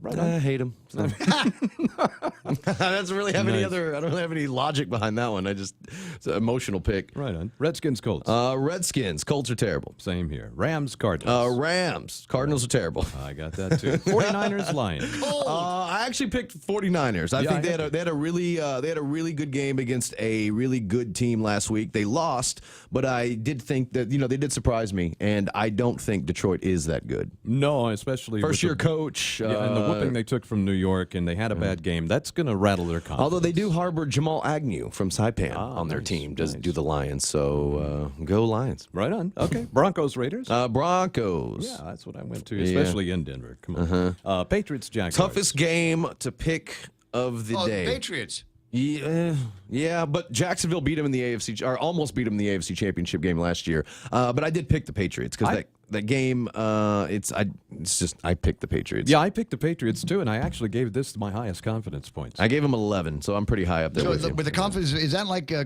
double the points? I mean, it adds to it. Okay, it adds more. That's why I actually have more picks correct than our first place standing right now, but he has more points because he assigned his confidence points. We both did. Me and Mike, our picks are pretty close. I think we only missed like 2 and the tie. But Yeah. yet we're still in 4th and 5th place just because our confidence points were in different. Right. Yeah, and we're in only different 2 areas. points separate you and I. So Yeah. I'll have to get you this week. Okay, but again, neither one of you can win No, the we're- big prize. right, No. yeah, the big prize goes to the other 11 people. non-employee. Yeah, the other 11 people that are in there. Last couple of games, real quick here. Cowboys, Giants. Giants. Really? Yep. I picked the Cowboys. Man. You shouldn't have. It's in Dallas, man. We'll see. And- When are they playing? That's the that's the Sunday Mon- night game. So that's Okay. the Monday morning game. Okay. Prime And time. then- yeah, Perfect. and- and we'll be able to talk about it then. Monday. Right. And then our final game Monday night, Bears and Seahawks. in Chicago. Bears. Yeah, after what they did to the Packers, and then the scores for the game. I picked that Chicago will win 27-21. I picked that the Giants will beat the Cowboys 35-10. Wow. And I also and I'm a diehard Cowboys fan. Yeah. To everybody listening, the most points will be scored by the Rams, in my opinion, and the fewest points will be scored by Dallas. Right on. There you go. That's cool. And of course, those are other little tiebreakers and things. Well, I just that think you can- guys are the rudest dudes on the planet. We got Mindy sitting here. Did you guys ask her about what her picks were? Mindy. No. Mindy, who you got? Who you got? Arizona or San Francisco? Seattle sleep. Suddenly she has a headache. San Francisco. San Francisco. There you go. I think they're playing Detroit, but still San Francisco? Okay. Is your husband a big football guy? No, not really. He watches the Super Bowl, which is about the only That's as, football I that's watch. as deep as that's as deep into it as I but I get. know he's a Dolphins fan, and I know the Dolphins suck, but that's all I know. Wait, no, they lost. See? Yeah, I they told you. There we go. But they look good doing it. I don't know. the thing. I got you. I just watched the Super Bowl for the halftime show. Roland Torres says 11-4 week 1. Confidence points got me. That's the way it works, Yeah, right? yeah, Good yeah. way to go. Yeah, that so makes all glad of you it. guys are following along with this on the Facebook Live and as many other ways as we can do this. So just another great opportunity for us to goof off with the listeners one way or the other. IIAG Sports this weekend. It's all back on. It is all back on. FD taking on Sanchez tonight up at Ukadu, 7 p.m. Guam High will face off against JFK. By the way, FD still undefeated. How can Ukadu have games? They're closed. No, it's at their field. I guess, huh? Yeah, I guess the lights work. At least that, huh? At least that. Okay. Yeah, and then Guam High versus JFK tonight at 7 as well. And then there's volleyball everywhere, and there's also volleyball everywhere tomorrow night. So it's just easier to compile that on Monday. Oh, But that yeah. means we get bright lights on the hill tonight. Yeah. It'd be nice to see. 8:35. One last note here. It's my nephew's birthday was yesterday, and Happy birthday, Artie. the Artie Gras celebration. Mardi is Gras going. XXX, which is just the Roman numeral for the third. I just want to get all the police off the road for your own safety. And he's posting everywhere. If you want the deets, have your people get in touch with his people, and then he'll let you know where he's going to be. I'm going to guess venue for most of the night. Yeah, well, here's the deal. I'm going to try to be the adult supervision. No. So if I just put together a Facebook, WhatsApp group, and I'll send my live my live location all Okay. night long. How's that? Yeah, just tag yourself. Turn on your GPS, and I'll follow you. I'll follow the blip on the map. You can ping me. I'll be your beacon out there. It's the time is 8:36. We've got headlines. The last set of headlines with Mindy. I know it. What's his name? Kevin and She Wendell going brings to be back donuts. here. We can't let her go. We got to sign her to a long-term contract. It's a bribing sport. you people. Can't let her be a free agent, right? We got to sign her. Yeah, maybe every once in a while we'll have an opportunity to get her back in the studio, but it really has been a treat. We'll get that last newscast here after these. Honolulu, Seattle, LA, Vegas, Chicago, New York. With your First Hawaiian Bank United Mileage Plus credit card, you can save 10% on United flights to these great cities and anywhere else in the U.S. Book your tickets at the United City Ticket Office, talk to your travel agent, or go to united.com and use promo code FHB18U. Visit FHB.com/United Fair Sale 18 for offer details and restrictions. Terms and conditions apply. First Hawaiian Bank, member FDIC.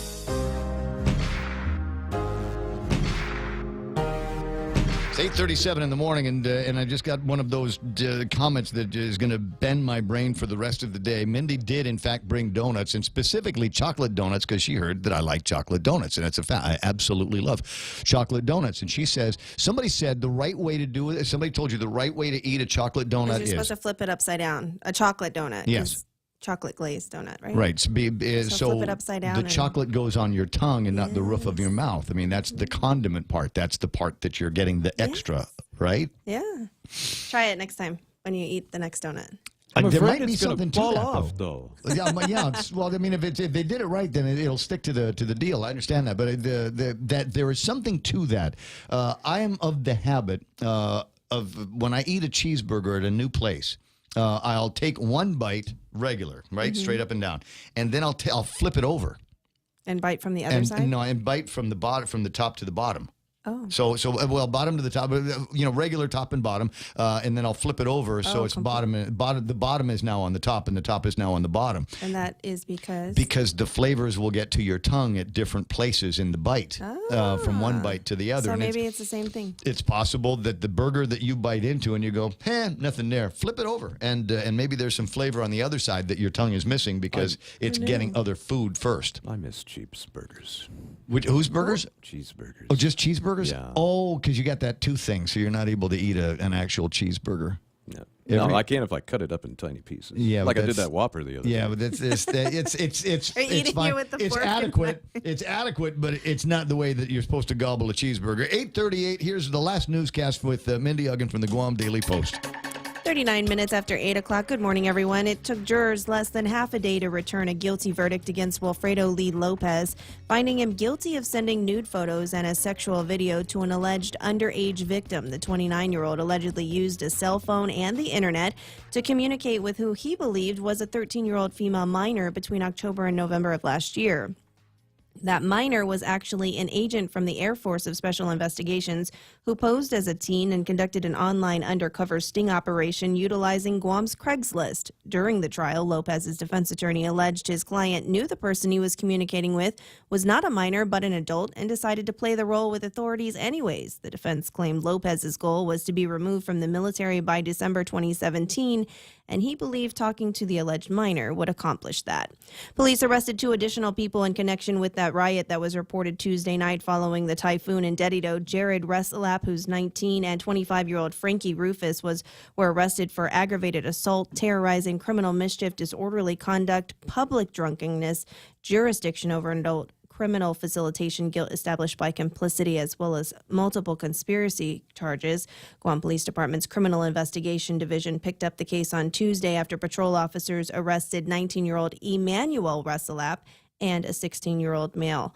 The 4 individuals were caught on camera throwing objects at a Dedido residence on Amonte Street, yelling obscenities at the residents there. They were holding machetes and a bat. An off-duty Naval Security Forces officer captured the fight on his cell phone and notified police, who were already responding after getting a call of a riot on the same street.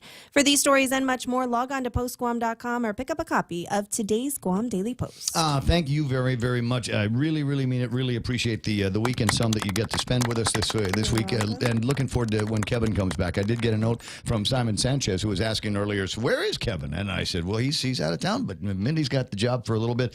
He'll be back on Monday morning, and we'll go back to whatever was normal for the Ray Gibson Show. It's 8:41. That's iConnect time. Swing by iConnect or call them 888-8888 and find out why they are the practical choice. Guam Regional Medical City. We bring the healthcare advances of the world directly to you. We are an acute care hospital that complements your needs with our robust outpatient specialty clinics. From preventative care to critical care, we strive for consistent excellence at GRMC. Our core philosophy is where patients are partners, which means we work as a team to make a healthier version of you. For more information about GRMC, visit us at grmc.gu. All right. Is there traffic this morning? Yeah, it didn't look like things ever got calm in front of Anderson Air Force Base. I'm still looking at a line of traffic trying to get into the place, or just slowing down as you're making your way up to Anderson Air Force Base. Last time I saw it this bad this late was when we were in Core 4. What was that, Wednesday morning, something like that, when everybody was trying to get back on. There are a couple of other spots in town that they're seeing trouble. As I said, we were going to have problems from GRMC clear to St. John's. That's not necessarily the case. It looks like traffic coming out of Tumon onto Marine Corps Drive, spilling there, is adding to the congestion now that does clear up over by St. John's. Now, I'm also told there might be some police activity around the Guam International Airport. Don't know exactly where. So mind your P's and Q's. And if the sign says 15, well, I guess we're going 15 up and down that road. There is a little bit on 10 Alpha, making your way to the intersection that finally gets you towards Home Depot. But after that, it looks like it's fairly clear on the way out. It's 8:42 in the morning. That's right now traffic here on The Point. Family Finance, serving the people of Guam since 1959. Now you can start planning for the holidays by getting a personal Christmas loan from $1,000 up to $3,500. Family Finance has 3 convenient locations to serve you. Give them a call in Dededo, 633-4473, Hagåtña, 475-4545, and the Upper Tumon location on the 2nd floor of the Pacific Building at 647-5626. Get your Christmas loans today from Family Finance.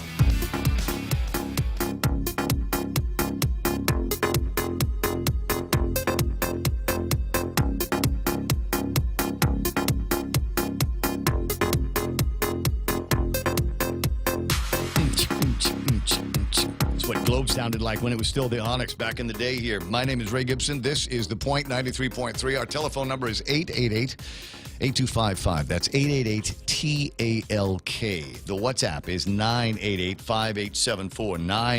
988-5874. You might be looking around for something to do this weekend. Hey, if you just picked up the sport of running, okay, congratulations. I'm glad that you're doing that for yourself and your health and your family.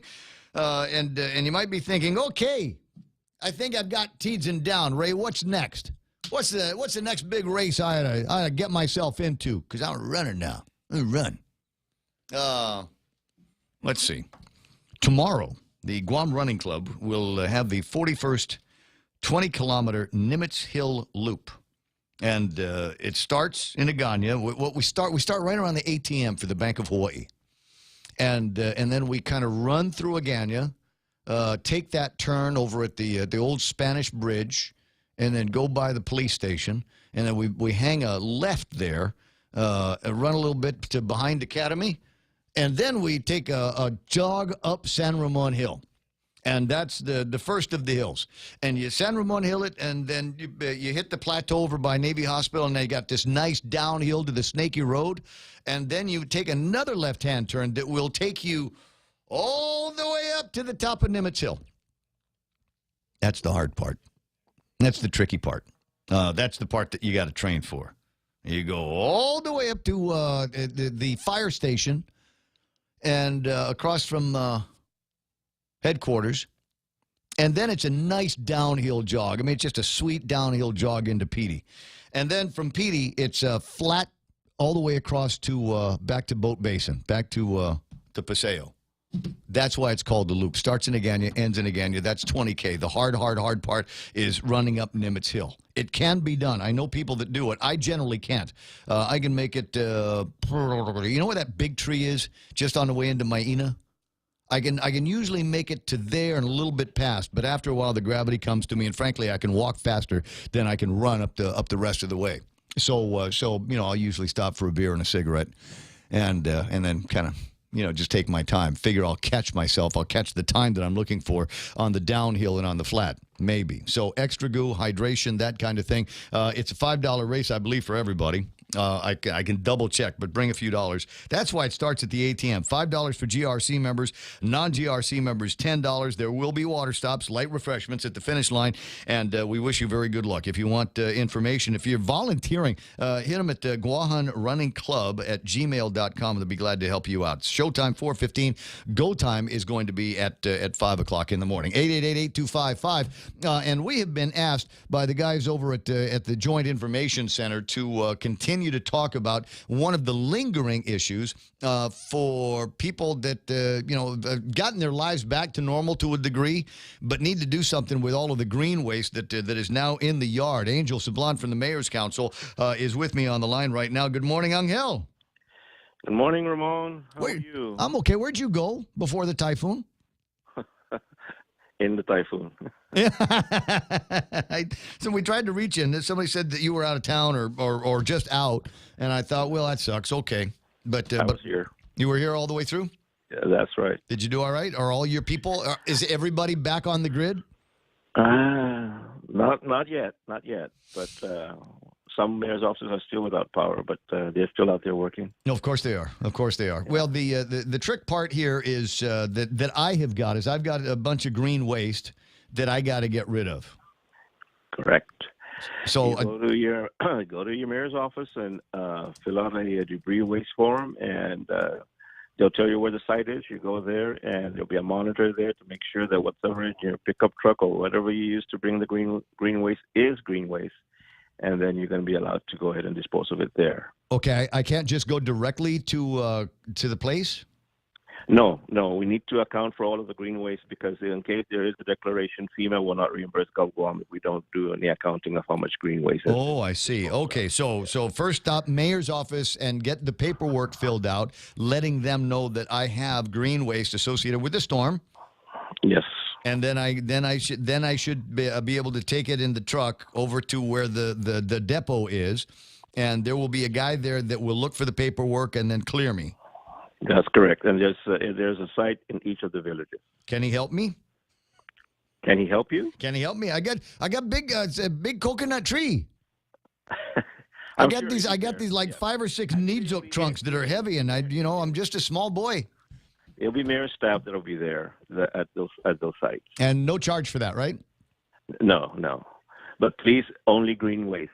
We don't have any metal shed or white goods or things like that until the declaration is made. But well, with the white goods, that's not really a problem because I've got to deal with the Guam Solid Waste Authority that I haven't used my quota of metal goods yet. So if I got a stove or a refrigerator. We still have some, people some lost their roofing and all that, and so there's tin, there's wood. So those kinds of collections would also be done, but not at this time. Actually, the tin, if you bring it to the recycling centers, they'll pay you for it. Oh, that's right. Well, you take it to the Massey, and then you can afford to buy some new stuff.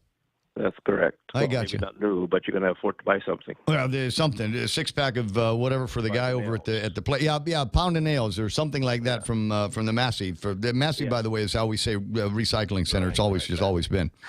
But that's the procedure. Ray, is that if they have a truckload or 2 truckloads or no matter how many they have, please get it from where the residents go into the mayor's office, get those debris task form papers, and bring it to the site. You just call your mayor's office and ask them where the site. Actually, the sites have been publicized. Okay, so already. Yeah, for those of you that need it, Joint Information Center, I think they're on Facebook. Look around for them, and you get details on exactly where all of that stuff is going, and where in your village you'll be able to take it. But again, you just go to your village mayor; they'll give you all the rest of the information and the details and the authority to go ahead and take it out. Now, one of the other things I might be able to do is just call the guys over at the fire station and see if I can get a permit to burn. Right? That's correct. You can also do that. Okay. Because I might want to do that instead. It's just a question of go ahead and burn it. Just make sure that you've got the hose nearby, so if the thing gets out of control. Yeah, for some it's easier that way. And then we're going to be open on weekends too, Saturday and Sunday. So tomorrow and Sunday, and then next Saturday and Sunday, because the sites will only be open up to the 23rd, because we only have the small window to get it all together again and have another company come and get rid of the green waste. Understood. All right, listen, I appreciate your time, Angel. We'll get together and yak soon. Yes. I mean, unless you've got something else that on the mayor's side that you need to communicate to everybody that all the mayors are worried that their people don't know enough about. Well, we still have some senior centers that are not open. Actually, we only have 5 that are open out of the 12.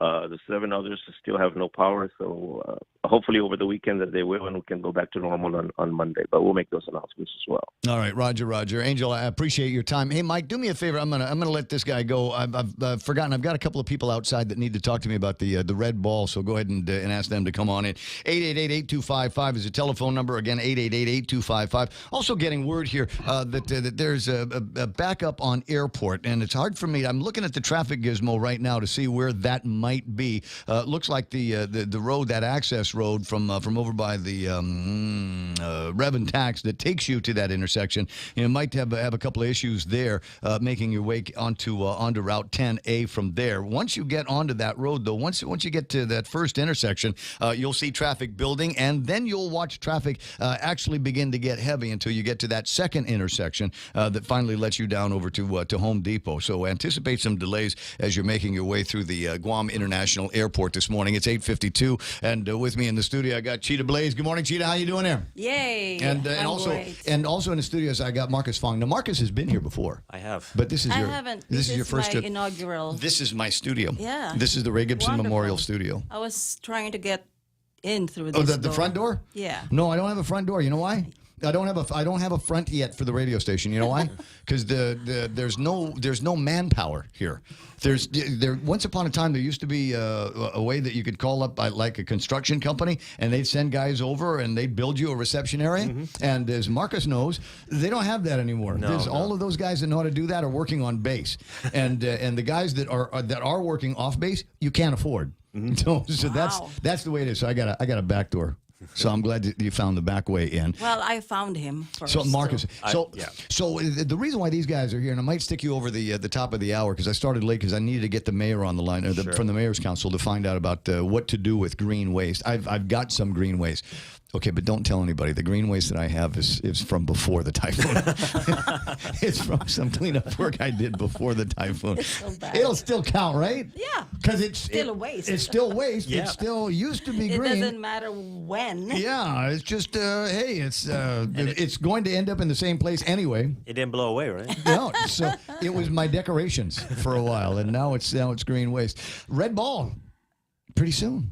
Very soon. Very, very soon. Now, we talking a little bit on the radio the other day about availability of tables. Are there still tables? Oh, first of all, when and where? Let's start with the basic stuff. Where and when is the Red Ball? Saturday, September 22nd at the Dusit. September the 22nd at the Dusit. Talk directly into the microphone, like we've done 100 times before. It's like lack of practice. Yeah, I what suppose. can I say? All right, so it's at the Dusit. Nice room. I like it. Yes. And I like the way they put sound together and lights and all of that stuff. Actually, we're occupying both ballrooms. There are two, right? There's a main one and there's the other one. So we occupy both. Right. So the main one and the one I call the Section 8 of the Dusit. But see, we actually made that sort of the main room. We put the stage in there, and the band is going to be in there. So that's not the neglected room. Really? Yeah. It's not a Section 8 at all as far as the Red Ball is concerned. Oh, I see. So all right. Both so of it's them like are a village main. now. It's like a whole business. So this is we're going to eat in here. And then when it's time for dancing and goofing off and drawing prizes like a brand new... No. We're going to... I'm trying to get a visual. Yeah. See, we have two bands anyway. They will alternate. So that other room it has a band, and then the main ballroom has a band. Has a band as well. Yeah. So where the MC is going to be when they're calling the prizes, the door prizes and stuff? Is it both? The big Okay, ballroom. big ballroom. Okay. Yes. All right, just want to know which stage to line up for. But there will be like big screens, so the other guests, the guests at the other ballroom will not feel like they're left out. They'll be able to see what's going on. So who's the bands?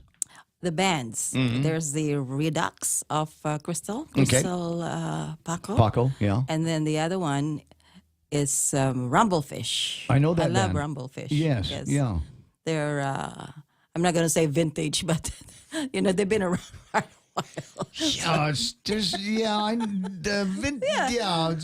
but they've got some contemporary stuff that you're going to be able to dance to and have a good time. No, I'm working with Greg Sablan, and he's the one who put he's together. awesome. Yeah. No, those guys are going to be his playlist is awesome. Yes, you don't worry about any of that stuff. The great entertainment, they're going to be able to keep everything going. Now, I know that you've got some partners that you like to work with, and many of whom have offered up some great prizes. I've hosted the Red Ball on many occasions myself, and I remember. Among my favorites are when they say, "Okay, we're going to be giving away a lot of stuff here from Duty Free," and they ask that you not touch it. Because we have really nice purses and stuff, and you're just going to bruise the leather. We still have those. Still got that? Yeah, we have that, of course.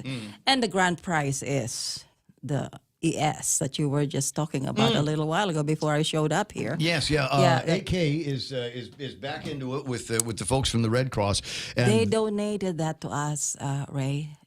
It's so nice. A 2019 Lexus ES 350. It hasn't. I don't know if it has arrived here already, but it's a new model.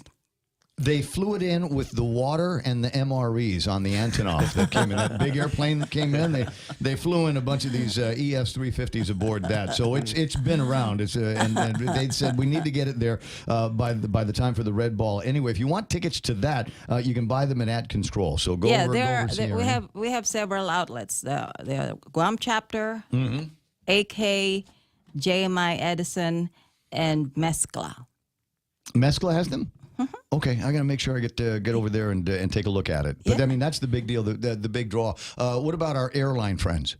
We have a trip to London, courtesy of compliments of Philippine Airlines. I want to do that trip. See, I want to do that. A lot of people go, wait a second, London on Philippine Air? Yeah, London on Philippine Air. It's very, very common. Yes. If you're in Terminal 2 over in the Philippines, you sit around there, and before too much longer, you hear they make the call, and you go, Philippine Airlines? Yeah, all the way to London? Yes, they really do. And they come back, too. They can actually come back from London as they bring people from there out into Not Manila. one way. It's a round trip. Yeah, it's a round trip. Right. So who's the chairman of the ball this year? Is that you, Marcus? No. No, This year we've had the honor of Marie Acavo-Monge, who's chairing the event. So where's she at?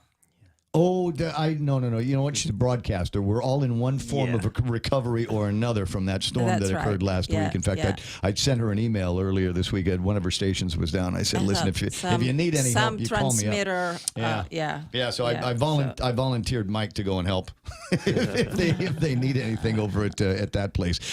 So tickets are available for the Red Ball. Where do we get our hands on them? At the chapter. Okay. And as usual, I deliver, right? Oh, so, yes. This is a money-making opportunity here for the Red Cross. And the idea is if you need tickets, we'll have somebody come by with tickets. Absolutely. Have check ready. No problem. Yes. So we still have about 22 tables. 22 tables left. Mm-hmm. It sounds like a lot, but that's a big room. And so 22 tables out of how many, for right? both rooms. 840. That's a finite number. 840. Yeah. So we have 22 tables left. All right, guys. So we'll get to work on selling the tables on the other side. I've got Fox News Live coming up in just a few minutes. On the other side of that newscast, we'll spend a little bit more time with Cheetah and Marcus and talk about the Red Ball and where the money is going. And in fact, we've got now present need here on Guam. This is why there is a Red Ball, because we will from time to time have something that will devastate a section of the community, and they'll have nowhere to turn, except in some cases the Red Cross. So we'll talk about that and the beneficiaries and how you might be able to get involved without even going to the Red Ball and getting a suit and all of that. That's on the other side of Fox News Live right here on KUSG Hagutnya. This is The Point.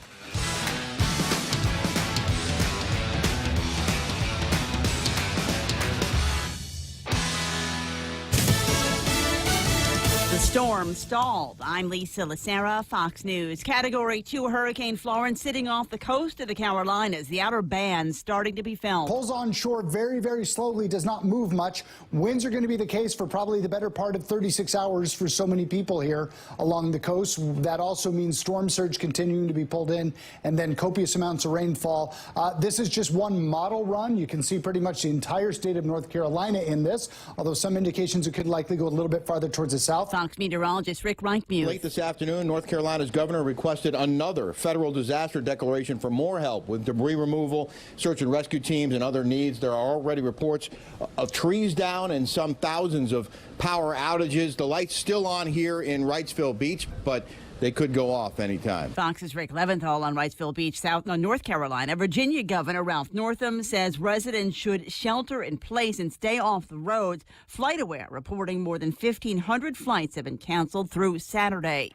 You can't see the sky. That's what one witness is saying after a series of explosions north of Boston. Fox's Steve Rappaport has this live. Lisa, several agencies are responding to dozens of fires triggered by gas explosions in Lawrence, Andover, and North Andover.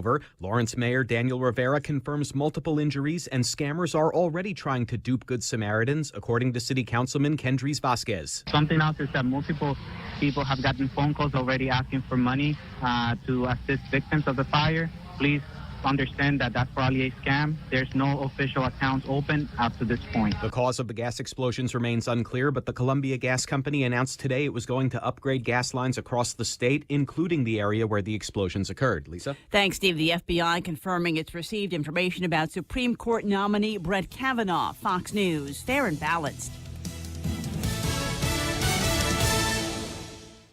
Get a 20-ounce stainless steel Circle K Coffee Club tumbler. Just stop into any Circle K, sign up for our Power Pass rewards program, and after your purchase of 15 cups of premium coffee, any size, you get your tumbler for free. While supplies last, conditions apply. See store for details.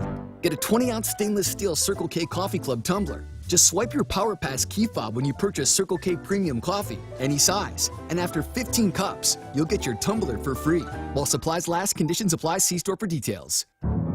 Honolulu, Seattle, LA, Vegas, Chicago, New York. With your First Hawaiian Bank United Mileage Plus credit card, you can save 10% on United flights to these great cities and anywhere else in the U.S. Book your tickets at the United City Ticket Office, talk to your travel agent, or go to united.com and use promo code FHB18U. Visit FHB.com/United Fair Sale 18 for offer details and restrictions. Terms and conditions apply. First Hawaiian Bank, member FDIC. Elizabeth Smart speaking out days after it was announced that one of her captors is being released from prison. Fox's Gernal Scott has more live. Elisa Smart was 14 when Rhonda Barzee aided in her abduction. 16 years later, as Barzee is on the verge of being released. Do I believe that she is dangerous? Yes. But not just to me. Smart says if Barzee still harbors the same beliefs she had then, she could harm another unsuspecting child. She says she's speaking out to protest the release, and in the name of public safety, I would also appeal to her family that they start taking the steps to try to have her civilly committed. The Utah Parole Board authorized the release after recalculating Barzee's sentence to include time served. She will be federally supervised once she's freed, Lisa. Gernal, Pope Francis has accepted the resignation of West Virginia Bishop Michael Bransfield over accusations of abuse, and the Vatican has announced it's named the temporary administrator for its Wheeling Charleston diocese. Congress sending the first of 3 spending bills designed to prevent a government shutdown to President Trump. The House approved a $147 billion package funding the Energy Department, veterans programs, and the legislative branch. The vote was 377 to 20. It came a day after the Senate signed off in a similar bipartisan fashion. The measure now heads to President Trump's desk. Congressional leaders say there's also an agreement to pass a short-term spending plan that would carry the funding for the rest of government through December 7th. It would put off any debate on proposed border wall funding until after the midterm elections. On Capitol Hill, Jared Halpern, Fox News. Fresh off his Emmy win, John Legend is sticking with TV, becoming a coach on NBC's The Voice. He'll join Kelly Clarkson, Adam Levine, and Blake Shelton. Legend won an Emmy Saturday as a producer of Jesus Christ Superstar live in concert. Lisa Lacera, Fox News Radio.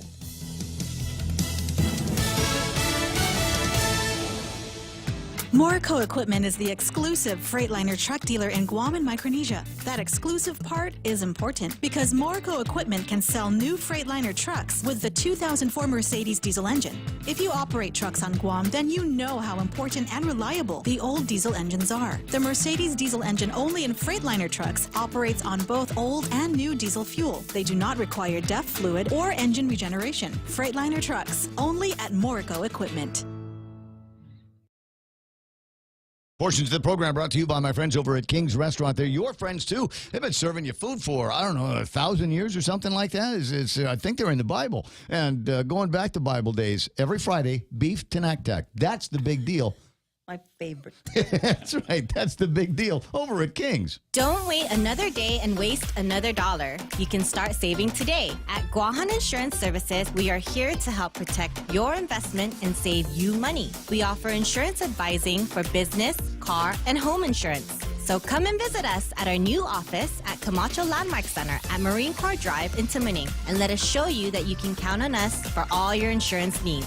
Call 475-1162. Portions of the Ray Gibson Show also brought to you by American President Lines. They're shipping the future Guam Regional Medical City. First choice for all of your open heart surgery needs. American Water Tech, smarter water, better water. And MRE, that's short for Micronesia Renewable Energy. What would you do with unlimited internet? With Docomo Pacific, the possibilities are endless. Docomo Pacific is throwing off the data caps so you can enjoy more of the things you love. Watch, stream, download, and play with no end in sight. Stop by any of our stores or check out DocomoPacific.com to learn more.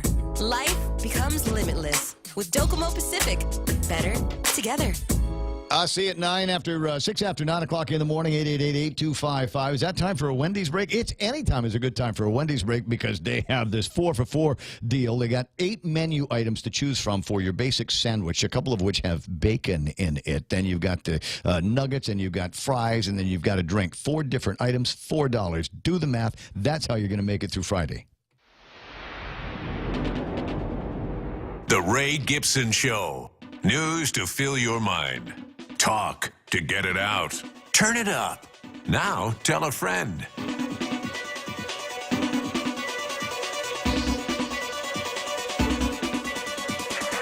Jess Perez asking the question on Facebook Live, is today the day for Malolo? And the answer is, I don't know. I know that they want to try to get everybody hooked up by the end of the week, but there are just some pockets, some places where GPA is having a hard time getting in. They've sent the assessments, have been done, and they recognize that, all right, it might be a while before we can get to this place. In the meantime, we'll string up some of the main feeders and get everybody in. And that has been cause for some people around here to be obviously a little bit annoyed and a little bit agitated at the system, but trust that they know where you are and they're on the way. One of the ways that they know where you are is that using the technology. They've got these smart meters now, and you remember when they first started putting the smart meters in, there were all these people that were all freaked out about brain cancer and stuff like that, and they said no, don't worry about it. And the upside is if we restore an area, we can tell. Because we know how many smart meters we had before the typhoon, and we can tell how many aren't on. And that means that we've got another problem, so they can send guys in there and find out whether it's a GPA issue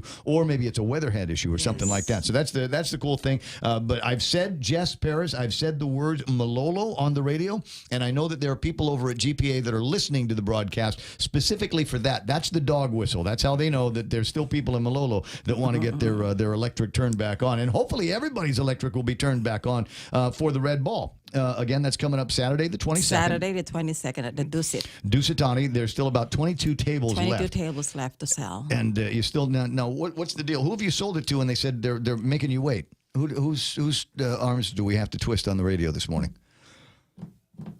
What do you mean? What did you called somebody and say, hey, I got a table for you. I'm holding a table for you. You're going to buy it? And they're going, yeah, wait. My team has been doing that. I'll tell you next week. I'll tell you next week. So who's holding out on you? That's what I want to know, Cheetah. Nobody says no to Cheetah ever. So the deal is you can fess up now, or you're gonna suffer on the radio. Well, let's put it this way: we've just been derailed a little bit as a result of Mangkut, but I think we're going to be fine. I suppose so. But the thing is, and I keep thinking, I was prefacing this in the last hour on the way into the news, this is why there's a red ball, because of storms like Mangkut. Exactly. This is the thing. There's all kinds of people whose lives are back to normal. I have internet. I have air conditioning. I have electricity. I'm good to go. My life is normal. But there are people, 50 or so families now at the Estumbo gym. Still. Nowhere to go. Yeah, that's right. And we provided cots for them when there were 300 shelteries. That was a couple of days ago. Yeah. And so our volunteers have all been getting together with them to find out what their other needs are. A house? Yeah. We need a house for them to live in. I'm wondering if we're going to build up a tent city out somewhere. Sometimes that's the answer. That's right. So we've been, helping them. Some of them have lost their cards, their SNAP cards. So we've also been helping them in that regard. So the Red Cross has been there, really. And now, today, they're going to go out in all the villages to conduct their damage assessment. Yeah. And now, so all of these things, all of these services, while there are a number of volunteers that work with the Red Cross on a 24-hour, on-call basis, there's still in all some of the things that you need to pass out, first aid kits and toiletries, et cetera. Those come at a cost. Of course, but no cost to the victim. Oh, no cost to the victim, of course. But that's why we have fundraisers like this. All the services that the Red Cross renders the community, they're all free through the generosity of our donors who really support the Red Cross, So as long as we've been here. Cheetah just tapped the poster for the thing. I think that's time. That's your notice, Marcus, to start talking about some of our generous donors to the Red Cross. Who's helping put this together? Well, we've got a lot of great supporters throughout the years that have always supported. Coca-Cola? Yeah, Oh, one no, of them. absolutely. Coincidentally. Yeah. Platinum. No, but we've got, of course, this year you mentioned AK. They've been a great partner for us for years and years, and this year they've really stepped up their game and put the 2019 ES and allow us to fundraise that way. Sure. But then we've got other diamond sponsors like Bank of Guam, the PDN, Docomo Pacific, Mobile, Blue Bay, and T Galleria, as well as KUAM, who are really stepping up to the plate and getting us past that finish line this year. Well, all of us try to support the rest of the community one way or the other, and if we can do that with announcements and interviews and things like that, then the answer is yes, because we do need to drive as much participation as possible in this event. So get your tickets. Call the Guam chapter of the Red Cross. What's the phone number? 472-6217. And somebody will come by. That's me. That's you. What? You don't have an army of volunteers, guys with my army is out there in all 19 villages. Oh, that's right. They're dispatched. They're very busy. So those are the archangels. Call Amit Sajdev at Stroll Guam. No, seriously. I interviewed him yesterday, and that's one of the things that they kind of want to get into the business of doing is like a little bit of delivery business because their drivers are on the road, and if they can hook it up and say, okay, we'll pick up some tickets from the Red Cross and drop them off over at I don't know, Mark Sablan's place or something, then that's something that they can do. Yeah. What about like lining up at DMV or rubbing in tax? You know what I'm saying? Yes. But there no, are there's companies a lady that does that now. Yeah. And has been for the last couple of years. There's a lady, that's her job, is she'll get all of your paperwork and she'll stand in line for you at the treasurer or DMV or whatever. Yeah. So I always thought that was a pretty cool gig that she's got. I mean, she's capable of doing. She's probably got a master's degree in something, but if you can make some extra dollars doing that, then why not? But sometimes you do not have the time.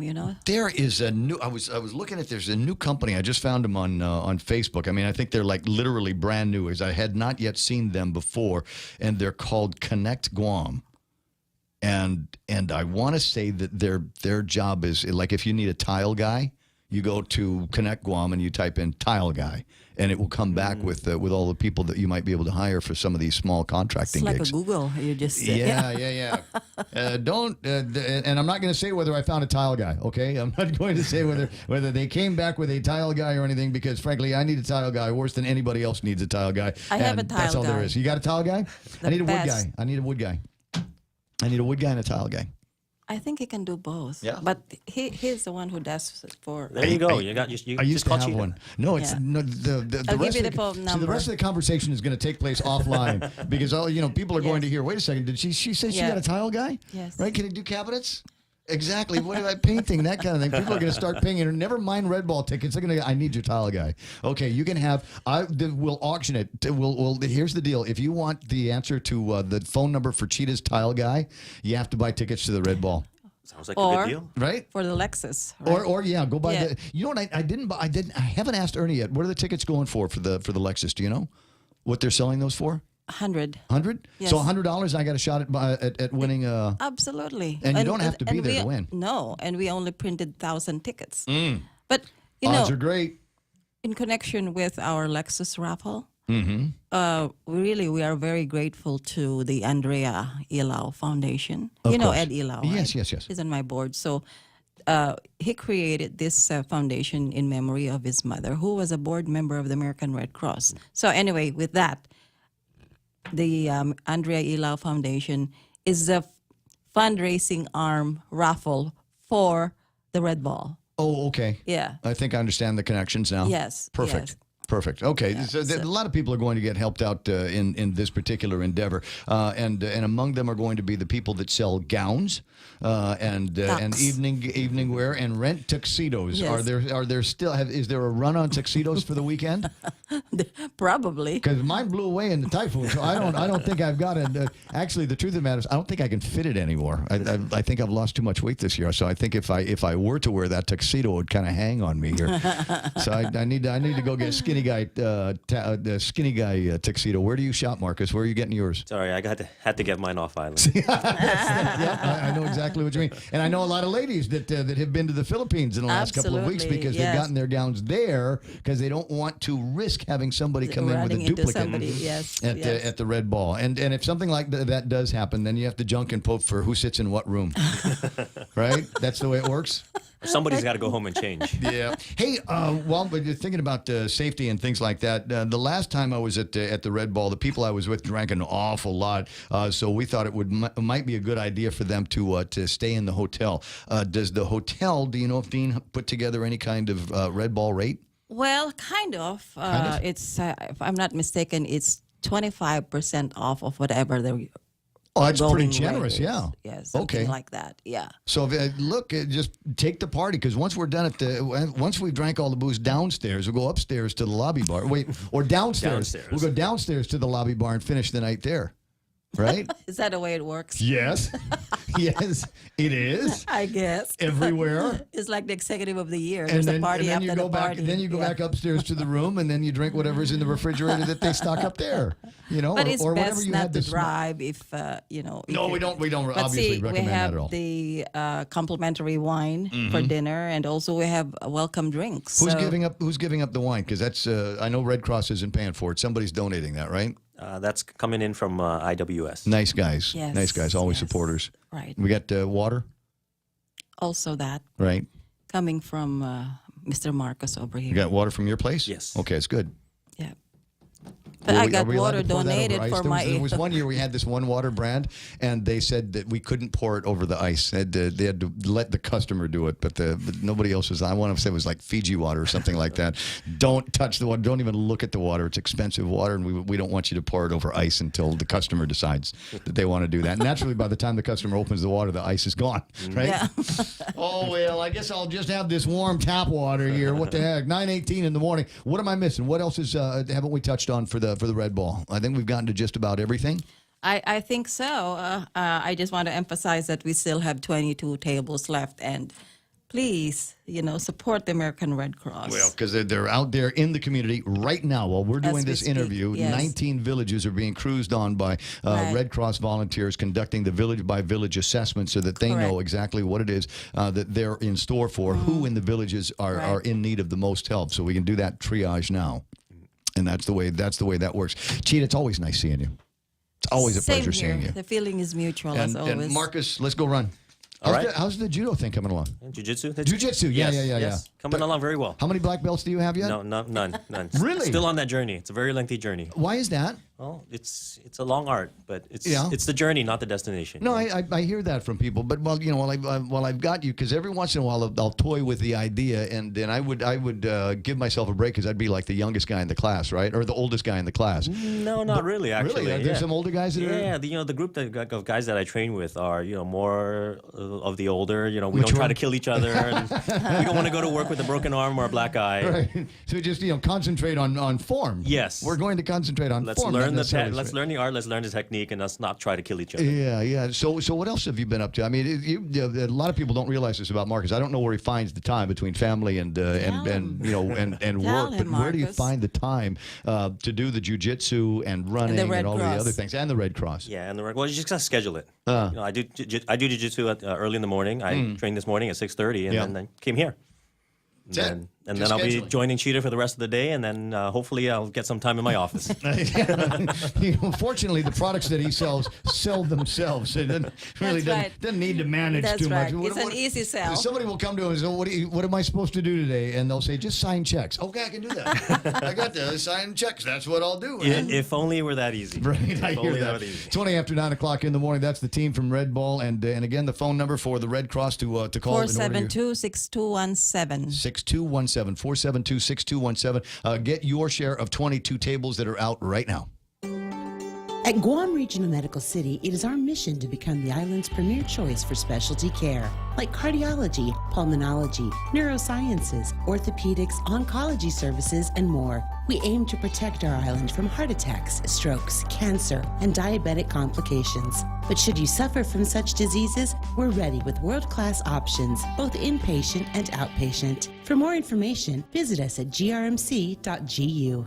Grilled salmon, petite sirloin, Can't decide. What are you doing? Making my top 10 list of favorite dishes at Ruby Tuesday. You really need to get a hobby. But I can't decide. There's no way I can narrow down so many classic dishes to just 10. Then it's a good thing Ruby Tuesday did it for you. It's the all-time favorites menu at Ruby Tuesday Guam. We took our most popular dishes and put them on one great menu for only $14.99. Hickory pork chop, Parmesan shrimp pasta, Prime Loco Moco. 10 top sellers at one great price. Pick your favorite for a limited time at Ruby Tuesday Guam.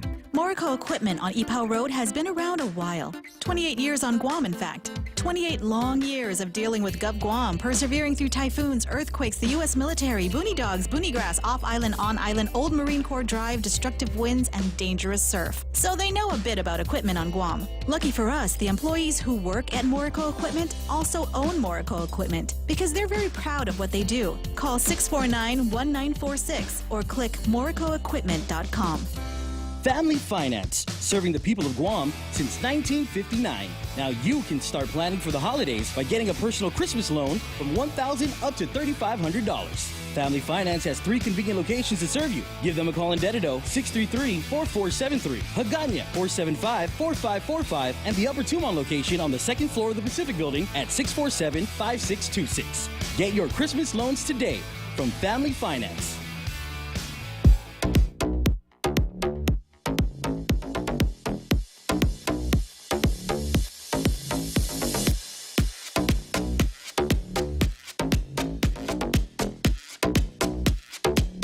Hey, I got 9:22 in the morning. This is the Ray Gibson Show until it's not going to be anymore. 888-8255. That's 888-8255. And the last hour of the last show of what has turned into be a pretty intense week.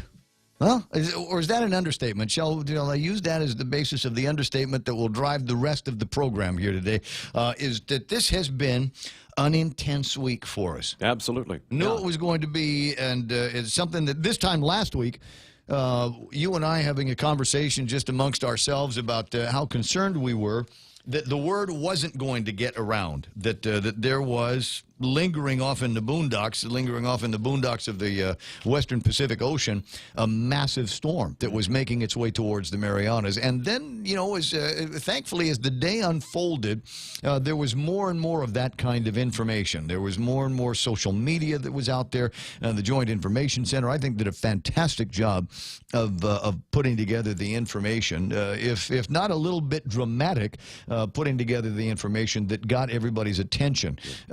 And then over the course of the weekend, watching people make the preps, watching people going out there. I mean, Saturday morning, if you were in the Benson area on Saturday morning, you knew something was going on because, it's Benson. It's usually packed on Saturday mornings with people doing their DIY projects and the like. But in this case, all of a sudden, the lines looked a little bit longer. The parking lot looked a lot fuller. There were people parking on the side of the road, and what were they doing? Buying 4x8s, buying shutters. And for a lot of people, the reason why they had to buy shutters was because they haven't needed them in a long, long time. There hasn't been a big blow on Guam since 2002, 2003, something like that.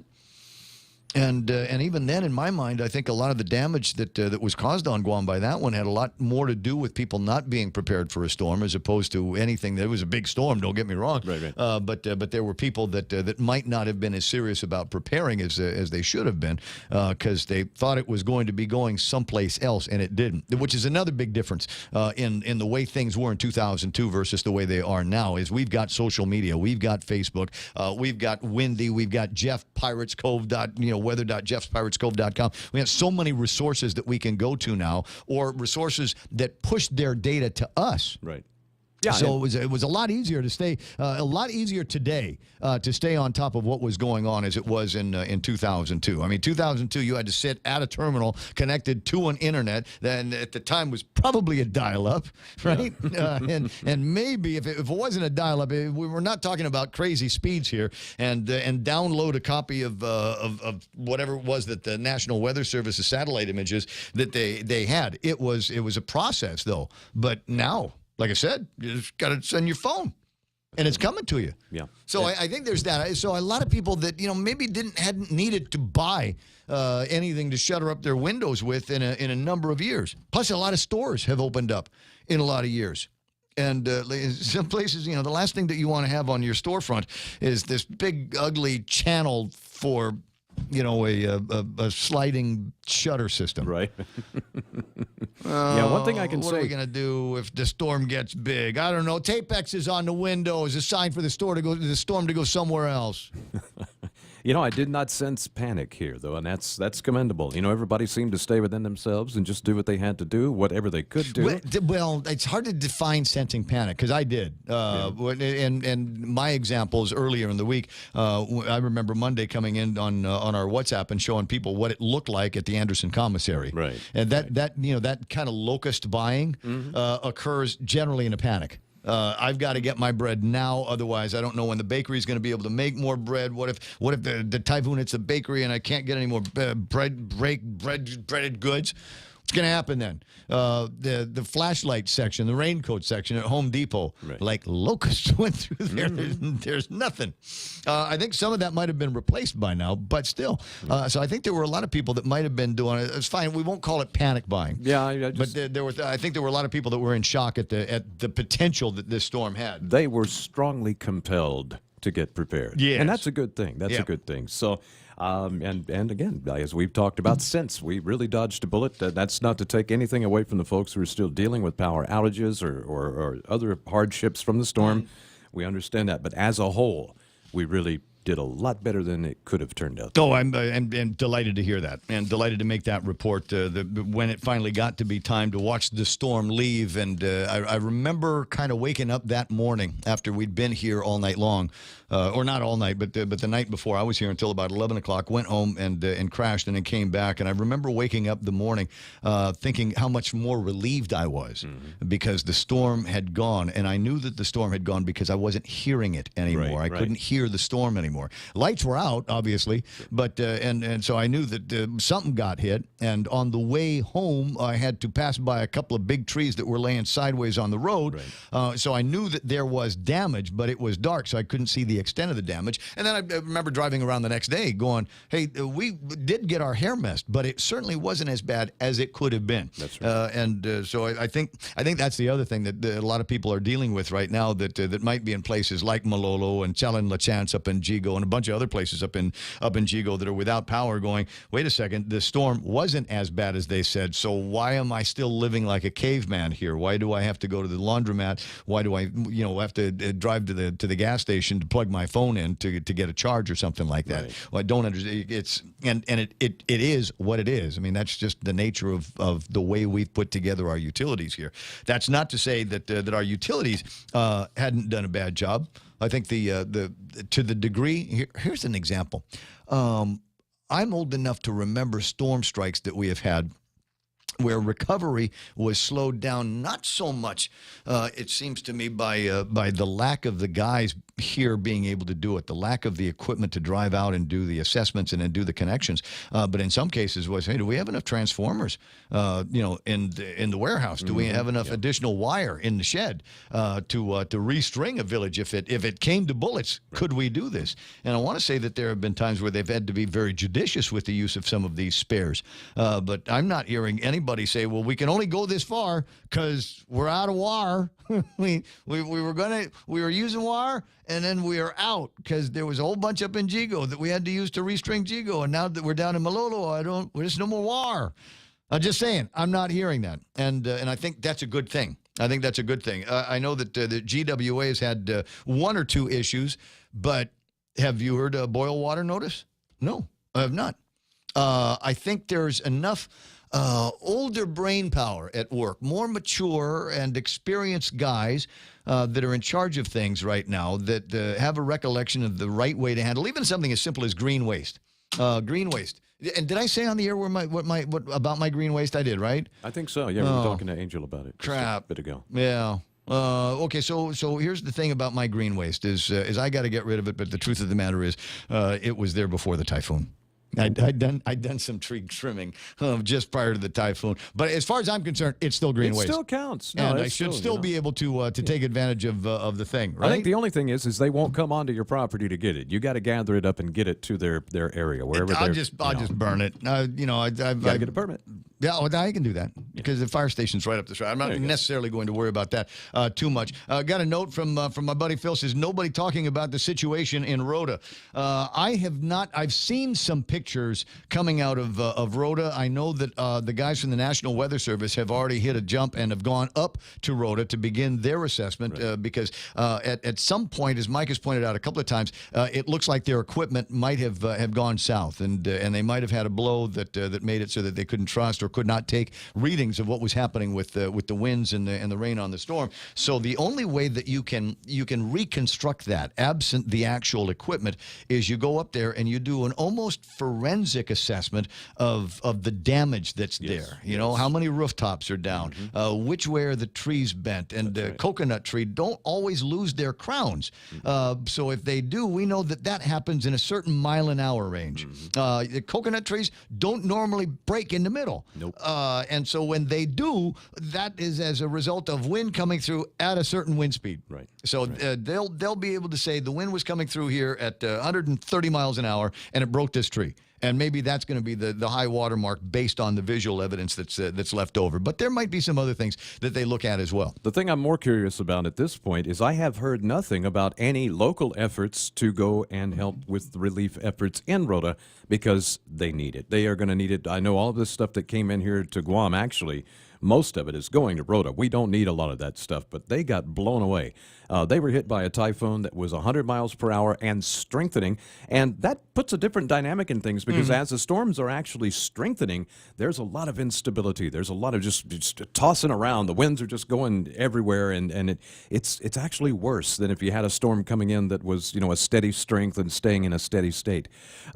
So they got hit real hard, and I'm pretty sure, like I say, the reason that we currently have the highest recorded winds is just because their equipment got blown away before they could record it higher. Yeah, and so there's a couple of efforts that I think are going to be underway. Is the one that you were envisioning for Rhoda, and what my suspicion is we'll take care of what we got here first, right?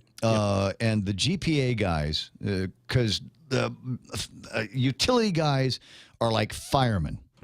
And they will go where they need to go. So if they detect that we're about finished here and we can leave, I don't know, some new guys around, let them get some experience, putting together the poles and stringing wires, then they'll take some trucks and barge them up to Rhoda. There you go. And then drive them off the dock and then go to work up there. That's been done. And in fact, one of the things that I know that our guys, some of the old timers, right? Some of the old timers what was the big hurricane that went through Hawaii? Eva? Once upon a time? Years ago. Iniki? Are you talking about Iniki? That might be the both. one that hit Kauai? But our guys have gone there to help them with recovery, and their guys have come here to help with recovery. So, it's like 911 when all the different fire stations converged on New York. Fire stations from nowhere near New York made their way to the Trade Center. That's it. You can see exactly that kind of attitude among some of the lines guys that we've got here. So it would not surprise me if at some point between here and total recovery that John Beneventi makes an offer to the mayor of Rhoda to be able to say, look, here's what we'll do. We'll take our guys, our most experienced guys. We'll take our ladder trucks. We'll take our buckets, and we'll go and we'll help you guys get recovered. Here's the only thing: you just treat them like family when they get there. Make sure that they got something to eat all the time. Make sure they got some place to stay. Buy them some beer at the end of the day, and I think everybody's going to be happy. Right? So it would not surprise me if we saw something like that. Neat saying, need to do my pick'ems. Yeah, I think you do need to do your pick'ems. Neat's apparently one of the members of the Michael Knight, Blake Watson pick'ems team. Here's what you're playing for, babe. It's a USB speaker, right? But it's not just a USB speaker. You know what it has inside?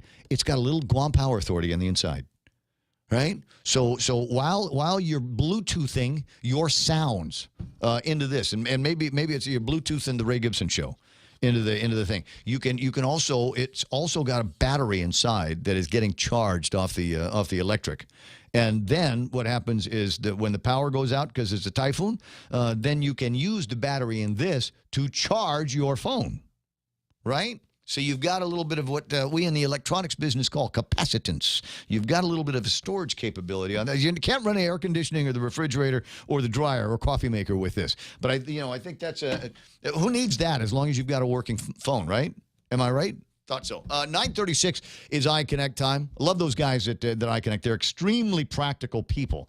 And the idea is that you should have some practicalness on things like, I don't know, your internet plans, your mobile plans, or maybe even push-to-talk. I mean, this might be the storm where you get back into the push-to-talk business, where you say, I got guys on the street. They're supposed to be delivering fuel. They're supposed to be, delivering lumber to the guy. I have no idea where the heck they are, but I need to talk to them now. I tried WhatsApp. They're not answering. You know what you can't ignore? That beep-beep sound from push-to-talk. Taste the sizzle at Chili's with our new fajita flavors. Our signature fajitas are served with sliced bell peppers, caramelized onions, topped with chipotle garlic butter, and chopped cilantro. Build your fajita with over 16 ounces of tender grilled chicken, juicy steak, and a dozen pieces of seasoned grilled shrimp in the family fajita trio. All served with warm flour tortillas and fresh toppings like mixed cheese, guacamole, salsa, and pico de gallo. Experience bold, sizzling fajita flavors only at Chili's. More life happens here.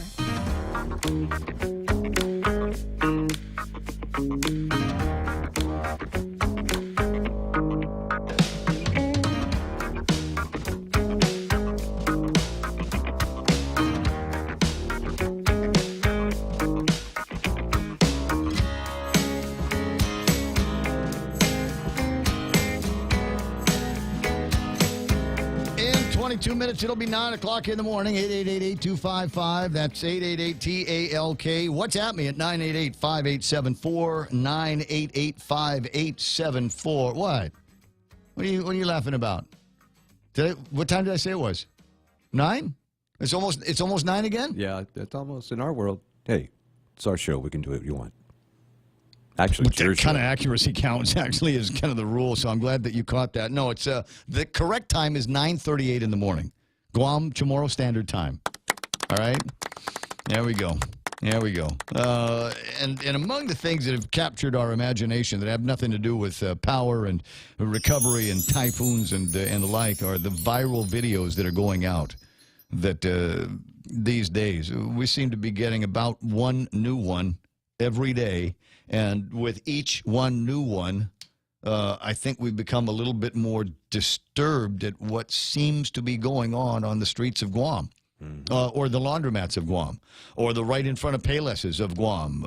What is going on out there? Do we have roving gangs of young Micronesian thugs?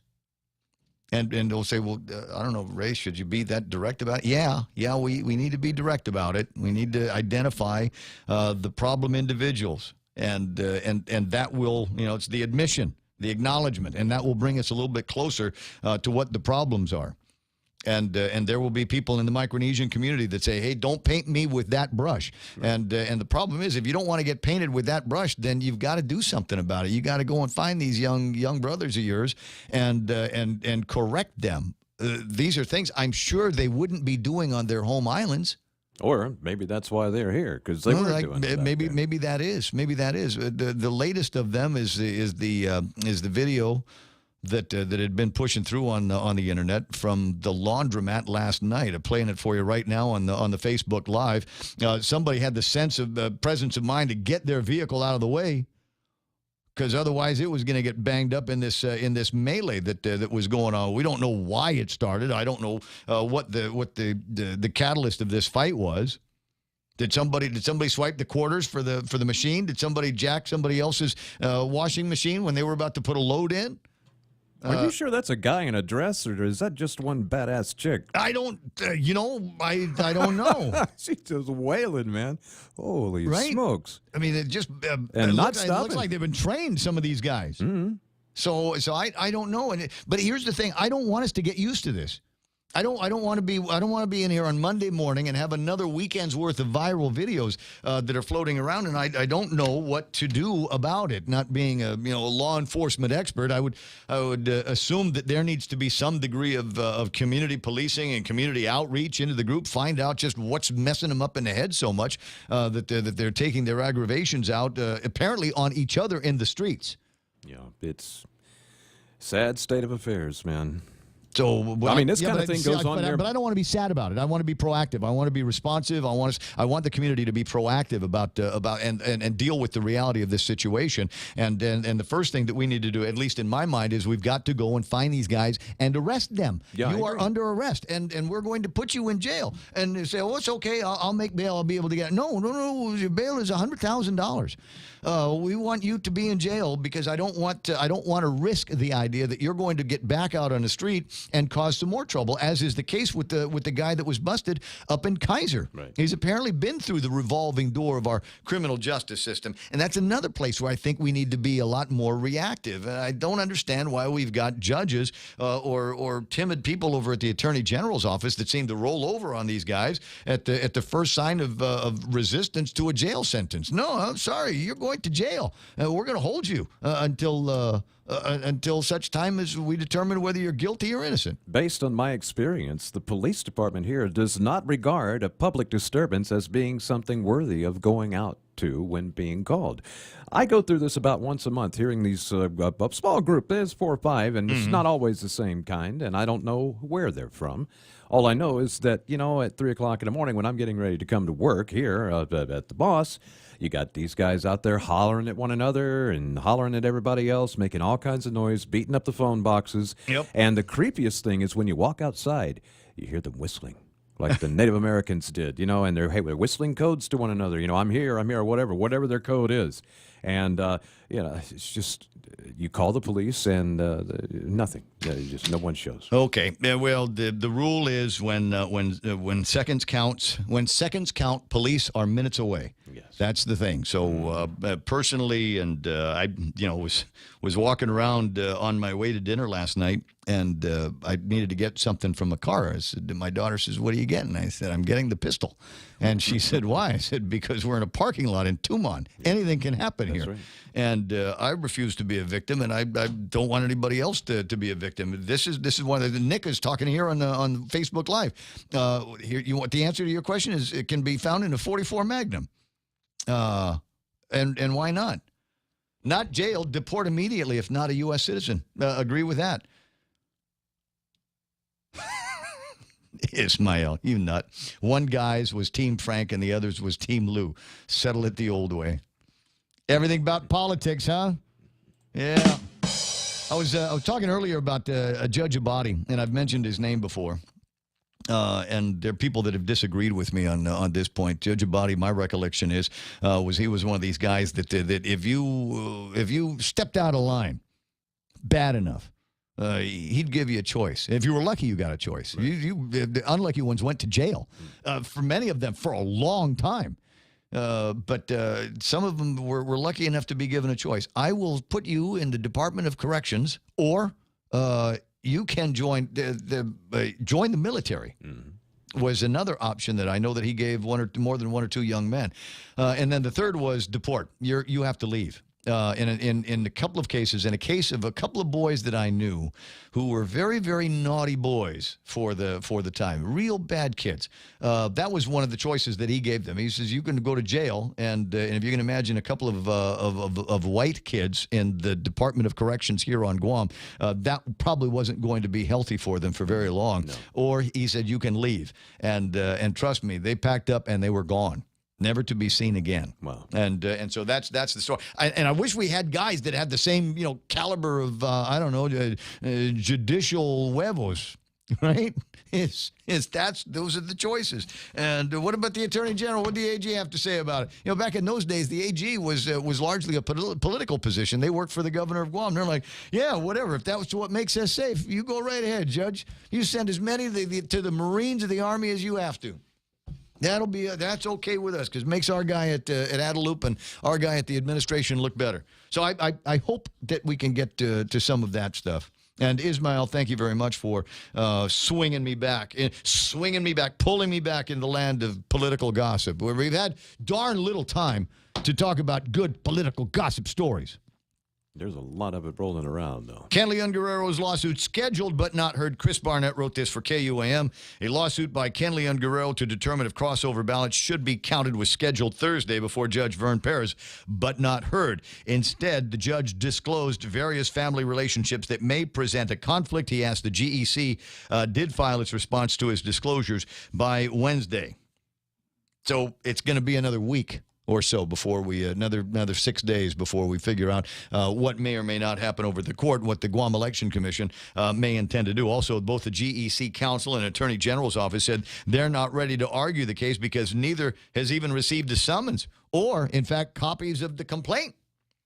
Leon Guerrero argues in his suit that while crossover votes may be void, the gubernatorial votes on the same ballot should count. Under its current legal interpretation, the GEC considers the entire ballot spoiled. Meantime, the Elgin Olympiacos team write-in campaign is moving forward. The political action committees that announced a write-in campaign for the Elgin Olympiaco team is moving full steam ahead with its plan to give Guam a third gubernatorial option in the general election.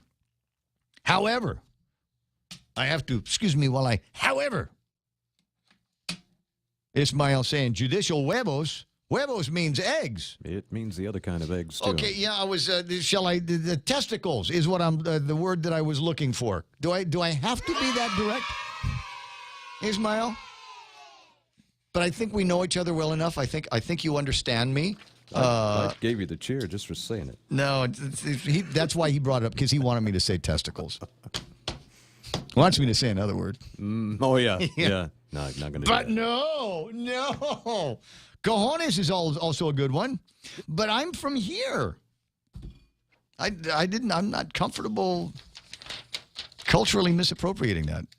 Okay, I'm very comfortable misappropriating it. I'm just trying to get out of the bit here. But thanks very much. Yes, judicial huevos and eggs and cojones or whatever it is that you want to call it. That's what I'd like to see. I want to see a hanging judge again. What's that? A fight at a laundromat while people are trying to get their laundry done so that they can recover from a typhoon? So they can go back to work, so they can send their kids to school, and you guys choose this as the place to fight? Guess what? That's 2 weeks in jail. We're not going to discuss it. There is no negotiation. We're not going to plea ourselves in any agreements. You're going to go to jail, and you're going to sit there for 2 weeks. That's it. End of discussion. Next case. Right. Next, bailiff, bring me some more guys. Right? And if I ever see you in this court again, I'm going to put you on the next plane out. I'm not going to wait for Eddie Calvo to get rid of somebody's sentence. Right? I'm not going to wait for a commutation and then sit around and figure out how we're going to get you on board an airplane. We're the judiciary. I'll find money. You've got money. I'll sell that car of yours. Anyways, I get annoyed. Elgin Olympiaco write-in campaign moves forward. And this is another Chris Barnett story where they're talking with Andre and the guys. I love Andre's last statement in the story. This very, very good positioning of the statement. There is no difference, Andre says. Lou and Josh and Tenorio out of teams are cut from the same cloth. He says, there's no difference. You know, one grabs the money, the other grabs the gun, Bainham says.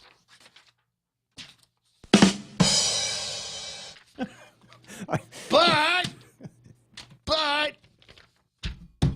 Nick Perlowski, Bellabolas, there's a good set of words that we can use. Nick wants to see chain gangs in pink jumpsuits. Yes, absolutely. Cleaning the island's roadways. Keep in mind, I come from a state where if you kill us, we'll kill you back. Kill you right back. Yep. So, and kill one of my guys I killed 10 years. Instead of having these guys that we pay to feed, clothe, and take care of in DOC, and they do absolutely nothing but sit around and watch TV all day and smuggle in contraband, they should be out there sweating. They should be out there working. And some of them, we need to find a way to train them so that when they get back into society, they won't be back at DOC because they'll have a job and they'll be raising their families like they need to and getting on with their life. Yes. That's just me. Okay. Pink jumpsuits. Shorts. In shorts, like hot pants shorts? I mean, we're gonna do the embarrassment thing. Let's do the embarrassment thing. So I was trying to finish a point. But you guys keep distracting me with the Facebook Live. Let me finish my point, and we can move on. All right. So there's the thing at the court, and Vern Perez is doing everything he can to get off this chicken poop case. And I know everybody involved. We were all classmates. We play basketball together. You know my wife. So that's what Vern is saying. And then the court thing is going to be all done. And then we have Andre talking to Chris Barnett, and then. But you know who I haven't heard from? I have not talked to this guy in. When was the last time we actually had Frank on the radio? It was way before the primary. Wow, yeah, it was. And I mean, not counting his voice on the Kill Death hit pieces. Right. And I'm trying to remember if he was actually in here the last time or if we did get a call from him after that. I know he was in here once. I think so. Maybe, I don't know. But I'm not sure if we've heard from him since. And when I call almost every morning, that's just no It's in answer. church or something No like answer, that. yeah. But and that's, and I've known that.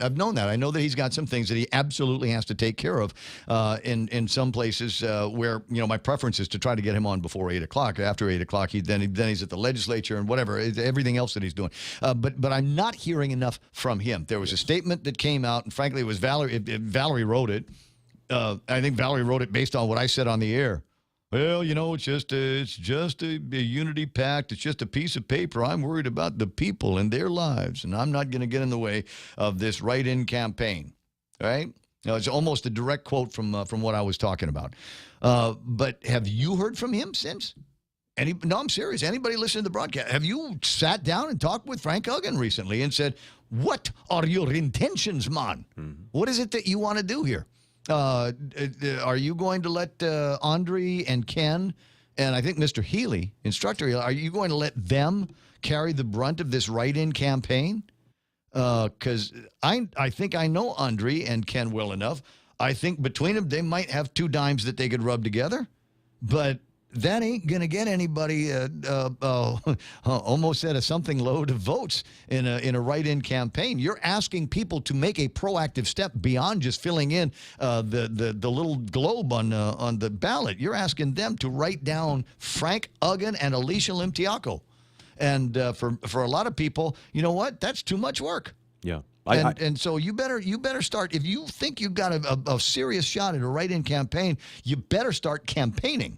Yeah, that's my thing, and in a word, which this is going to be more than one. Anyway, I think you'd have to be a little nuts to run for the office to begin with, but I don't want to vote for you if you won't even tell me you're going to run. Exactly. I mean, if you're loving the idea of a write-in campaign, get on the radio. I'm not begging for a phone call, Frank. I'm never going to beg for a phone call, but I will say that if you want to get people's attention and give credence to Ken and Andre, I think that's the way it's going to have to work that way. Otherwise, they are scalawags. That's a word that's being floated around, scalawags. Yeah, I don't know. It's in the memes. Ismail said it on Facebook Live, so I assume that means I can say it on the air. Be right back. KFC has finally answered the world's most important question. What came first, the chicken or the egg? And the answer is both. Introducing KFC's KFC AM, their new Southern and local inspired breakfast. AM loaded platter with chicken fried rice, waffles, and Colonel's chicken congee. KFC also has your all-time favorites, AM chicken and egg wraps, Southern biscuit and sausage sandwich, and hash browns. So for finger-licking good mornings, AM will never be the same at KFC. KFC, it's finger-licking good.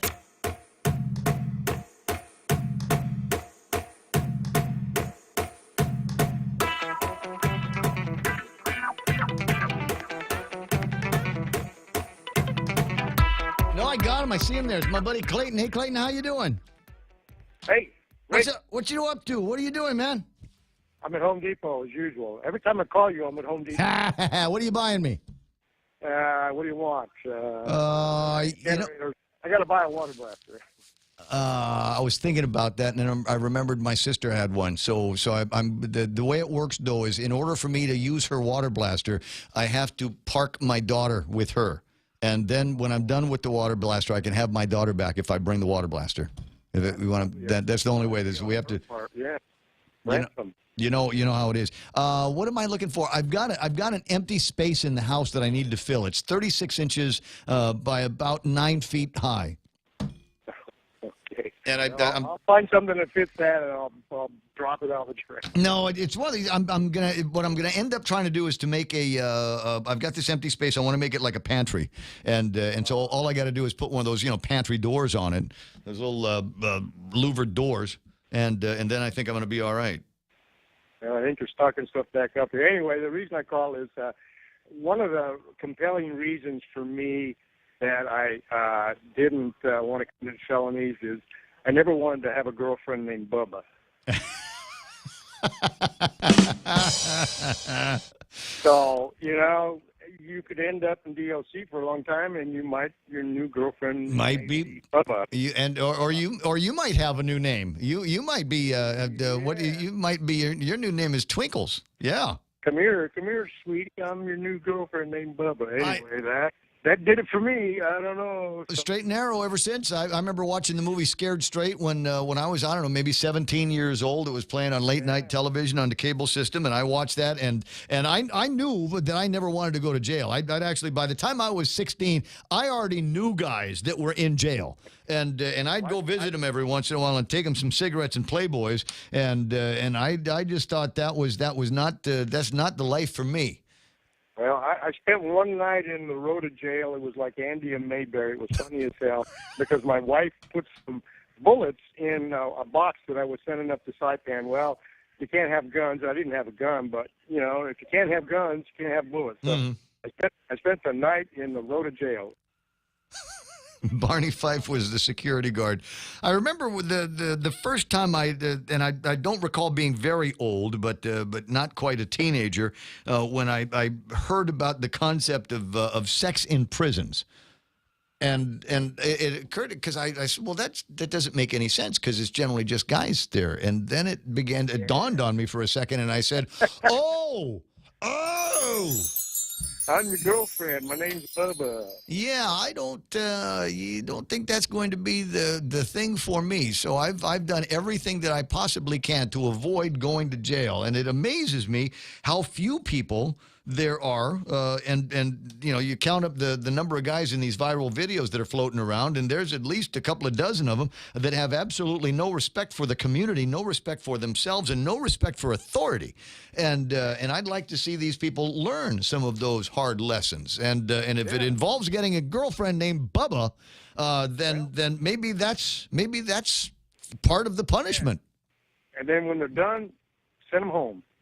Wherever they came from. I'm with you. I'm worried that we are going to continue to take, quote, holistic approaches to resolving this problem for our fellow Guamanians, and if this is the kind of people that we're going to refer to as fellow Guamanians, no, the rest of us Guamanians are I think all of us will say in unison, no.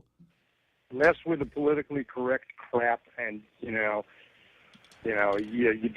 did the crime, you pay the time, and then you're gone.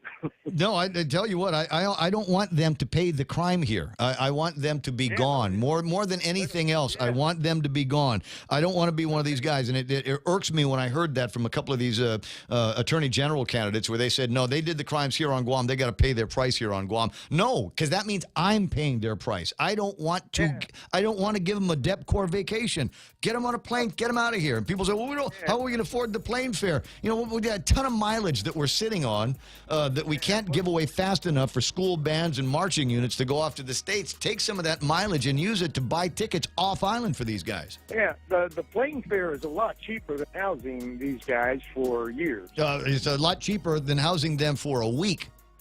I'll contribute some of my miles. We'll set something like that up. Wouldn't that be groovy? Hey, Clay, I got to run. You have a great weekend, all right? I'll see you out there somewhere. Save me some stuff at Home Depot. Don't buy a lot. Don't buy it all, all right? There's not a lot to buy. Well, they'll restock. That won't always be the case. I'll see you, bro. The radio station is KUSG. Gotten you. This is 93.3 The Point. Bob Klitsky is going to be on the radio at 4 o'clock this afternoon, and he'll walk you into the rest of the weekend. You have a groovy one. Back on the radio with you on Monday.